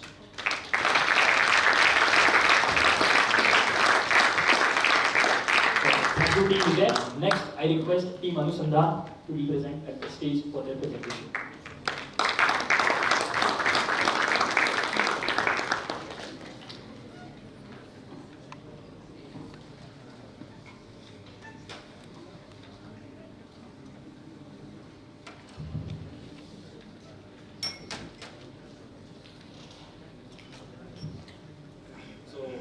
Good afternoon all. Team Anusandhan from Indian Institute of Management, Calcutta, and I am Ankur Agarwal, along with my we are going to present the solution of the given problem statement. So moving forward, so I want to give you some insights about the Indian agriculture sector. So I want to give you 360-degree view of our Indian agriculture sector. So first of all, the contribution of our Indian agriculture sector in the nation's GDP is around 18%, which is quite large. So it is an important factor for us. And second one is fertilizer industry. One more thing is also I want to mention here that this agriculture sector providing around 40% employment to our nation's workforces. And talking about the fertilizer industry, so this is the sister industry of the agriculture sector. So India is the 5th largest fertilizer producer in the world, with projected CAGR is around 11.9%, which is quite large. So there are a lot of opportunities in terms of market. Next one is when I am talking about the popular fertilizers which are being used in the Indian market or among the Indian farmers are nitrogen based, potassium based and phosphoric based, along with some micronutrients and some biofertilizers which are now in trend. And coming to the common issues in agriculture sectors, so these are the issues which are badly impacting our overall growth of the nation, just because of agriculture sector is contributing around 18% in the nation's GDP. So that's why we have to address such issues like dependency on the monsoon, inefficient marketing system, knowledge gap in between farmers, lack of irrigation facilities, poor quality of seeds and fertilizers. So I am talking about that dependence on the monsoon. So recently Indian Institute of Technology Kanpur has successfully demonstrated cloud seeding. So we all can hope for the good in some next few years. So this is the strategic roadmap to position our product. So this is our roadmap like as is to be. So as is means where we are right now and what we want to be. So there is a huge gap which have to be covered by establishing some milestones like know your customers, awareness, marketing strategy, demonstration, and last one is distribution strategy. So by addressing all these strategic moves or by setting all these milestones, we can easily achieve from as is state to be state. Next. So first of all, the part KYC, know your customer. So all the things, all the marketing things, all the management things is revolving around the customer. Customer is the God, and we have to establish all the things. We have to strategize our all the moves as per our customer. So first of all, we have to know our customer. So there are some factors along which we can easily identify their behaviors, their geographies, like how they can behave, how they can think, how they live. So there are some factors like geographic, demographic, behavioral and psychographic factors. So as per our customer is mostly rural areas customer. Both females and males both are contributing in the agriculture sector. Age is middle age, income is low, education level is low to medium, and so behavior factor is price sensitive, sensitive towards promotional activities, loyal customers, and less knowledge of technology. So next point is understanding the pain points. So this is the key area by which we can establish our product, like how our product can touch the soul of our Indian farmers. So next things will be covered by Mr. Ranwar. So thank you, Ankur. So moving ahead, we will talk about the marketing strategy, which is the 4P framework. Here in the 4P framework, we are using product, price, place, and promotion. There are 4 components in this framework. So going beyond to the product side, so our product is NPS and MAP. So NPS, talking about NPS is improving the sulfur content in the soil, and MAP is maintaining the pH content of the soil. Going beyond, we are looking after the price. So how we fix the price, like the pricing strategy. So pricing strategy should be dependent on the farmer's willingness to pay. So always we have to look like whether the customer is willing to pay for our products or not. So at what price they are willing to pay, and what value we are adding in their farmland. So that's the part. And the pricing based on the market condition, like what other competitors are doing, what other fertilizers are doing in the market and what price they are selling. So those kind of things are there. We have to study, and then placing the product. So we have to place the product in a local through the local retailers and distributions, because farmers are our customers. So they reside in the rural areas only. Next, the out of the box idea is fertilization as a service. So in this fertilization as a service, we recommend like fertilizer companies should go and give them the consulting facilities and the soil testing facilities and the demonstration and testing facilities by charging some amount, so that they can use it as a service solution, and they can gain some profit also out of it. Or in the initial stage we can demonstrate it for free, but in the latter stage we can go for fertilization as a service for sustained model. And the next is promotion. So promotion is through the one-on-one connection with the farmers. So as we know, they are very loyal customers and their education level is not very high. So we have to go and talk with the farmers in the village, local people and the rounds. We have to be in collaboration with the farmers and then demonstrate that trial for the NPS and MAP, launching in coordination with the agricultural institutes, local experts, scientists, horticulturists, so that they can relate with their, like they are from the local people and they are expert also. So those kind of things will work. Next.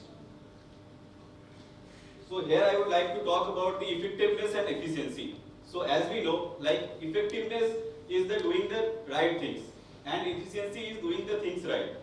So we have to focus primarily on the farmer's mindset, because currently they are using NPK fertilizers. So we have to take a paradigm shift in their mindset.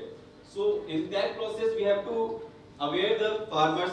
In awareness section we have to conduct the training programs and let them know the benefits of the NPS and MAP fertilizers in the collaboration of government agencies and the universities. Next is collaborate with the local leaders such as Sarpanch of Gram Panchayat, so that they can trust what the fertilizer companies or the experts are telling, so they can trust easily. Next is incentivizing the retailers and distributors. So incentivizing the retailers and distributors, make the retailers and distributors to have more margin on that product, and then they can sell those products in a good amount. So next is the publication media. So here I would like to focus, like social media is not, present state social media is not approachable to the farmers.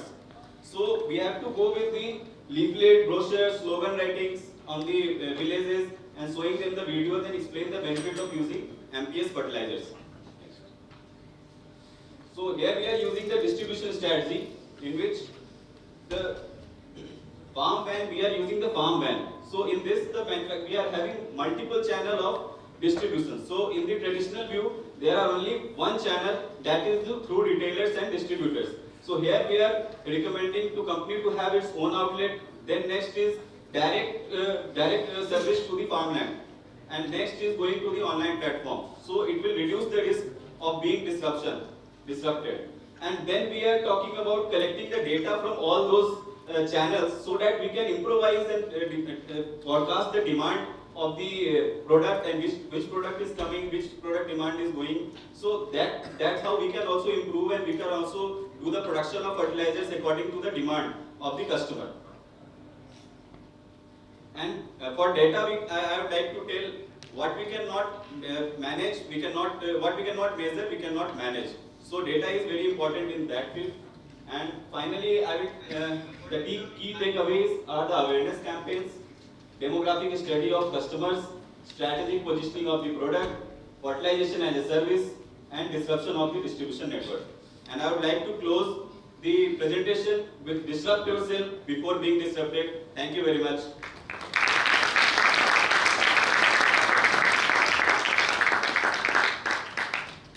Thank you, Team Ansundan. It was more of a conceptual kind of thing it's introduced. There's a lot of things missing. I didn't find this DAP MAP concept, how the MAP can cover it up. I didn't find this NPS thing, how it can be created a USP kind of. So, some practicality was a little bit I felt missing here. So you can tell me right now, what is this NPS? So sir, NPS is nitrogen, phosphorus and sulfate based fertilizer. So What is that? How much nitrogen? yes sir. How much nitrogen is there? Nitrogen is around 18%. In NPS? Yes. NPS sir 20%. Okay. Yeah. 20, And 20, how much potash is there? Sir, potash is almost zero. So Almost zero or zero? near to zero.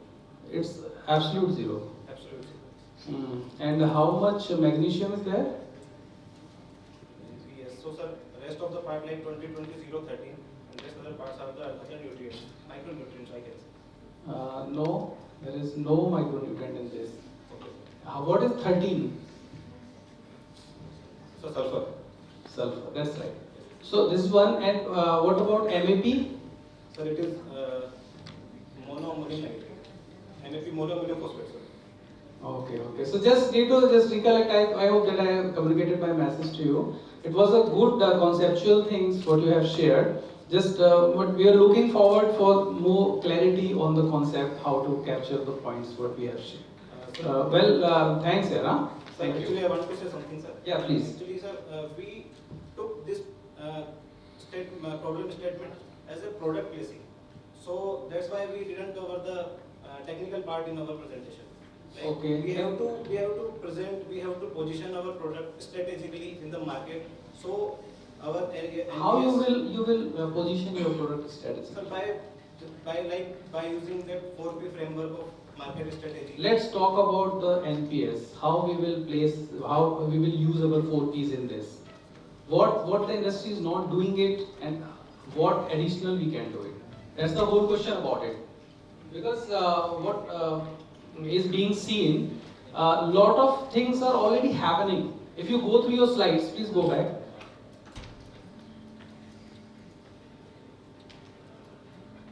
On your proposal side.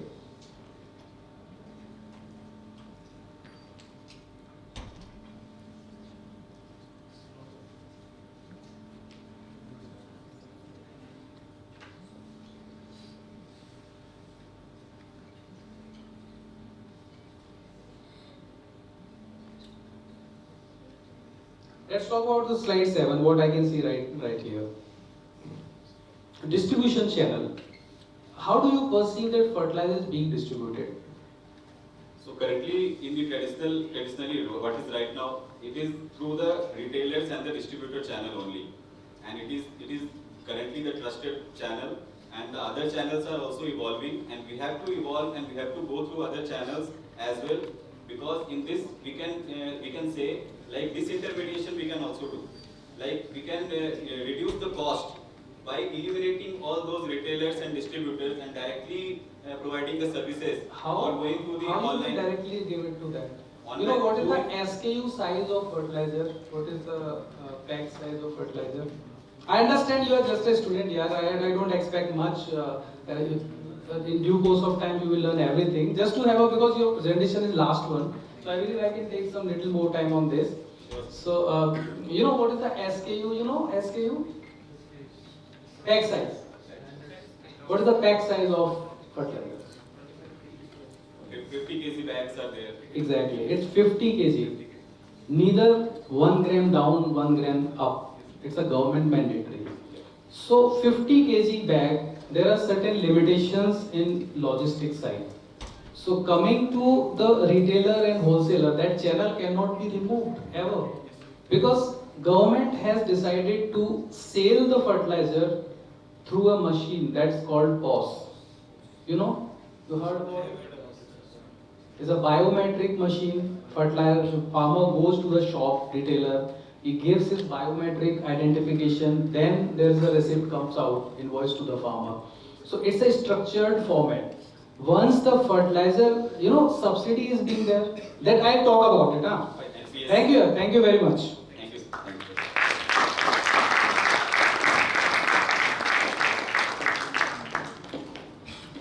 I think it's done, complete, huh? Anything is there? Yes, sir. So, coming to an end, let's take a moment to appreciate the hard work and dedication of all the participants who have made this far. I hope this event provided insights into a real world problem solving and inspired new ideas. We hope you'll leave this event with a newfound knowledge and inspiration to tackle the challenges in your own endeavors. Now, I would like to invite the jury to give valuable suggestions to our participants. Please, Mr. Anush, sir.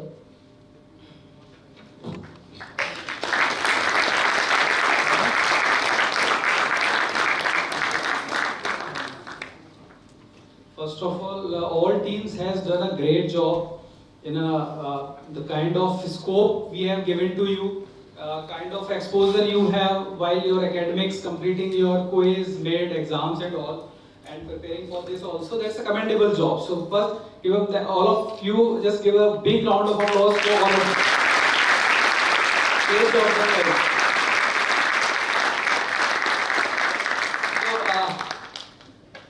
Little bit informal, I would be like here. Just give you some idea about the fertilizer industry first. We'll not talk about right, wrong. So we were talking about the logistic part. So let me complete that first, that how the fertilizer industry logistic works. I'll ask 5 questions because 5 teams are there. Alright. So let's see, just raise your hands. The first team is sitting here, another team is there. Third, where's 4th team? Oh, both are there. Okay. 3, 4, and 5th.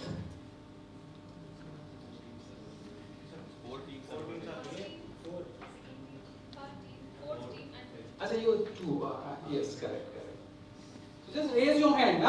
If you are sound in the answer, just raise your hand. All right. Anybody is having idea of NBS? Okay. Anybody else? All right. What is NBS? But it's nutrition-based subsidy scheme. Okay. And what is that? It is governed by the government Mm-hmm. to incentivize or to promote the sulfur-based or sulfur-based fertilizers along with some micronutrients chemicals also. And though your first line was correct, it's a nutrient-based subsidy. And it's a government subsidy mechanism. You know how fertilizer pricing works? Yeah, please. So, our government have released the One Nation One Fertilizer scheme, and according to that scheme, government will decide all the prices of the fertilizers, and for that price, the company have to sell their fertilizers to the customers. Excellent. She has covered almost 80% part of this. Just to complete her answer, a portion of the pricing, the cost, manufacturing cost, is being refunded by the government in the name of subsidy. And that subsidy is being calculated based on the nutrient. What I was talking about, 18%, 20%. So if one bag fertilizer is having, suppose, 18 kg of N, then there is a price 13 rupees. Suppose, just giving an example, 13 rupees per kg of nitrogen, that is being given by the government. So it's a calculation mathematics based simple subsidy disbursement process of the government that is being introduced by government in the name of NBS. So this is a pricing concept of the government, and all the fertilizers, bulk fertilizers, are being covered under the subsidy regime. Second question, just name of answer 1 is by team Anusandhan, Anusandhan. And your name was? Team Vijay, Anusandhan and Vijay. What is FCO? You know, anybody heard about FCO? That, okay. What is FCO? Sir, it is the fertilizer control order. Okay, and what is that? It has been made by the government of India to control the manufacturing and the distribution of the fertilizer in India, to control the fertilizer industry in India. It has been come in the 1940s. Okay, that's a perfect answer. Let's forget about the year, but you have got the concept completely. It's a very right answer. Fertilizer control order. It's a, if I talk about informal words, it's a Samvidhan of fertilizer industry. Everything is surrounded by the FCO. Government decides how to, movement of the fertilizer starting from the the quality of the fertilizer as well as the grades of the fertilizer, which grade is having how much of what nutrient, everything is there. It's a legal and industry has to follow this. So NBS, FCO. Now coming to the third question. Just tell me highest to lowest ranking India imports fertilizer. So I'll give you a very less time. I'm giving you 5 products: urea, DAP, NPK, MOP, SSP. You got it? Once again, urea, DAP, NPK, MOP, SSP. Just sequence it. Highest to lowest. Imports volume to India.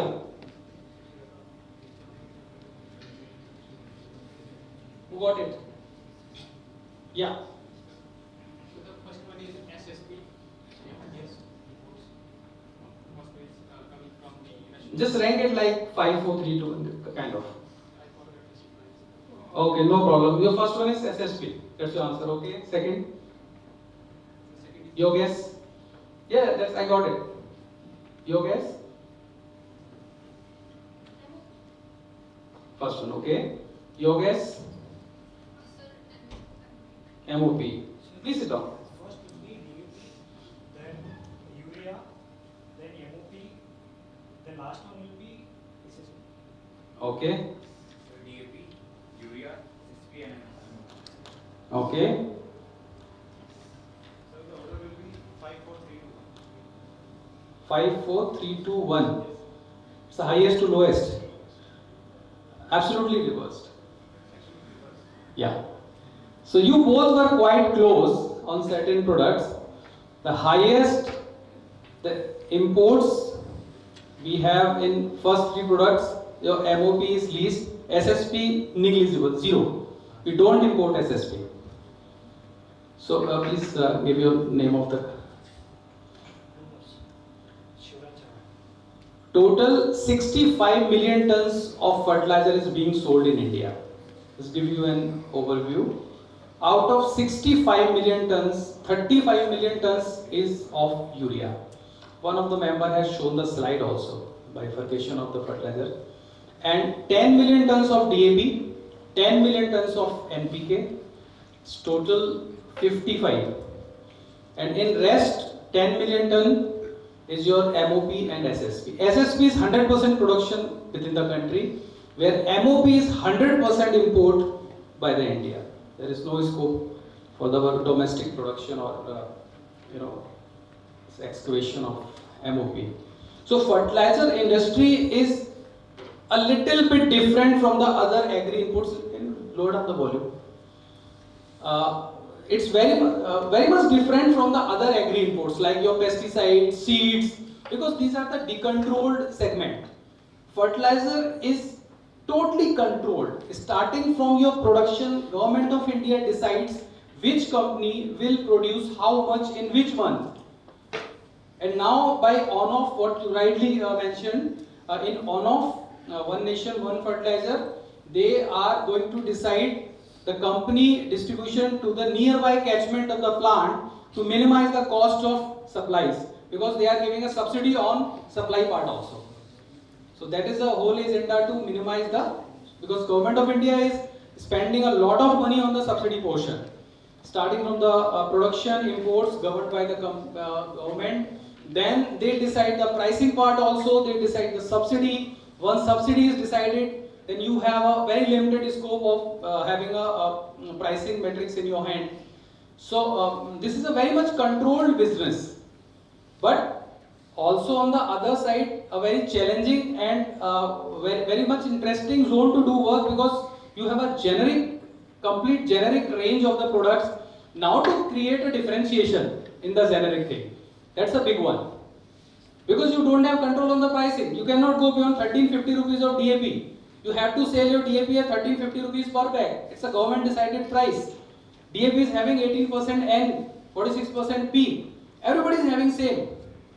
Now they have made a common branding also. You go on the market, you will find from a long distance, every company is having a same branding. You cannot identify my product differentiate from the other one. except by looking at the back, who is the manufacturer. So in this scenario, differentiating your product and create a pull from the market, that's a very big challenge. And we were very much hopeful that you young guys will contribute to have some innovative ideas how we can improve upon. Coming back to the presentations part, overall all presentations were good. They have captured, few have captured very well the real requirement of the project, what we are looking forward. Concepts were very good, strategized you very well. So it was a really a nice experience being here and heard your ideas. And just give us some time to declare the results also. We'll discuss and we'll come back to you. Any queries from your side? It's a one-sided communication I am feeling since morning. And nobody is asking questions. How it is possible? Still, can you give some mic? Why Indian fertilizer industries are not manufacturing MAP? MAP is an imported product. Why they are Indian fertilizer companies are not manufacturing? Yeah, coming back to this, manufacturing is being done by a raw material. If you have a raw material, then you can manufacture something. MAP is imported from the mines. The mines are not available in the country. So just like your rock phosphate, we have a low P2O5 rock phosphate in Rajasthan itself. There are a few mines which are SSP is being manufactured by that. But a high grade of rocks are not in India. So we import that. Similarly, MOP, muriate of potash, we are importing because we don't have mines. That product we don't have. Similarly, the MAP, the same case. So with respect to MAP, now we are completely importing from foreign countries. Yes. So with respect to the foreign exchange in days to come, if the market size of MAP increases, then how again it will have impact on India? Yeah, I agree with your point, but that's a compulsion. You don't have in your soil. In our country, we don't have MAP in our soil. So we have to import if we go for this particular product. Even for DAP, DAP is manufactured by two of the raw material like P2O5, so acid, and rock phosphate. So rock phosphate we are importing from outside. P2O5 is being manufactured in India also. So it's also having a low and high grade. Once you go for the 46% of P, you need a high grade of rock phosphate, which we don't have. So that's why the self-sufficiency is being focused by the government of India. You heard about nano DAP? Yes, it is. Nano urea. These are the alternates which we are manufacturing within our country, and that's why government of India is also focusing to promote these two products to minimize the requirement of your imports and self-sufficiency can be created. This is something. Thank you. Okay. Anything else? Please. So you mentioned that Indian fertilizer industry is highly regulated. Is it so regulated in other countries too? No, not that much. Government of India is giving a subsidy, is the highest one. Other countries are not regulated. So why is India being so regulated in other countries? Because your 66% population depend on the agriculture. Your whole GDP is derived from this sector. Farmer is not able to buy, if you go by the international price, I give you a recent example. If DAP, imported DAP price touched around $1,050 per metric ton. Just last year. What I asked a question about 22-23, why your DAP dipped? That was dipped because the availability of DAP was much lower in our country. Nobody was importing because price was crossed $1,000. Government was giving subsidy to what extent? They have increased twice. But still, industry was not able to make money. That's why the availability of product goes down. So your sales volume also dip. You see that 22-23. On the same pattern, once the regulation is important because farmer cannot afford that price at certain point. Farmer can afford 1200, 1300. But if you go, alright, just guess. What is the cost of DAP one bag? Should be around 900 if I have to guess. Fair? So as of now, the price is around 1250 rupees. 1350. Fair. But even in retailer shops, we are selling it for 1400. And what is the cost to the company? It is around 2400. 3000. 3000 rupees the cost to the company. But we are getting subsidies from the Exactly. So if farmer deregulate that, I'm coming back to your question, if government of India deregulate that completely, farmer will not be able to buy that at the cost of 3000 rupees per bag. So the whole your agriculture production will come down. They will not apply chemical fertilizer in the soil. It will impact ultimately your GDP end of the day. So government is just supporting the community, which is the whole country is depend on that. So that's why they cannot go. Also look at the urea side. You know the urea MRP? What is that? No, 266 per bag. But that is coming after central government is Huge subsidy. If you look at the percentage wise, DAP is almost at the 50-60% kind of. But urea, you are having at only 20% of the actual price. It goes beyond 2000. Government is giving huge subsidy since long, since decades. You will find no change in the urea price since last 10-15 years. Because farmer, I told you 50% of the fertilizer consumption is of urea only. Farmers totally depend on it. So it's just a savior, strategy. If government will not support, who will support them? Sir, but one question is it so much need to be regulated that we are recommending same packaging for everything? Because if you cannot differentiate brands, how would companies work? That's an interesting question. Actually, I was expecting the same. One nation, one fertilizer that introduced in 2023, and this was diluted your branding exercise of decades. We, Jai Kisan Navratna, has created a brand in the mind of farmer. By a single decision of the government, we have to follow that guidelines as per the protocol.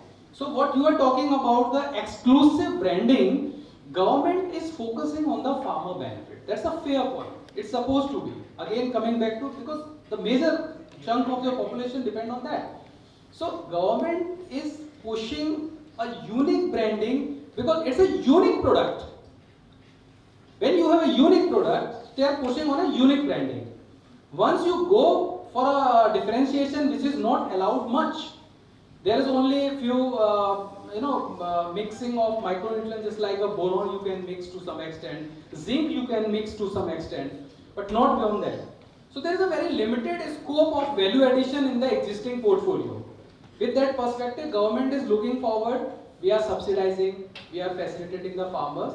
So we as an industry just supplying as per the government mandates. They are regulating it completely, and ultimately objective for the organization as well as for the government is to benefit the farmer. So once farmer is going to the shop, any shopkeeper cannot, just blackmail him that you go for this brand, this is 100 rupees higher, this is a 50 rupees lower. So make them as a unique proposition across.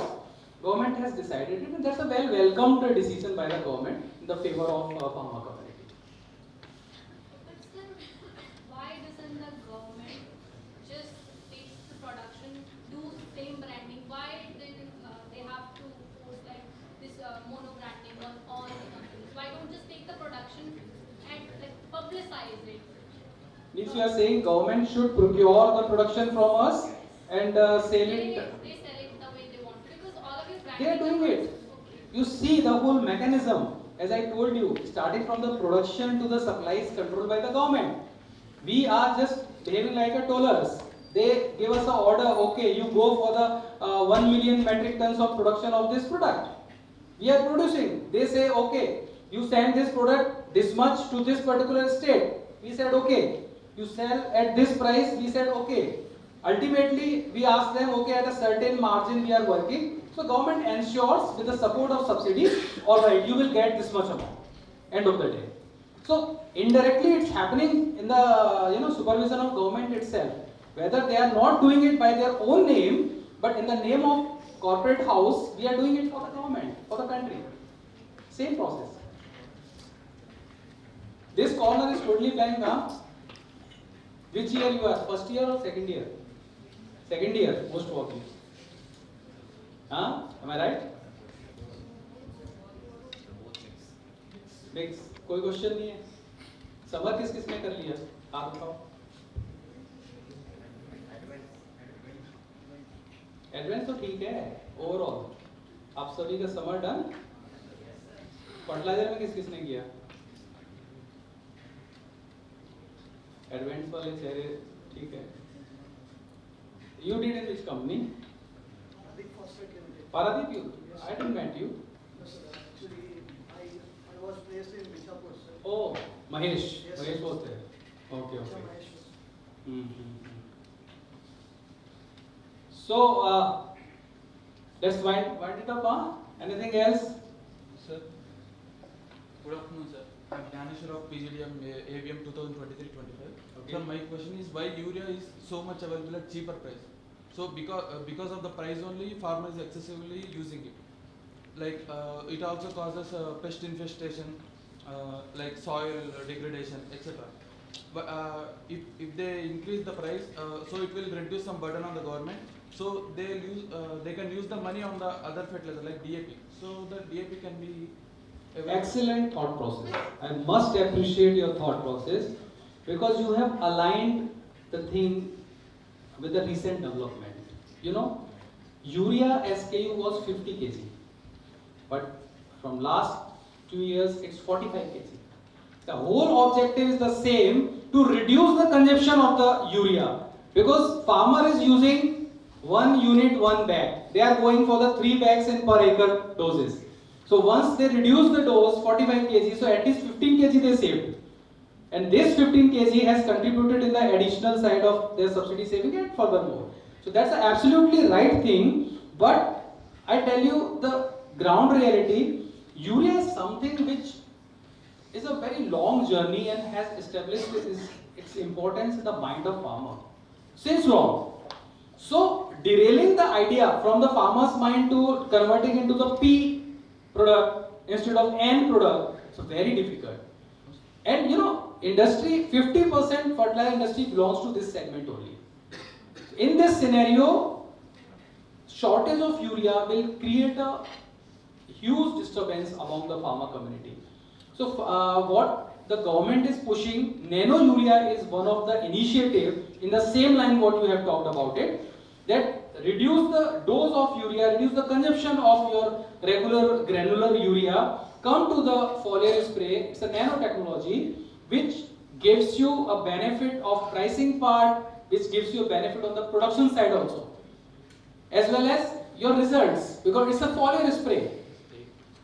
So this is a same line what we are talking about, nano urea in the same line government is pushing.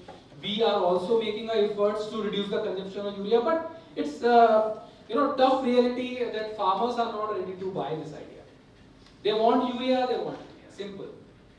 You cannot ask them that you don't buy urea, you buy something else. You only can convince once you put N in some other grades of NPK. But urea is the cheapest source of N. Indeed, 266 rupees, you are getting 23 kg of nitrogen. None other than a fertilizer can give you this much nitrogen at this price. So that's the bitter reality of this urea demand, which we all are putting our efforts all together to reduce it as much as possible. Thank you. So one question. Yeah. So as a few of my friends, their fathers are farmers. Yeah, please come in. Few of my friends, Okay. their father and grandfathers were in the farming sector, in the Okay. agriculture sector. But currently, our generation people are not willing to go in that sector. So what will happen down the line 15 years and in the agriculture sector if people are not willing to go in this sector, and what can be done to motivate the people to look it as a Very good, very good. So, very visionary question, I would say, because you see the current scenario, go back 10, 15, 20 years back. You see the transition. I tell you, I am in the market. none of the dealer, distributor, retailer willing to involve their next generation into the same business. The reason is it's very limited scope. Farmer is pushing their children outside because the growth is depend on the MSP, minimum support price, which is again governed by the government of India.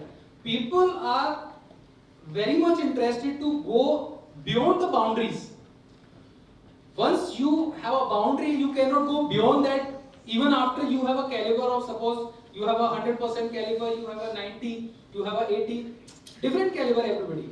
But people, the children, the next generation is looking forward beyond the boundaries, where this industry, fertilizer, farming, is having a very convenient, very conventional, very limited scope of improvement. Yes, people are doing it. If I talk about medicinal cropping, if I talk about vegetables, farming around the metro cities, people are exploring other options to increase their income by a limited scope of their land and everything. Though industrialization is also consuming your lands.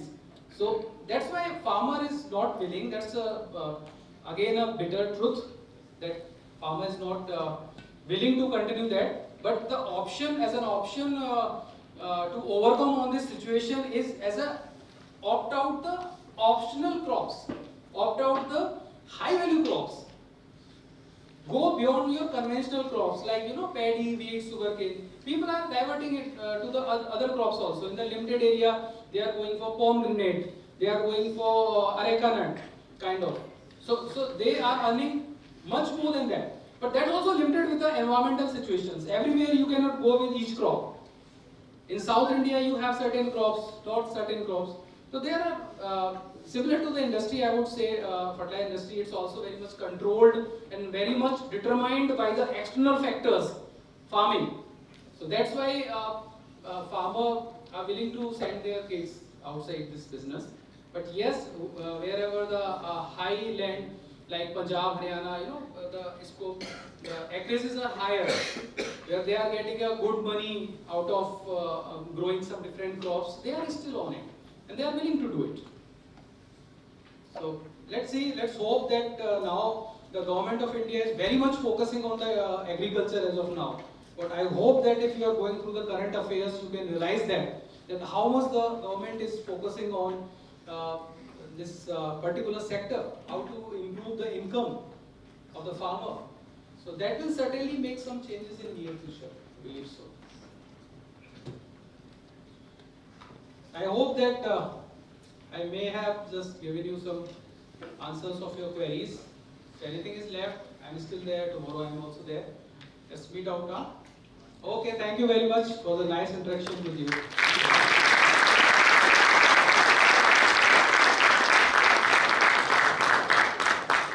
Thank you so much, Anuj sir, for such a valuable insights. Now I request Mr. Hem Kumar Bachori sir to share your thoughts with our students and our participants.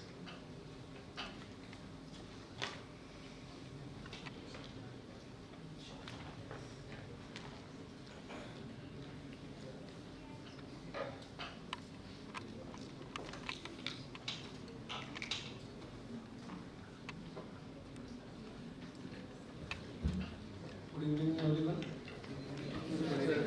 मैं हिंदी में बात करूँगा आपसे. अभी तीनों presentation बहुत आपने मेहनत करके बनाई. काफ़ी सारी चीज़ें ना आपने जो इनोवेटिव्स हैं वो हमने आपकी प्रेजेंटेशन में देखा.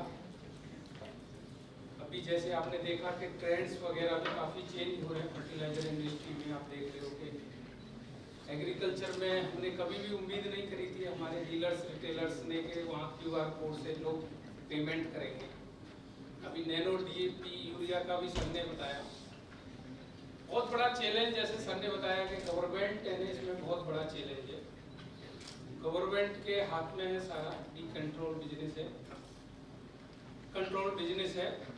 तो इसमें डिस्ट्रीब्यूशन वाला, जैसे मैंने देखा कि कई लोग कह रहे थे डिस्ट्रीब्यूशन ऑनलाइन भी हो सकता है. तो फर्टिलाइजर में ये जो बल्क फर्टिलाइजर है में इसमें ये सब चीज़ पॉसिबल नहीं है. 50 किलो का कट्टा ढोना बहुत मुश्किल काम है. यदि नैनो टेक्नोलॉजी को हम ऑनलाइन थ्रो जाते हैं तो वो बेस्ट है। आपका FPO वाला जो कॉन्सेप्ट था वो भी काफ़ी अच्छा है, बट लिमिटेशन है उसकी, क्योंकि ये जो इसमें ना बहुत पैसा चाहिए। जैसे इस इंडस्ट्री के लिए, जैसे एक रैक है उसका जो अमाउंट है करीब 31 करोड़ के आसपास है ना, एक रैक की कीमत होती है। तो FPO में भी हम उसको डिस्ट्रीब्यूट नहीं कर सकते, क्योंकि वो इतनी उनकी ऑर्गेनाइज नहीं है। वो लोग बहुत रिसेंटली वो सब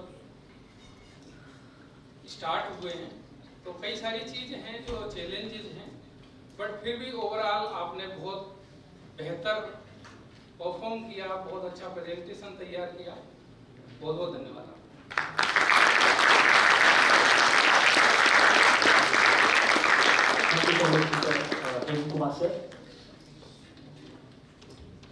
So with this, we have come to an end of the first day of AGROVON 2K23. Tomorrow, on 8th of September, we will having two events, Laksh, the B Plan, and Advik, the Live Case Study Challenge, starting from 10 a.m. onwards. Thank you for your significant presence. We hope that tomorrow also we gathered here with the same level of enthusiasm and continue the vibrant energy. Thank you everyone.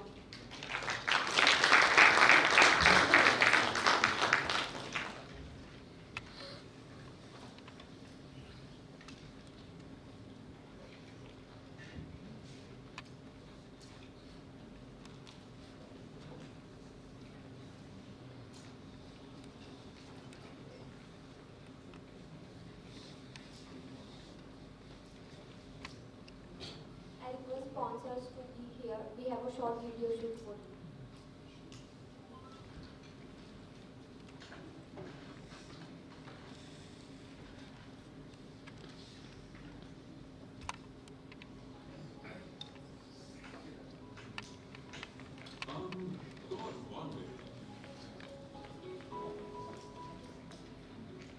आज राजस्थान राज्य के सभी पशुपालकों और दुग्ध उत्पादकों को बधाई देते हुए हम गौरवान्वित हैं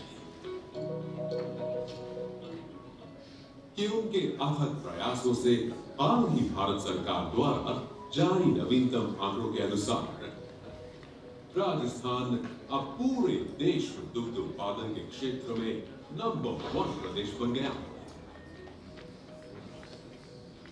राजस्थान में भले ही नदियां कम हो, राजस्थान कोऑपरेटिव डेयरी फेडरेशन ने दूध की नदियां बहाने में कोई कसर नहीं छोड़ी। डेयरी फेडरेशन के 45 वर्षों के इतिहास में पहली बार इस साल की शुरुआत में ही 10 जनवरी 2023 को RCDF ने एक ही दिन में 52,51,000 लीटर दूध संकलन कर इतिहास रचा। राष्ट्रीय डेयरी विकास बोर्ड आनंद गुजरात द्वारा दिसंबर 2022 तक के जारी किए गए आंकड़ों के अनुसार संपूर्ण भारतवर्ष में दुग्ध संकलन के क्षेत्र में RCDF ने ऊंची छलांग लगाई और 5वें स्थान से बढ़कर अब पूरे भारतवर्ष में तीसरे स्थान पर पहुंच गया।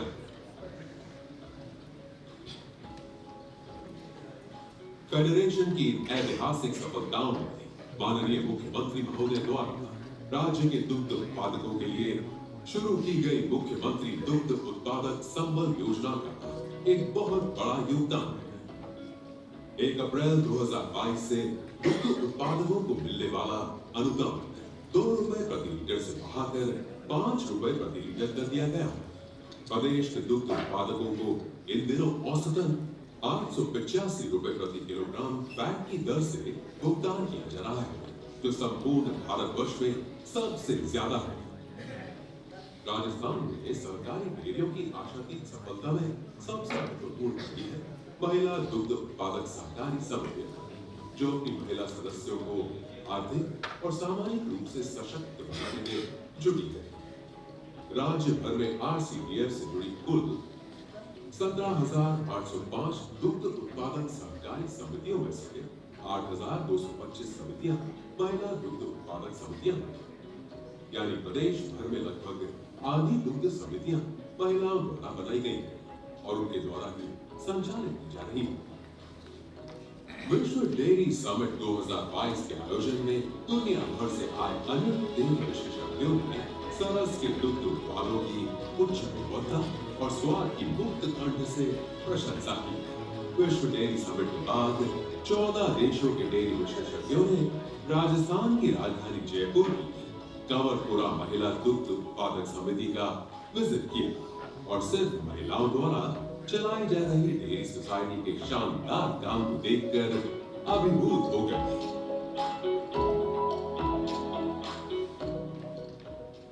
जो कि हमारे लिए गर्व का विषय है।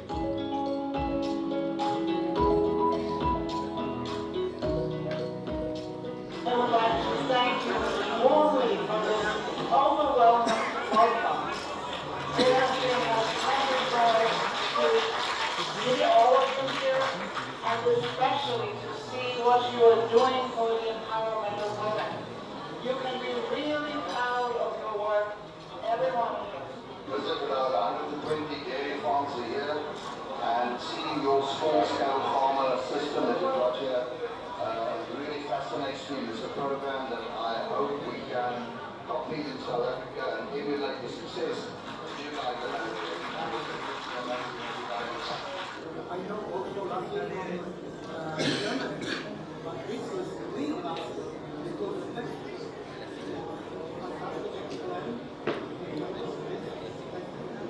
I am satisfied.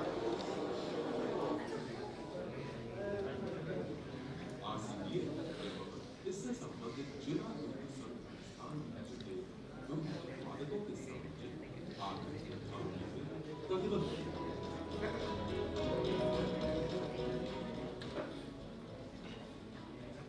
एक ही दिन में सर्वाधिक दुग्ध संकलन के रिकॉर्ड के बाद आरसीडीएफ ने अब दूध बिक्री में भी नया कीर्तिमान स्थापित किया है। शनिवार 22 अप्रैल 2023 को डेयरी फेडरेशन और राज्य भर के इससे संबद्ध जिला दुग्ध समूह ने एक ही दिन में 32,86,000 लीटर दूध की बिक्री की है, जो फेडरेशन के 45 वर्षों के इतिहास में सर्वाधिक है। आरसीडीएफ ने दुग्ध विपणन में पिछले वर्ष के मुकाबले 20% से अधिक की बढ़ोतरी दर्ज की है। पिछले वर्ष जहां औसतन 18.69 लाख लीटर प्रतिदिन दूध की बिक्री की, वहीं इस वर्ष ये बढ़कर 22.50 लाख लीटर प्रतिदिन हो गई है। आरसीडीएफ द्वारा सरस ब्रांड के नाम से उच्च गुणवत्ता युक्त दूध एवं ताजा दूध उत्पादों का विपणन किया जाता है, जिनमें दूध, घी, मक्खन, पनीर, छाछ, लस्सी, श्रीखंड, दही, फ्लेवर्ड मिल्क, आइसक्रीम आदि उत्कृष्ट उत्पाद शामिल है। हमारा उद्देश्य है वाजिब दाम पर उपभोक्ताओं की जरूरतों को पूरा करना और गुणवत्ता से भरपूर उत्पाद लाना, तभी तो हम बनाते हैं बेहतरीन उत्पाद। स्वाद राजस्थान का।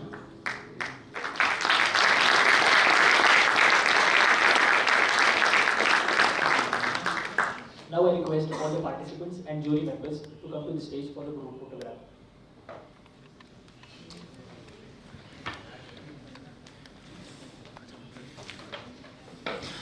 Media.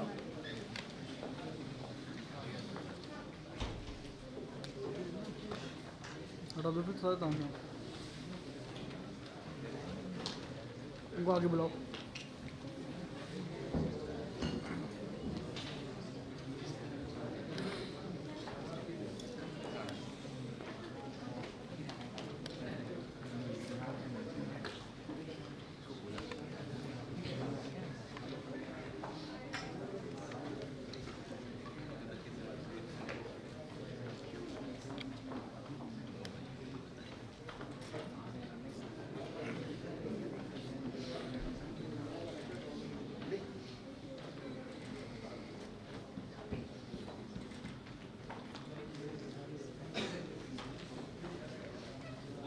Declare the result tomorrow. Everybody is here now. Alright, so yeah, sure. Give us 10 minutes. Okay. Please be here. I'll be coming 5-10 minutes.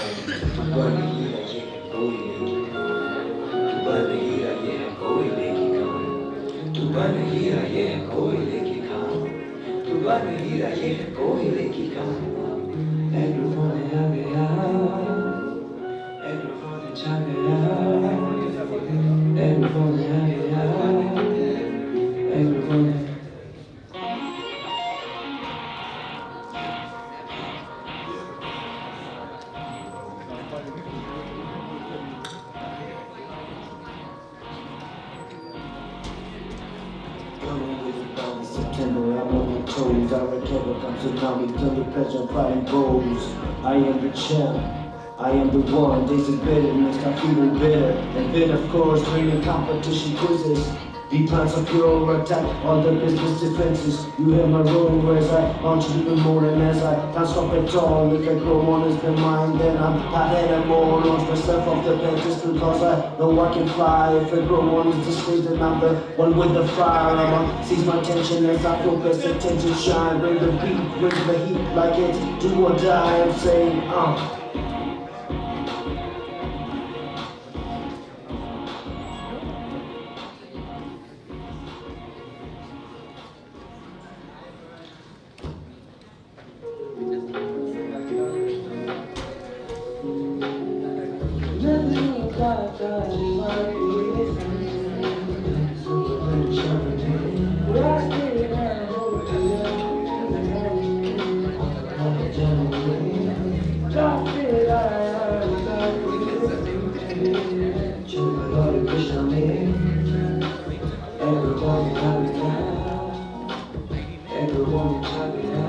just got the herd up the dolly rock, made it soft, shut the lunch, you jolly, made it share, baby, my hand, never bother, have my body, I'm jolly, dolly, cook, go right solid, every woman got your body, like a tiger, I'm the side. अरे सबको ऊपर चढ़ा के photo ले लेंगे, photo खींच ले सभी, सबको ऊपर चढ़ा के फोटो ले लेंगे। मेकअप करवा दे यार, हटो देखो, हटो, नमन दी हटो।